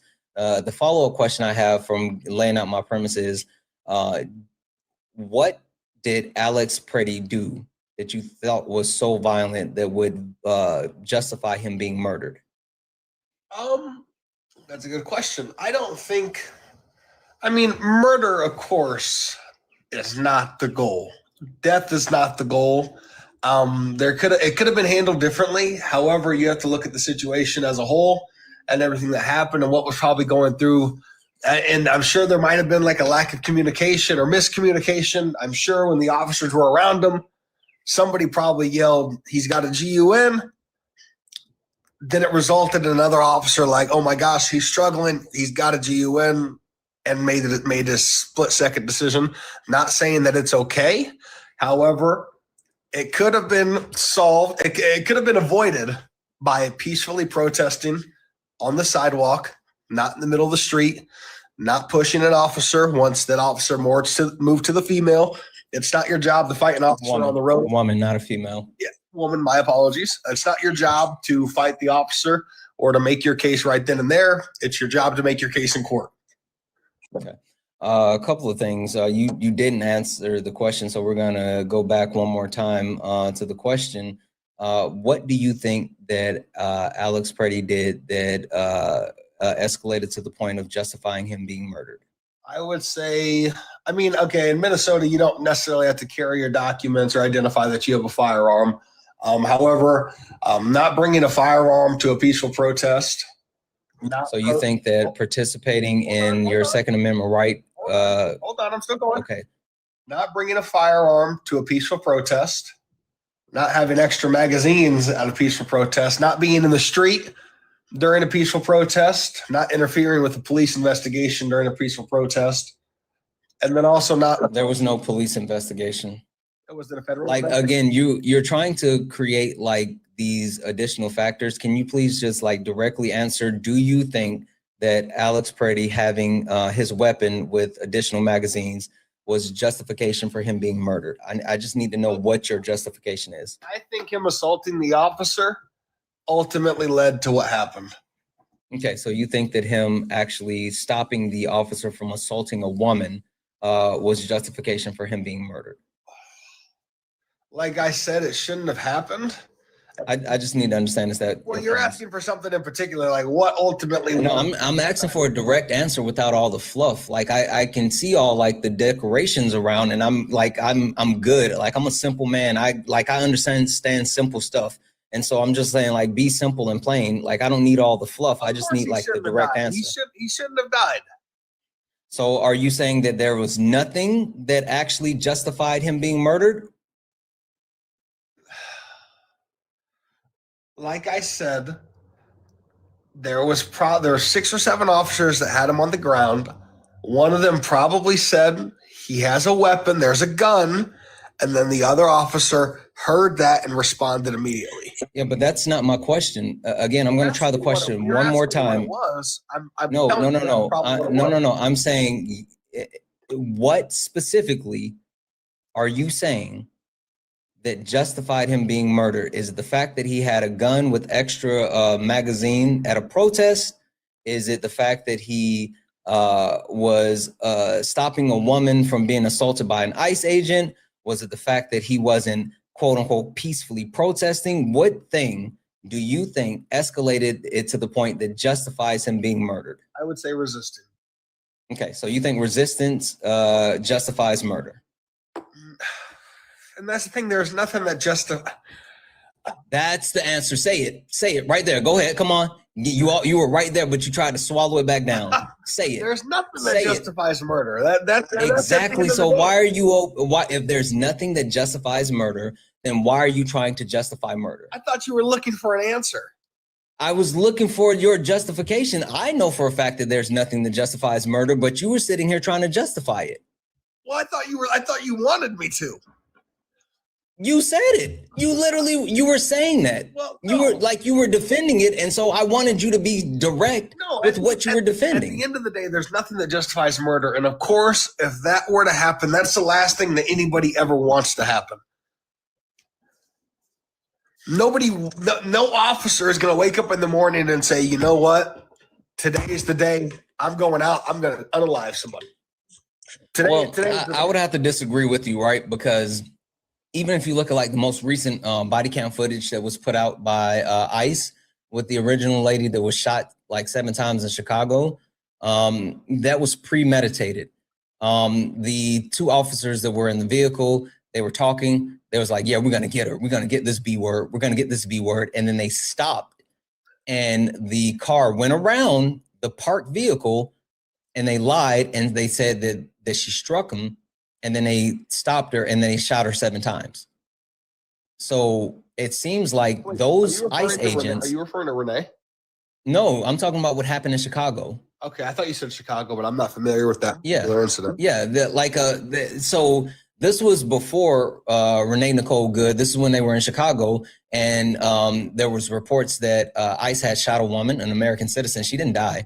But like they originally, Kristi Noem originally said that, there was like a pack of protesters that were chasing the ICE agents and they tried to run them off the road and the ICE agents respond by shooting, right? And so then like video footage came out showing that it was one lady and the one lady was just someone with road rage, not a protester or like anti-ICE or anything. She was just trying to get by or whatever. And so she was like pushing past and she left or whatever, and they chased her down and then got in front of her and they ended up shooting her. And once that video came out to show that like she wasn't, it wasn't a pack of people, they didn't run the ICE agent off the road, like none of that, then they lied. And so then the body cam just came out showing that not only did they make a decision to actually get out the car and shoot her, they also lied by saying that she struck the vehicle when she didn't. So like literally all of this was intentional by those ICE agents that shot an American citizen And luckily she didn't die, but they made the decision to shoot her. Right. And like I said, there are bad apples. You know, occasionally there are people that do make bad decisions, right? And that's anywhere and everywhere, on both left, on the right, on the individuals in the middle. But genuinely, people are good. Inherently, genuinely people being good. I don't subscribe to that premise, but even more so, like, you can quantify the amount of violence that is occurring. And again, to my point, 57% over the last 30 years, 57% out of 3 different ideologies, left, right, and Muslim ideology, 57% of mass shooters have had right-wing ideology. And then going back to the entire conversation that we were just, yeah, absolutely. Going back to the information that we were just talking about, like literally, you're sitting here and you were looking for justification for Alex Preddy, when if you look at what happened, right? 1, he was stopping an ICE agent from assaulting a woman. 2, he got maced. 3, he was dogpiled by a bunch of different agents. 4, he was on all 4.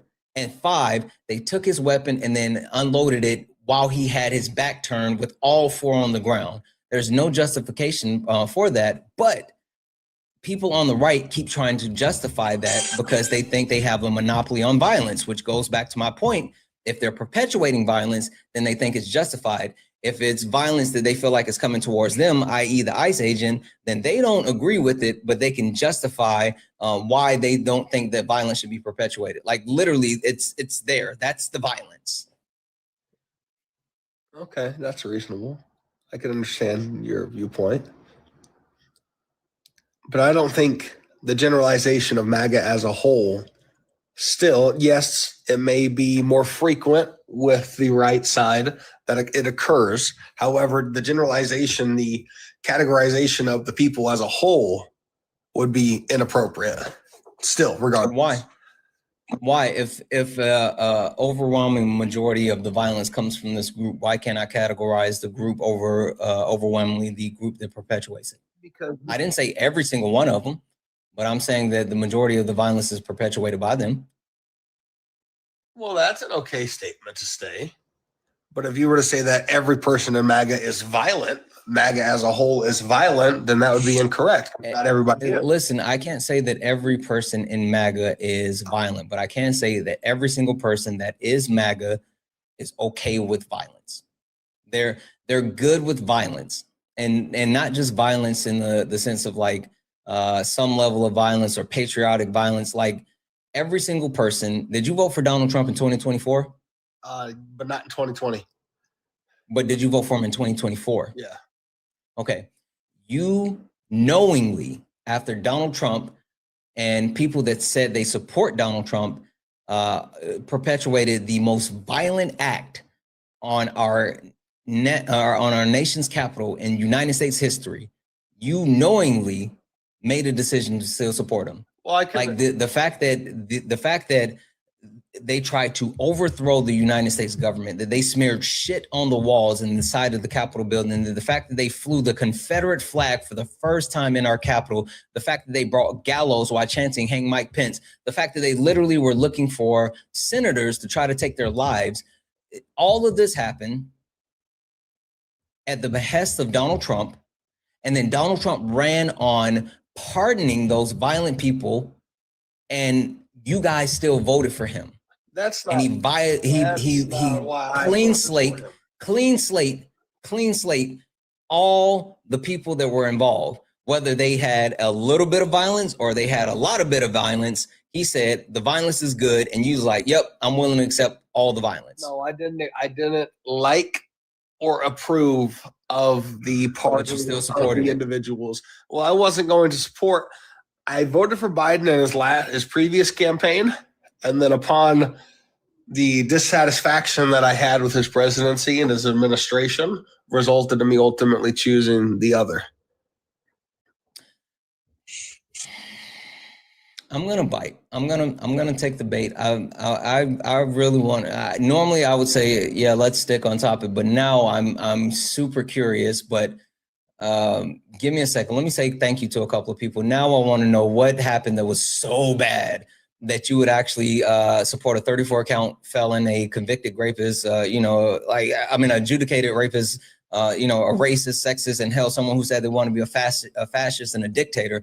Give me a second. W's in the chat for one. Be carry for the $5 super chat to say the day of Preddy's death, there was footage of ICE saying it's like Call of Duty. Yep, absolutely. W's in the chat for Damo for the $5 super chat to say 6. Before they took his weapon, they assaulted his head with a can of mace, and then they sprayed him with. Yeah, I didn't see that, but wow. W's in the chat for MAGA Cries for the $2 donation saying, when these douchebags bring up Alex Preddy, please have Preddy having a legal firearm. Please bring up the fact that the armed protesters showed up in Michigan state capitol to protest COVID policies. MAGA hypocrisy pisses me off. Yeah, again, the weaponizing of 2A is wild. W's in the chat for Vintage Fizzle, who sent a $5 donation saying they also claim that she brandished a weapon, which she never did. They bragged about shooting her to each other, or after to each other. Like all of it. W's in the chat for all the donos. And W's in the chat for Dev for the $4.99 super chat to say, Senator Rand Paul, after seeing this, if you call this a good shooting, you aren't watching the video. The man has been disarmed and then shot 10 times. Exactly. If anyone else would like to support the live, you can do so. Cash App, PayPal, Venmo, pay links in the link tree in the bio. Santana speaks for you. If you're over on YouTube, you can send a super chat and I will read that out. 2.5 thousand people hanging out here, guys. Hey, tap that screen. Let's get the likes up to 200,000 likes. Also, look up at the top. If you see the word follow, that means you're not following me. We're driving the main account to 100,000 followers. So if you could, please hit that follow button. We're trying to get the main account up to 100,000 followers. We're only at 68 followers for the stream. So hit that follow button. Also, please only request up if you're a Trump supporter or disagree with anything on the background. We're only looking for some debates. All right. You got me. Normally, I don't fall for the bait, but I'm falling. You don't have to. You voted for Biden. We can stick on top because you No. Because another one on the board. No, that's fine. But now you truly have my interest. What in the hell did Biden do that was so bad that you were like, oh, I can't take any more of this. I have to vote for the orange fascists. Man, the one thing in particular that stands out to me was the lack of communication to the public. I mean, he was never around. He was never present. He was never there. We never knew what was going on with him personally. Second, did the country ever stop running? No, the country didn't stop running, but having transparency. Were there legislation still passed? I suppose. Yeah, more legislation was passed under Biden than Donald Trump in his first administration. Did we recover from 9% inflation? The housing market reached an extreme high. Donald Trump had more direct negative impacts on the housing market than Joe Biden during Biden term. We can talk about that in a minute, but did the inflation rate recover from 9%? You went to what, 4 or 3.7? Yeah, the fastest economic recovery out of any G7 country in the world. Okay, not bad. But then so again, tell me exactly as far as Biden never being around, what does him quote unquote never being around, what actual impact did that have on the success of his administration? It's just good for the American people. It's good for American morale. Okay, so you're saying you didn't see him enough? Rarely ever. Okay, all right. So number one, the reason why the thing that was so bad under the Biden administration is you didn't see him enough. All right, cool. What's the second point? I would say immigration. What about it? It was at an all-time high. Why? Because we just let any and everybody in. What did Biden do to let any and everyone in? What piece of legislation did he pass to let any and everyone in? I want to say there was a specific piece of legislation that was passed to let anybody and everybody in. However, there was a lack of things done. What was the lack? What do you mean? What do you mean? What was the lack that was done? The lack of border security. How? How do you mean? Everybody kept coming in. When? How? Be specific. During the entire You're literally saying words, but you're not proving the words that you're saying. Well, I don't have my computer with me to pull up exact dates and times of the amount of people crossed the border and what extreme populations came through. However, also the lack of control. No, don't. Are you about to say something that doesn't directly relate to border control? I mean, border policies or whatever. It's kind of similar with the border policy. No. Don't. I don't want to move off that one. So let's address this point moving into the country. No. Let's address this one directly. Let me go ahead and deal with that one first. What was border crossings prior to Biden getting in office? How was border crossings under Trump? I don't have the exact number. Do you think it was good, bad? I'm sure it was still a little out of control. However, he did try to start building a wall. How successful was that? Well, upon his second presidency, very successful. It's not successful at all. It's less successful right now than it was in his first administration, but we're talking about his first administration. How successful was that? Hold on. You feel like there's more people crossing the border today? I'm talking about the border wall. You're talking about the border wall. We're talking about the border wall. How successful was the building of the border wall in his first term? It wasn't successful. It wasn't completed. How successful was it? If it didn't happen, I would say it was a 0% success if it didn't fully complete. Okay, so all right. One other quick question. Can we both agree that there was a massive immigration crisis under Joe Biden with a bunch of people coming in? Yes. Okay, we can both agree on that. Perfect.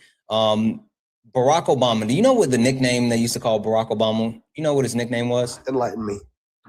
The deporter in chief. Yes, I know that. Do you know why they called him the deporter in chief? Because the amount of people he deported? Yeah. Barack Obama had a negative immigration rate. That means he actually deported more people that came into the country. So you and I just agreed that there was a massive crisis under Biden, right? There was a massive crisis. Everyone was coming in under Biden. But we also agreed that there was a deporter in chief under Obama. It was a negative deportation rate. Yep. So if there was a negative deportation rate under Obama, but there was an active crisis during Biden, what happened in between Biden and Obama that could have actually caused that problem? Oh, reasonable. Huh? Reasonable. That's good. What happened? I see what you did there. That was good. Donald Trump created a self-fulfilling prophecy. Even though we had negative immigration under Obama, Donald Trump ran on the fact that the border was wide open. He said everyone was coming into the country. That's what he said. Caravans coming from everywhere. He literally campaigned on that, right? And what happened when Donald Trump got into office is it became a self-fulfilling prophecy because the United States, as the United States always tends to do, started destabilizing countries, and we destabilized those countries to the south of us. And so since we were destabilizing countries, those people were like, I don't want to stay here. Let's leave. Trump said that America is open and easy for everyone to get to. Let's go into the country. And so they started to actually traverse from those southern countries into the US. And it was so bad that Donald Trump literally wanted to build the wall. He couldn't build the wall. He was desperate to build the wall. Congress wouldn't approve the funds for the wall because it was like, that's stupid. And so you know what Donald Trump did? What? He went and took money from the Army Corps of Engineers in order to try to build the wall where he built less than 50% of the border wall. Less than 50 miles of border wall. Less than 50 miles after taking the money from the Army Corps of Engineers.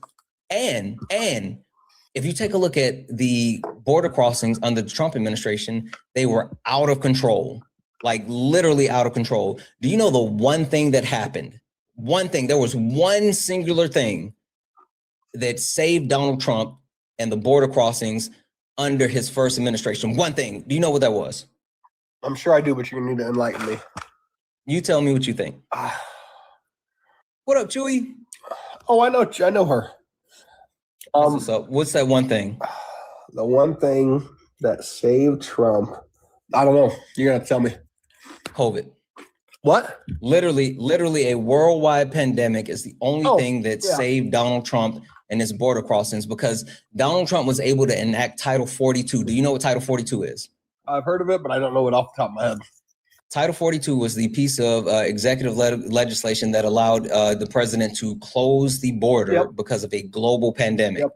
That's the only thing that slowed the immigration rate. If you take a look at the border crossings right before COVID, COVID saved Donald Trump for so many things.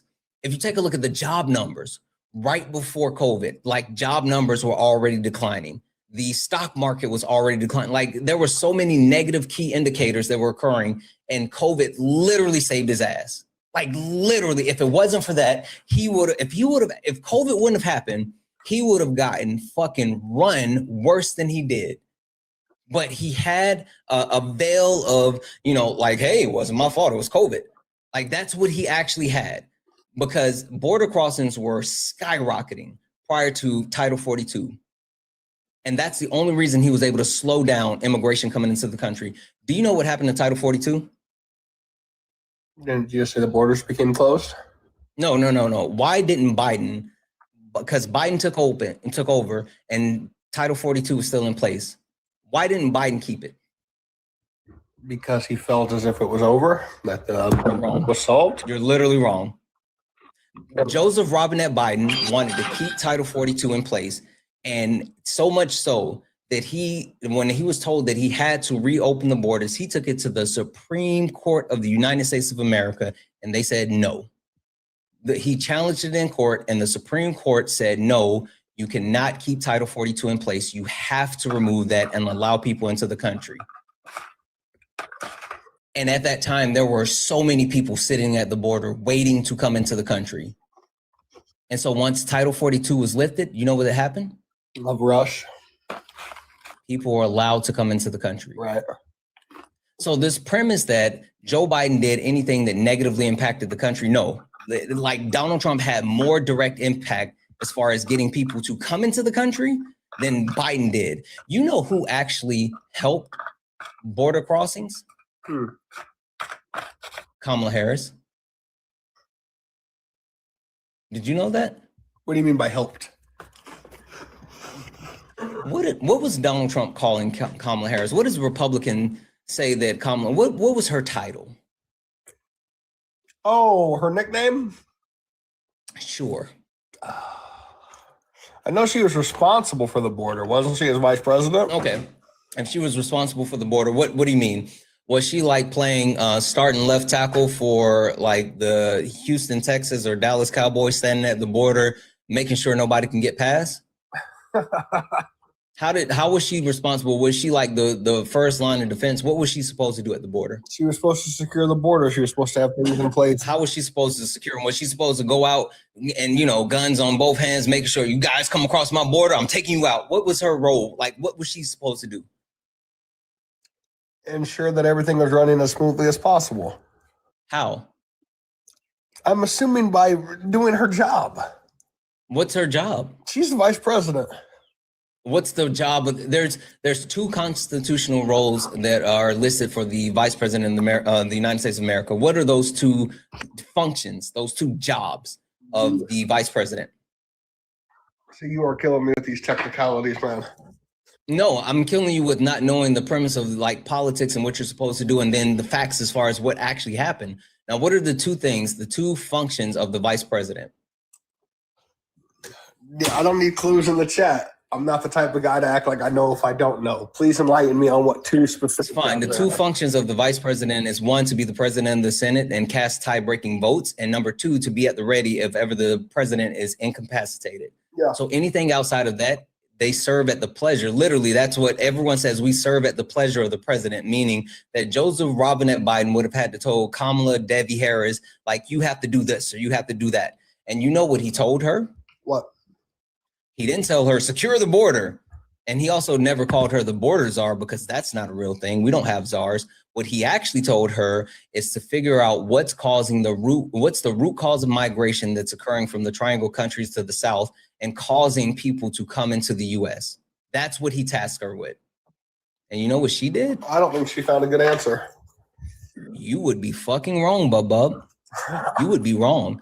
not only did she quote unquote find a good answer, she was able to convince those countries to reinvest in jobs in those countries. She had those companies specifically listed in those countries to reinvest directly into those countries, which directly slowed the root cause of migration to the country. And you want to know what the fucking kick in the teeth is? What? Guess what she did with Mexico? What? She went to Mexico and got them to pay for the wall. Boom! Remember Donald Trump saying Mexico gonna pay for the wall? I do remember that.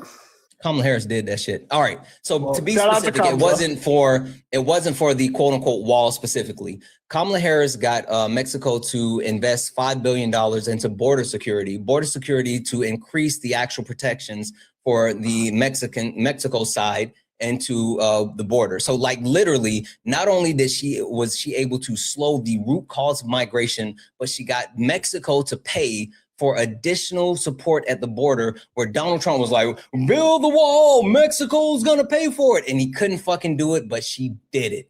She literally, you know why she did it? Because that's what Black women do. Now, one more time, can you help me understand? You were talking about the border and all this other stuff and immigration. I'm still trying to understand what Biden did that was so bad when it came to immigration that you had to support the orange fascists. Well, ultimately, I would say that it came down to his performance during the debates. Ooh, okay. And I wasn't a fan of the performance. Okay, cool. I'm gonna say a couple of quick thank yous. I'm gonna say, wait, hold on. I'm gonna say a couple of quick thank yous. And then I want you to think about this question. It's a really tough question. This may be the hardest question that I've had for you. All right. I'm going to say a couple of thank yous. I want you to take your time and think about this one, because you said it came down to Biden's performance in the debate. Perfect. Cool. Don't answer this yet. Hold on to it, because I got to thank like 4 people, but hold on to this. Who was on the ballot for the 2024 presidential election? Hold on to it. Don't answer it. That's a tough question. Hold on to it. That was in the chat for Dunk, who sent a $5 super chat to say the obvious violence, racism, and promise to dismantle democracy weren't disqualifying for the caller. The violence you perpetuate, caller. Exactly. That was in the chat for Rocky for the $4.99 super chat, said, don't forget about the money Trump took from FEMA for the wall as well. Yeah, he definitely did take fucking money from FEMA as well. I forgot about that. W's in the chat for Tess, who sent a $10 donation saying, if the man Biden didn't say a word yet shit started turning around for the positive. That's worse than electing the man who is the most proven liar in presidential history. Make it make sense. Exactly. Because if like he was just hanging out being quiet and got shit done, I'm with it. W's in the chat for Ellie for the $10 donation saying, Canadian here. Why is MAGA so obsessed with immigrants? Everyone is welcome in stolen land. We don't see immigrants in a bad way. We love everyone. All I see is racism and weird old white uneducated system, scared and insecure. Yeah, it's because of like the white replacement theory. Like literally, they think that white people are being replaced, and like that's not fucking true. And W's in the chat for Danella for the $20 donation saying, love listening to you, Danella. Thank you so much for the $20 and the love. Fucking massive W's in the chat for Danella. Guys, 2.7 thousand people hanging out. If anyone else would like to support the live, you can do so. Cash App, PayPal, Venmo. Pay links in the link in the bio. Santana speaks for you. If you're over on YouTube, you can send a super chat. I will read that out. Also, we are driving the main account to 100,000 followers. So if you look up at the top and you see the word follow, you're not following me, hit that follow button. We only got 118 new followers on this stream so far. I'm positive with 2.7 thousand people watching, I am positive there's more than over 118 people that haven't followed me. So if you look up there, right there, look right there, boom, boom, boom, boom, boom, hit that follow button. I bet you won't do it. I bet you won't fucking do it. I bet you won't do it. All right. Yo, I had that super tough question for you. That super tough question. You did. Who was on the ballot for the presidential election in 2024? Miss Harris. So your premise that you didn't like Joe Biden's debate. The problem that I have. Wait, hold on. How was Joe Biden, Joseph Robinette Biden performance in the debate? How did that reflect Kamala Debbie Harris? Because they were trying to make it, what would be the word? They were trying to put on this facade for the public, like he was okay, like he was capable of still being in that position, up until they let him speak a couple times and they realized, you know what, this isn't going to work. You're going to take the seat. He's gone. You're the front runner now. And I just didn't. Okay. I didn't like the confusion. Wait. Cool. So you didn't like the way that Biden performed in the debate. Cool. I agree. I didn't like it either, but they got him up out the paint. So again, I'm still trying to understand, how did Biden's performance in the debate directly coincide with Kamala Harris? It's like they were trying to pull the wool over our eyes. What wool? The Democratic Party, by trying to say that he was okay and letting him be up there. And then they kept saying, no, he's fine. He was just sleepy. No, he was tired. Oh, he was sick. You know what? Actually, he's not okay. But they got him up out the paint. I'm a little confused. I could understand your justification if you would have saw that debate and they still ran Joe Biden. I would have been right there with you. But they saw the debate and they said, this ain't it. You gots to go, Joe. You gots to go. So he dropped out. So I'm not understanding your premise, because Joe Biden was not the candidate. Kamala Harris was. Know that I voted for them initially. However, after the confusion and the lack of confidence based upon the next run, I voted for the other side. You've named multiple things, and I've systematically dismantled every single point down to a fucking decimal. And you're still not giving me anything sound. It sounds like, maybe it wasn't a good decision. It sounds like you just didn't like the black lady. No, I am not gonna hold you. I am not gonna hold you. Half black, brother. First of all, which half? Is it your left half? If it's your right half, or is it split down the middle? Like top portion is white, bottom portion is black. Which half is black? My father is black. Okay, but which half of you is black? I wouldn't say this particular half. I'm mixed. Okay, well, first and foremost, are you a fucking puppy? Are you like paint? What do you mean mixed? You mean biracial? You mean you're biracial? Yep. Okay, yes, you're biracial. So you're not half black, you're not mixed, you're biracial. You're right. You know what anti-blackness is? Oh, enlighten me, because I know it's not what I am. Oh, okay. Sure. Anti-blackness is a perpetuation of hate towards black people by black people. Of other ways is upholding white supremacy, and for some reason having a negative disposition when it comes to black people and their ability to do things or even just fucking function, and thinking that like, hey, this is a thing. A lot of anti-blackness stereotypes come in when you hear black people talking about, hey, black people commit most of the violence, which isn't fucking true, or when saying, hey, black people don't have fathers in the home, which isn't true. That's anti-black as fuck. So like you sitting here saying that you're black, which like, I can't really see your profile picture that well. I'm not willing to call you, black or whatever. I'll call you biracial, but race is based off of phenotypical. Yeah, I lost you. Okay. No, I was looking. All right. You present as a black man. I was trying to check your picture out. It's close. It's close, Kim. It's close. Like, it's super close. It depends on the angle. It depends on the lighting. A lot of people. It depends on the angle. It depends on the lighting. I'm very fair skin. A lot of people think that I'm like Puerto Rican or Hispanic. Yeah, I mean, like, I'm not going to deny your blackness, but it depends on the angle. It depends on, listen. You stay inside for a couple of days, and you throw on some khakis and some Skechers, and people might think that you like, hi, my name's Bob. Anyway, listen. So your premise as far as like not being anti-black or whatever, again, like, do you know what misogynoir is? Misogynoir? Mm-hmm. I am not familiar with that term. Do you know what misogyny is? Uh-huh. Okay. What's misogyny? Isn't misogyny God, you're putting me on the spot. Misogyny is like the preference, isn't it? Or like the He gonna Google it, chat. That's all good. Let's give him credit for Googling.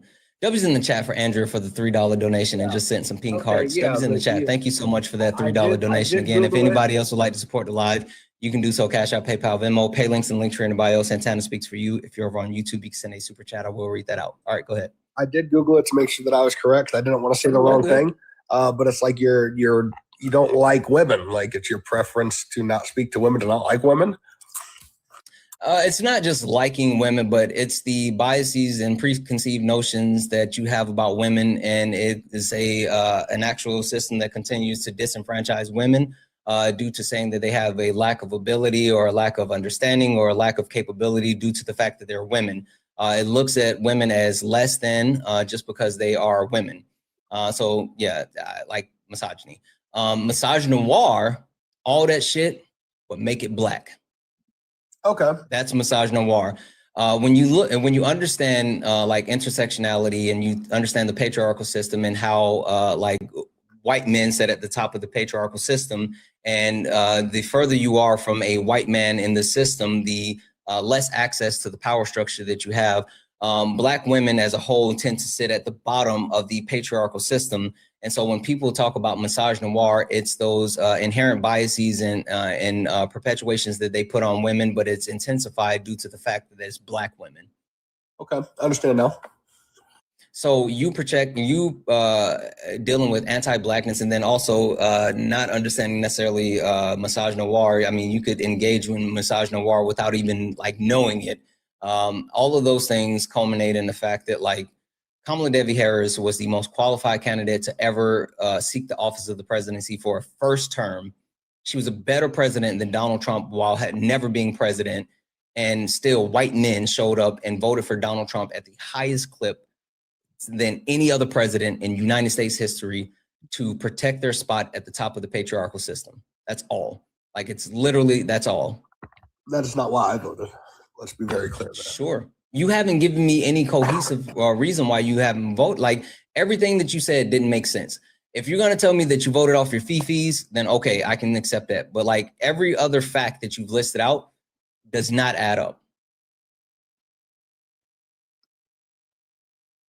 Reasonable. You have done a good job at dismantling what I thought.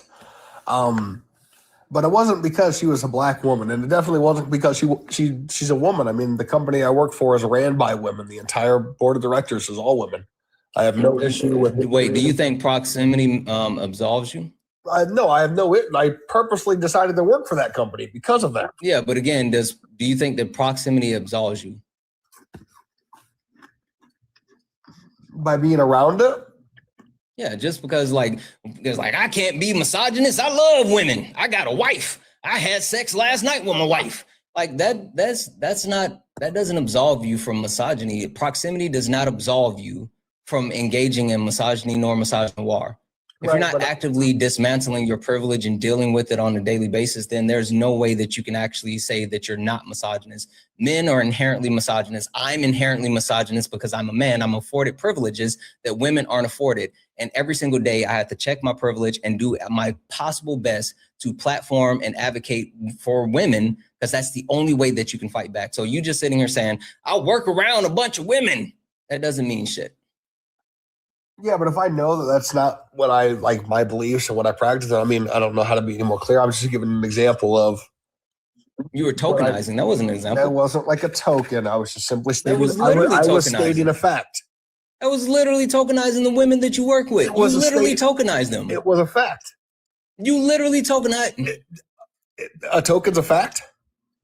No, a token is holding this thing up and saying, I can't be this thing because I got this thing.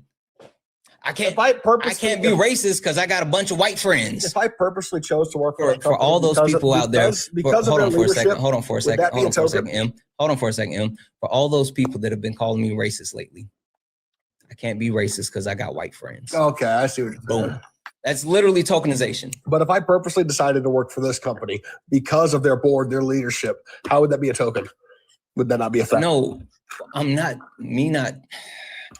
telling you your decision to work for them because they're women doesn't mean that means that you're tokenizing. You holding them up as the shining example of like, hey, I can't be misogynistic because I work for women. That's tokenization. I suppose, but if it was just a statement of fact based upon a decision that I made, I wouldn't consider it a token. Okay, let me try one more thing. Chat, we're gonna try one more thing. Lock in for me, chat. Lock in for me. We're gonna try one more angle. W's in chat for Priscilla for the $1 donation saying, white presenting my ass. He's a whole N-word. Damn, Priscilla. That's tough. I told you, it depends on the angle. W's in chat for Priscilla, guys. Again, if anyone else would like to support the live, you can do so. Cash App, PayPal, Venmo, pay links and links are in the bio. Santana speaks for you. If you're over on YouTube, you can send a super chat. I will read that out. 2.8 thousand people here. Guys, hit that follow button. Hit the follow button. We only have 170 new followers on this stream. If you like the live, if you want to see me again, the only way that you're going to see me again is if you hit that follow button. If you don't like me, like this guy, Santana has a punchable face. Sure, come back and look at the punchable face, but hit that follow button. That's the only way that you're going to see me again. All right, stick with me on this for a second. So you would say that you're not, would you say that you're misogynist? Would I say that I'm not? Of course. Would you say that you are a misogynist? I don't believe so. Okay. All right, cool. Roll with me through this scenario. Okay. You are walking down the street. For all these people. Yes. You're walking down the street. You're walking down the street. It's nighttime. I'm looking at the street. I'm walking. And it's just you. And you see another random guy coming your way. Okay. Right. He's not menacing. He's not brandishing a weapon. It's just some random guy walking towards you. Like he looks like he's walking this way. You're walking that way. What do you do? How does that play out? Me typically? Yep. I'm ready for somebody just asked me this question like a month ago. Mm-hmm. Typically, I'm not going to cross the street. Yeah, so you're just gonna walk past, as long as he doesn't don't start no shit, won't be no shit, right? Exactly. But sometimes it depends upon the day and how I'm feeling. Sometimes I'm just cautious and I'll cross the street regardless. What if I told you that women don't have the luxury of making a decision whether they want to be cautious or not? How do you mean? Perfect. Women walking in that same exact situation, right? In that same exact situation. A couple of different things. One, as a matter of fact, before I tell you, hey, what are women told to do with their keys? Told to do with their keys? Yeah. I'm not a woman, so I'm going to hold them. Perfect. You know who Wolverine is?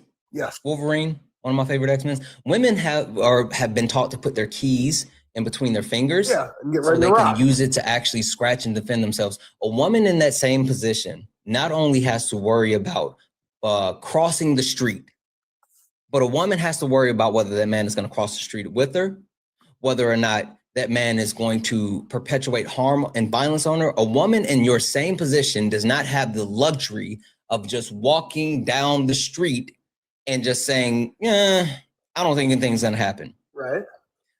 So understanding misogyny is understanding your privilege. Okay. And your privilege as a man is not always being in a constant state of being in jeopardy. Men are not in a constant state of jeopardy from women. Now, they are in a constant state of jeopardy from other men. Not women, but other men. Men perpetuate the majority of violence, not only on women, children, but also men. I will agree with that.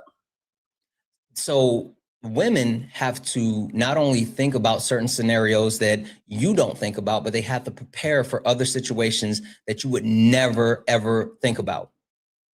And until you can acknowledge those things and keep those things in mind and actively try to dismantle the harmful things, you will forever just be a misogynist. That's tough. The reason being is, while you may not think that you're perpetuating misogyny, if you're not fighting it, then you're actively being it. If you're standing still, you're moving backwards. You have to go against it in order to actually do anything. I understand what you're saying. I never really thought about it like that, trying to picture what they would imagine that they would have to go through if things didn't work in their favor. And that's a terrible thought. Women have to actually deal with so many different things on so many different levels. Like one like thing that I found a couple of months ago, and it's something that like blew my mind when I heard of it. I'm not going to go through all the details as far as what means and what means or whatever. But have you ever heard of a thing called an angel shot? An angel shot? No. Okay. An angel shot is code. It's code that women can use at the bar. Certain bars, chat, just FYI, I just found out that not every bartender knows this. So be cautious. But it's a code that's been made up to protect women where they can actually order a quote unquote angel shot. When they feel like they're depending on the danger. type of angel shot that they order will dictate the type of help that they need from the bartender. I have heard of that. Right? And so them having to have a specific code just to be in public and a fucking public space around men. Like women have to learn a fucking secret Dakota ring handshake just to go and have a drink at a bar. Like, what are we talking? Right. Oh, listen. So, okay. My wife just gave me the green light to give a personal experience. And I normally don't do anecdotal evidence, but like this shit fucking blew my mind. So my wife went to Costco, right? She went to Costco to go pick up some oxtails because my wife is a fucking dope cook. So she was going to get some oxtails from Costco, right? And she was on the phone with me. We were just on the phone. And she got out of the car, she went in, she got the stuff that she needed from Costco. She was coming out and she was walking around and she was on the phone with me and she was like, I can't remember where I parked. And all of a sudden, a guy was like, you park right there. And she was like, excuse me? He was like, yeah. You park right there. She said, oh, my car? He was like, yeah. I watched you get out of your car. And so I know where you parked. And she was like, what?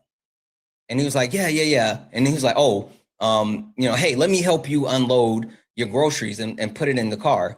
And she was like, no, I'm good. And the whole time I'm like, put me on FaceTime right now. Tell them that you're getting a FaceTime call from your husband. And the whole time this guy is sitting there trying to like have a conversation with her, trying to hit on her and slowly moving, putting stuff in the car. And she starts grabbing the stuff to speed up, to put the stuff in the car. And then he's like, hey, da-da-da. And she's like, no, I'm married. What she wears a ring. And right, like he could see that, but he just ignored it.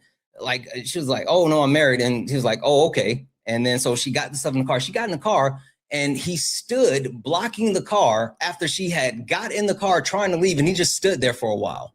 Right? Damn. Now, this is the kick in the teeth. Once we started talking about what happened, he didn't just randomly see her outside, right? It wasn't that he was standing outside and he was waiting and he saw her and like, hey, you parked there. He got out the car the same time that she was getting out of the car at Costco. And she didn't think about it, but when she started to talk through like everything that happened, while she was walking through the aisles in Costco, she remembers seeing him multiple times on the aisles that she was going through. He was literally following her through Costco and then followed her back outside in order to be there when she was trying to get into the car. He literally watched her get out of her car, followed her around Costco, and then followed her outside. That's the type of shit that women have to deal with that men don't. Men never think about that shit. But a woman on an everyday basis has to be aware of their surroundings at all time and be prepared for men to perpetuate violence on them at all time, at all fucking time.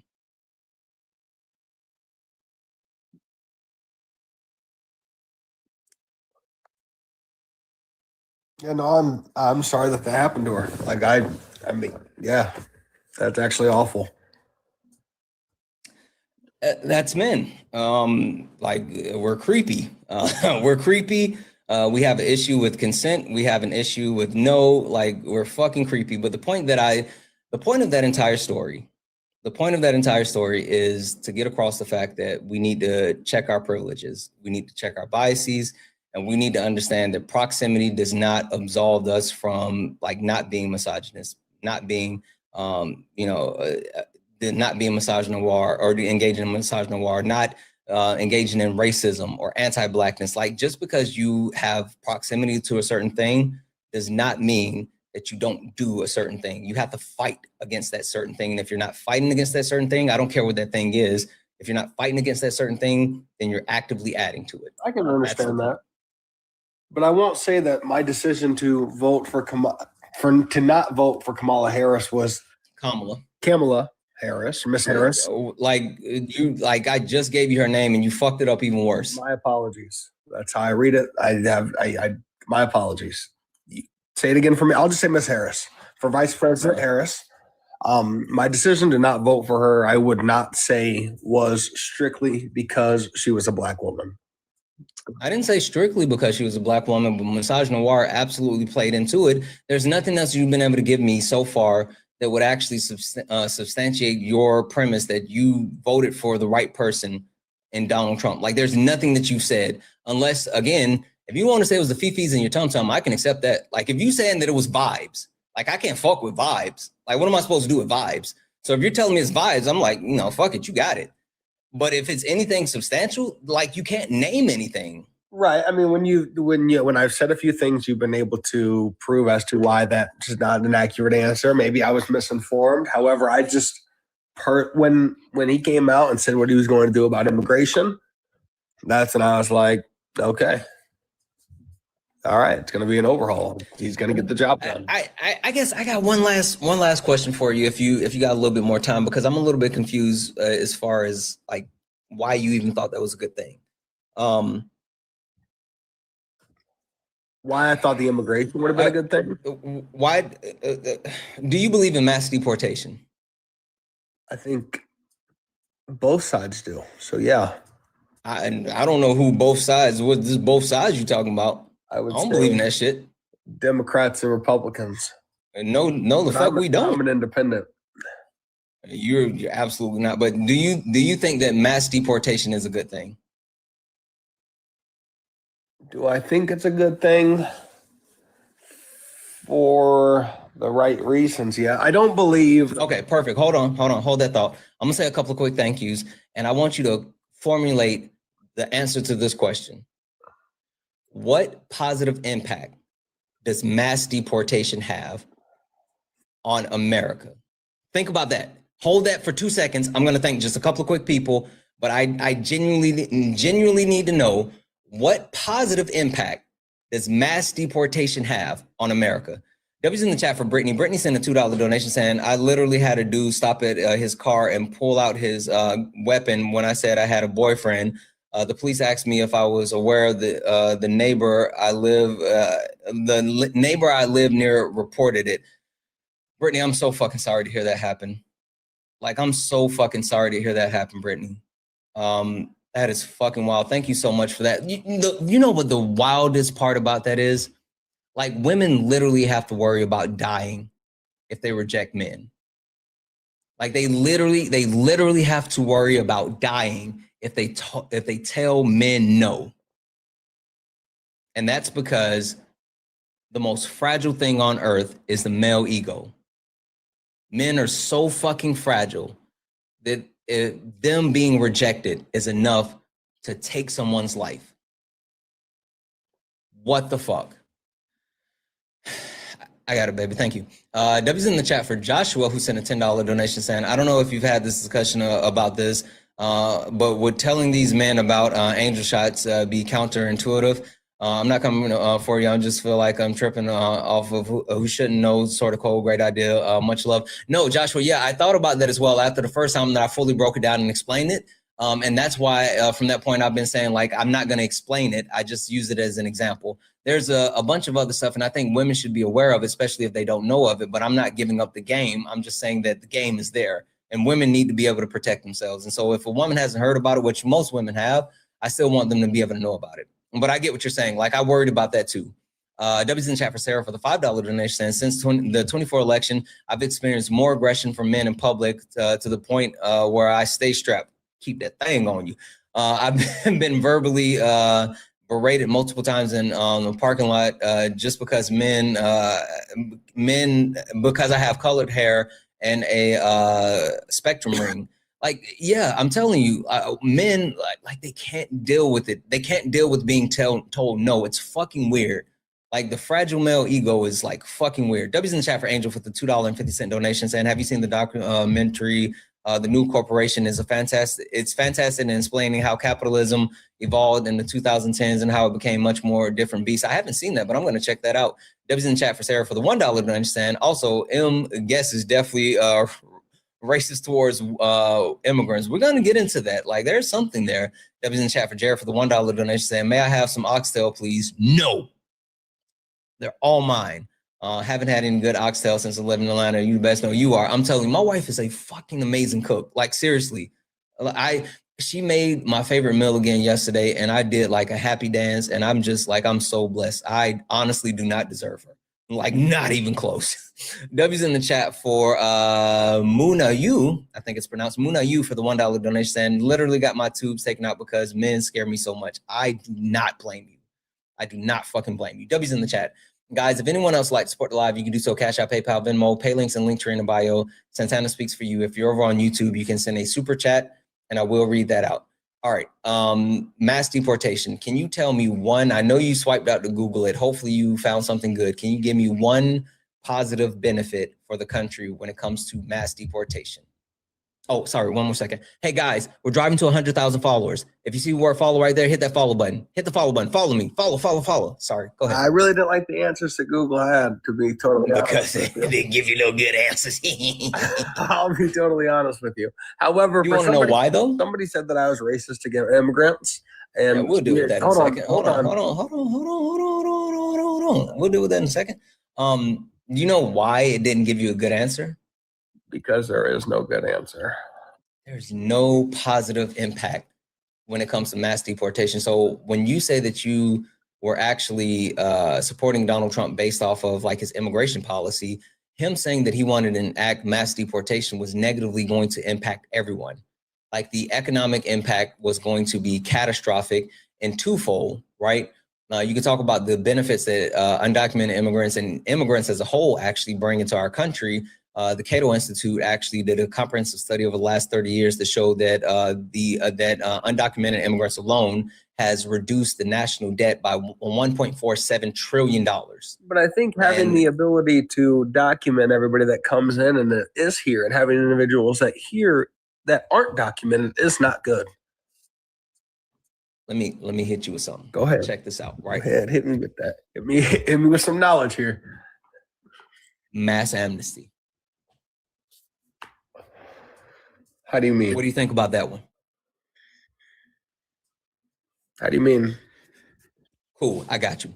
If we go through the process of mass amnesty, it does a couple of different things. One, it allows us to properly identify the amount of people that are actually in this country that's undocumented. It gives a legal pathway to citizenship. It'll reduce the ability for people and corporations to pay undocumented immigrants under the table because they lose that leverage of having them deported. So everyone, not only will the immigrants be paid a fair wage, but you won't be shortchanging the American citizens anymore. You get to capitalize on being able to collect state taxes. They can have access to like home loans so they can become homeowners. That's more money into the economy as a whole. And it's cheaper than doing mass deportation, right? Mass deportation is costing about $98 billion a year. If you go through mass amnesty and then you actually categorize everyone that's here, we get an accurate number of people that are in the country while also reducing the undocumented population. Then what you do? That'd be brilliant. After you say, hey, if you're here, listen, we fucks with you. Come get registered. You can stay. Who would be like, nah, I'm not interested in being a legal citizen? Who do you think would say that? I don't think anybody would have said that. No, there will be some people that would say that. You know, the violent criminal. Exactly. The people that would say no, specifically would say no because they're here for nefarious reasons. Right. And so if we are able to give a legal pathway to citizenship, then we can target those people who say no. Right. It'll be a smaller pool and we could actually go after those violent criminals. And here's the kick in the teeth. This is the seller for Republicans. Did you know we've already done this one time in our history? I did not. You want to take a guess who did it? I don't think it was Bush. It's the champion of the Republican Party. I call him the devil, but he's the one Republican that all Republicans seem to get like a stiffy for.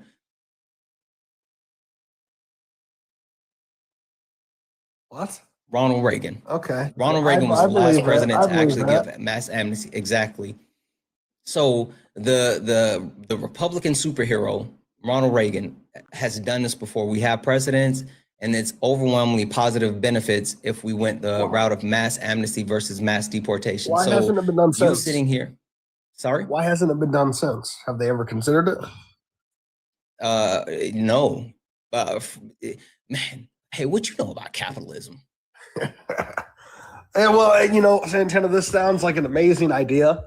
And tell you what, if you run on this next election, my wife won't let me run for brother, office. She you run already on said this no. next election based No. on our My wife conversation, said you got no. My my wife said I can't do it. I gotta like do other shit, so I can't run. Well, if she changes her mind, you got my vote. Yeah. The reason why no one's trying to bring it up is one, because having something that is politically divisive is good for running. No matter if you're on the left or the right, like having a champion issue or something to attack, they can raise more money on. And number two, the creation of race and racism. One of the key factors of it was to create a free and cheap labor force. Well, having undocumented immigrants propping up the country as a free / cheap labor force supplements the lack of having slaves, right? You can't enslave Black people anymore.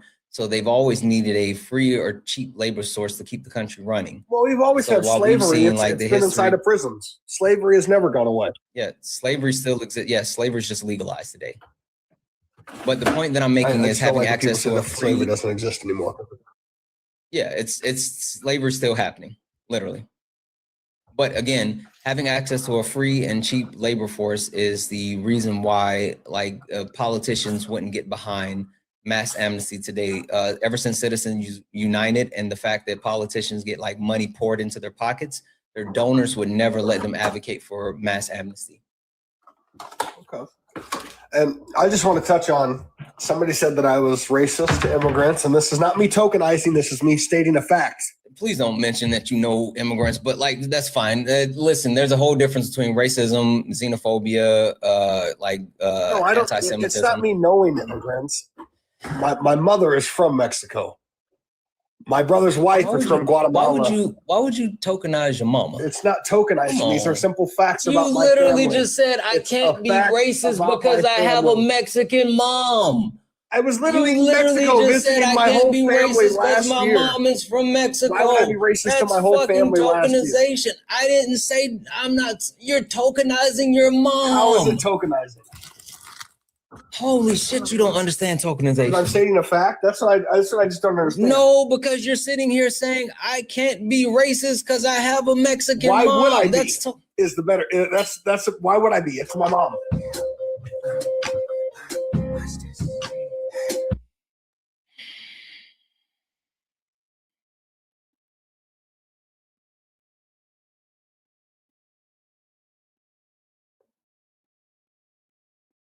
What are we doing, chat? Yeah, he did that shit again. He literally did it again. What are we doing? Holy smokes.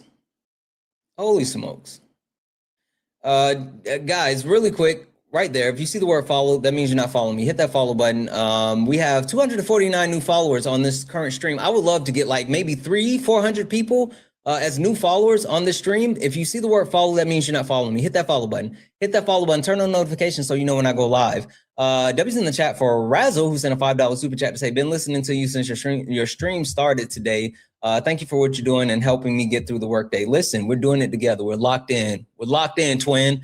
W's in the chat for Marie for $1.11 donation, saying, I learned when I was young and hot to dress masculine.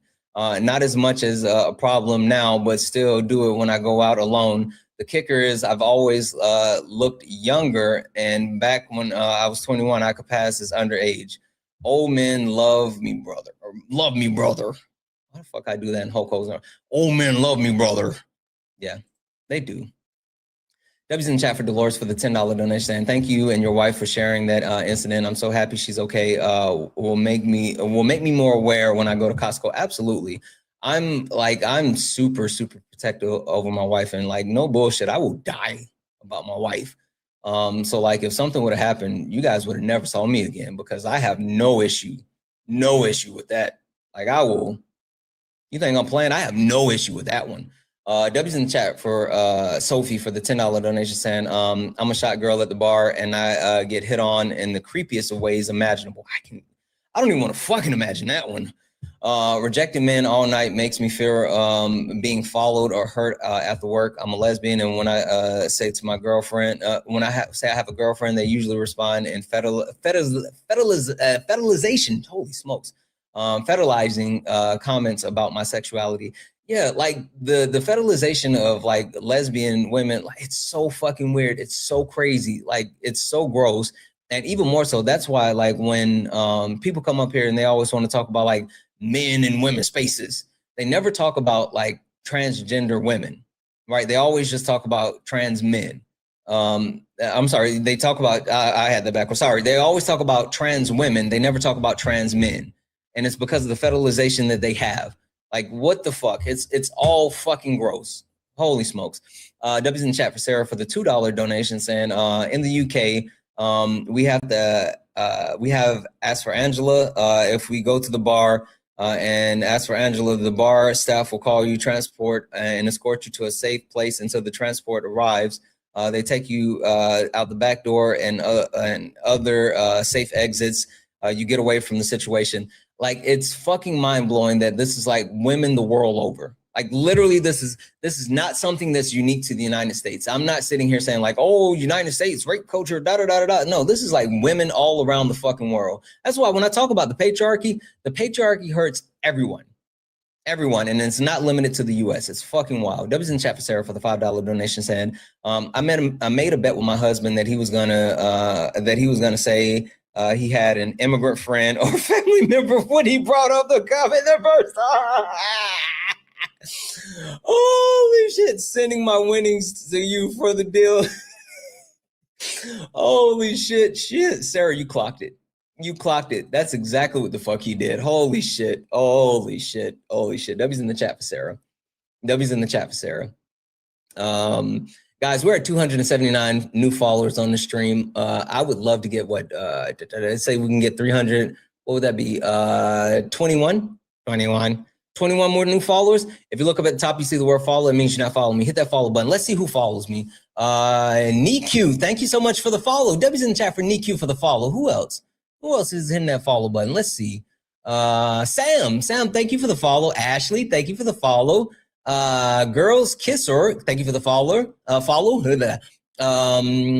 G, thank you for the follow. Gay Twinkie, thank you for the follow. Who else? Caddy, thank you for the follow. Rocks, W's in chat, thank you for the follow. Nash Mufford, thank you for the follow. Let's see here. Terry K, thank you so much for the follow. Fucking W's in the chat.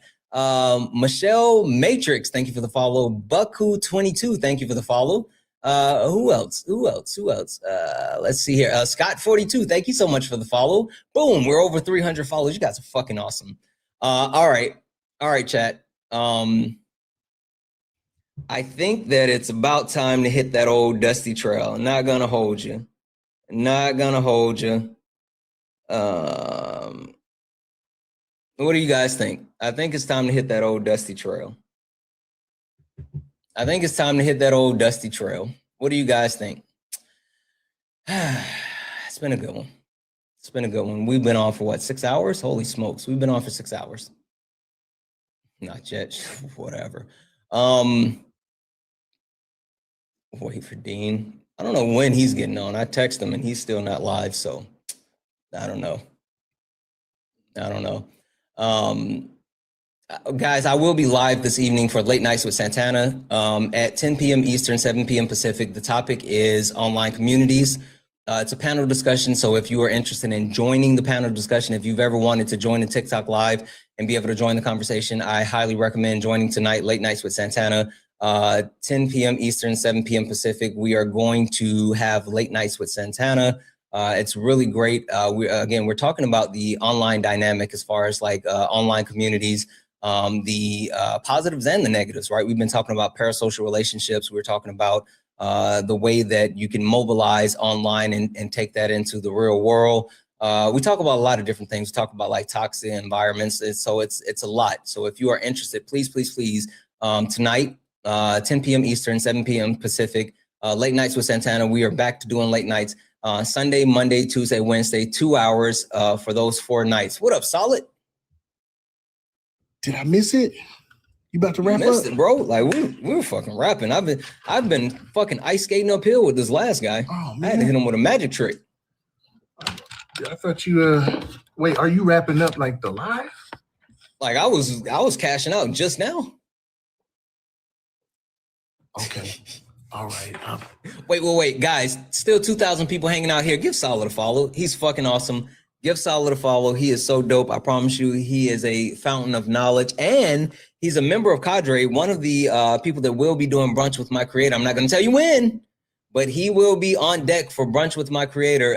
It was amazing yesterday with Sean. She did an amazing job. If you missed brunch with my creator with Sean, it's on the YouTube. Santana Speaks this Sunday at 1 p.m. Eastern, 10 a.m. Pacific. We'll have brunch with my creator with Jeff from End of a Species. He is the second member of Cadre that will be doing brunch with my creator. Hey, thank you for the well diving. So guys, give Solid a follow. Go check out Sean's brunch with my creator yesterday. It was a fucking banger, and prepare for Jeff's brunch with my creator this Sunday. Solid, you got anything for the people? You said get Swan on Swan's on deck as well, because Swan's a part of Cadre. Yeah, sorry, go ahead. Swan is coming up. Yes, I am super solid. I am the chairman of Agitprop for Cadre. I do a lot of education when it comes to sociology, especially when we're talking about racism. We examine it from a sociological lens. We add a skosh of economics in there. If you want to catch up, so that you're not lost when I start using jargon, you can go to my Patreon. The link is in the bio, and watch some of the Discussing Racism 101s. You can, if you have trouble getting to that, you can just go to onlydweebs.com. Only dweebs. Only dweebs. I'm sorry. 1 second, guys. Still 2,000 people hanging out. I know people have seen me in other spaces calling people dweebs. If you are wondering who I got that from, who was the proprietor of calling people dweebs, this guy right here. He's the one that has me calling people dweebs. That's him. I'm sorry, Solid. Tell him about Only Dweebs one more time. Yeah, so onlydweebs.com will take you to my merch store, but you can also get access to the Patreon, to the YouTube, and that's about it for now. We got, did I say YouTube? Yeah, I said YouTube. I'm sorry. I just came back from the mountains of Caucasus. The mountains of Caucasus with my family. We were sledding. We were in what's it called? Snow tubing. We were snow tubing, and so I'm a little loopy. Okay. You seen Norbit? You seen when Rasputia went down the slide and then when I tried to watch it. I was like, it's just not funny. Oh, what? Oh man. Yeah, and maybe I just didn't give it a fair shake. But I looked at it and I was like, eh. Well, there's only one scene you need. That's the scene where Rasputia goes through the wall. That's what happened with me. I left a big solid shaped hole in the wall, and it was big fun. W to Kelly for subscribing to the Patreon right out the gate. Go Kelly. W Kelly. That's all. I had a conversation last night with Tish, right? And so Tish was someone who like months and months and months ago came in on my live when we were doing late nights, and she was a Trump supporter, and she was telling me like, you know, she doesn't necessarily agree, she's in Texas, all this other stuff. And when I first met her, I was like, fuck is this white lady on, right? And we were talking last night because the conversation was about like online communities and all this other stuff. And she told me like she came back up because she's been around ever since. And she told me like not only has she started like working on herself, she started working on like deconstruction. She started working on like learning about intersectionality. She told me how she went to Barnes and Noble. She got all the books. She's been like journaling stuff. And then she's also started to shift over to you all spaces. And like the fucking shift was like mind blowing. I told her, I said, Tish, I would have never, when I first met you, I just thought you were like, you know, this white lady here. And for her to go from there to not only being like an intricate part of our community to like embracing you guys, like that made me so proud last night. It was fucking crazy. What a W. Tess, not Tish. God damn it, I keep doing that too. I always do it. Tess. Yeah, Tess, Tish. I always do it. I've been doing it for months. I know her name and I do it every single time. It's Tess. I got you. That's beautiful. That's amazing. Well, she's welcome over in our community. I apologize. I understand that some of the things we talk about are a little grating, abrasive, difficult to process, I think is what's going on, right? I think for folks who are uninitiated, it's probably extremely difficult to process claims like Black people can't be racist, right? Mm-hmm. Or it's difficult to process claims like white privilege is real. But once you get the info, it's kind of difficult to deny it. You know what I mean? So unless you go la la la la la la la. I can't hear you. Yeah. But thanks, Santana. I appreciate you. I'm sorry I'm late, but I was having a blast with the family. So yeah, well, you know, family time is important. I'm always here, so you know you're always welcome back. So we good. All right, man. I appreciate you. All right, bro. Have a good one. W's in chat for solid, guys. W's in the chat for solid.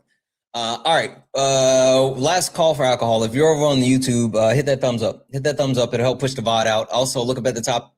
You see the word follow. You're not following me. Hit that follow button. Hit the follow button. Follow the backup. Oh, wait. Not only follow the backup, but let me get this up here. Follow.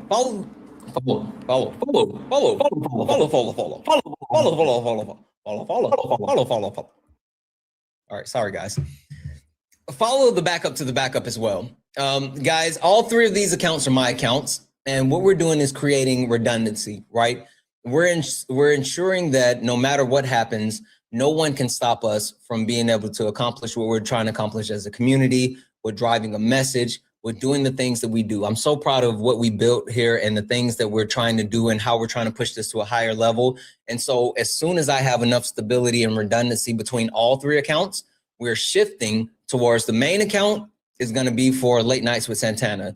The backup account is going to be for Sparring with Santana. And the third account is going to be for Brunch with My Creator. If you go to any of those profiles, I have all of my live times on each one of the profiles. So if you're ever wondering, hey, when is Santana going to go live? When is Santana going to do debates? When is Santana going to do late nights? When is Santana going to do Brunch with My Creator? You can go to this account. You'll find late nights. You can go to this account. You can find Sparring. You can go to this account. You can find Brunch with My Creator. Go to all three of them. And the fun thing about all three of them is each account has their own theme song. There's literally a theme song for every account, right? So if you tune in to Brunch with My Creator on this account, you're going to get a little bit of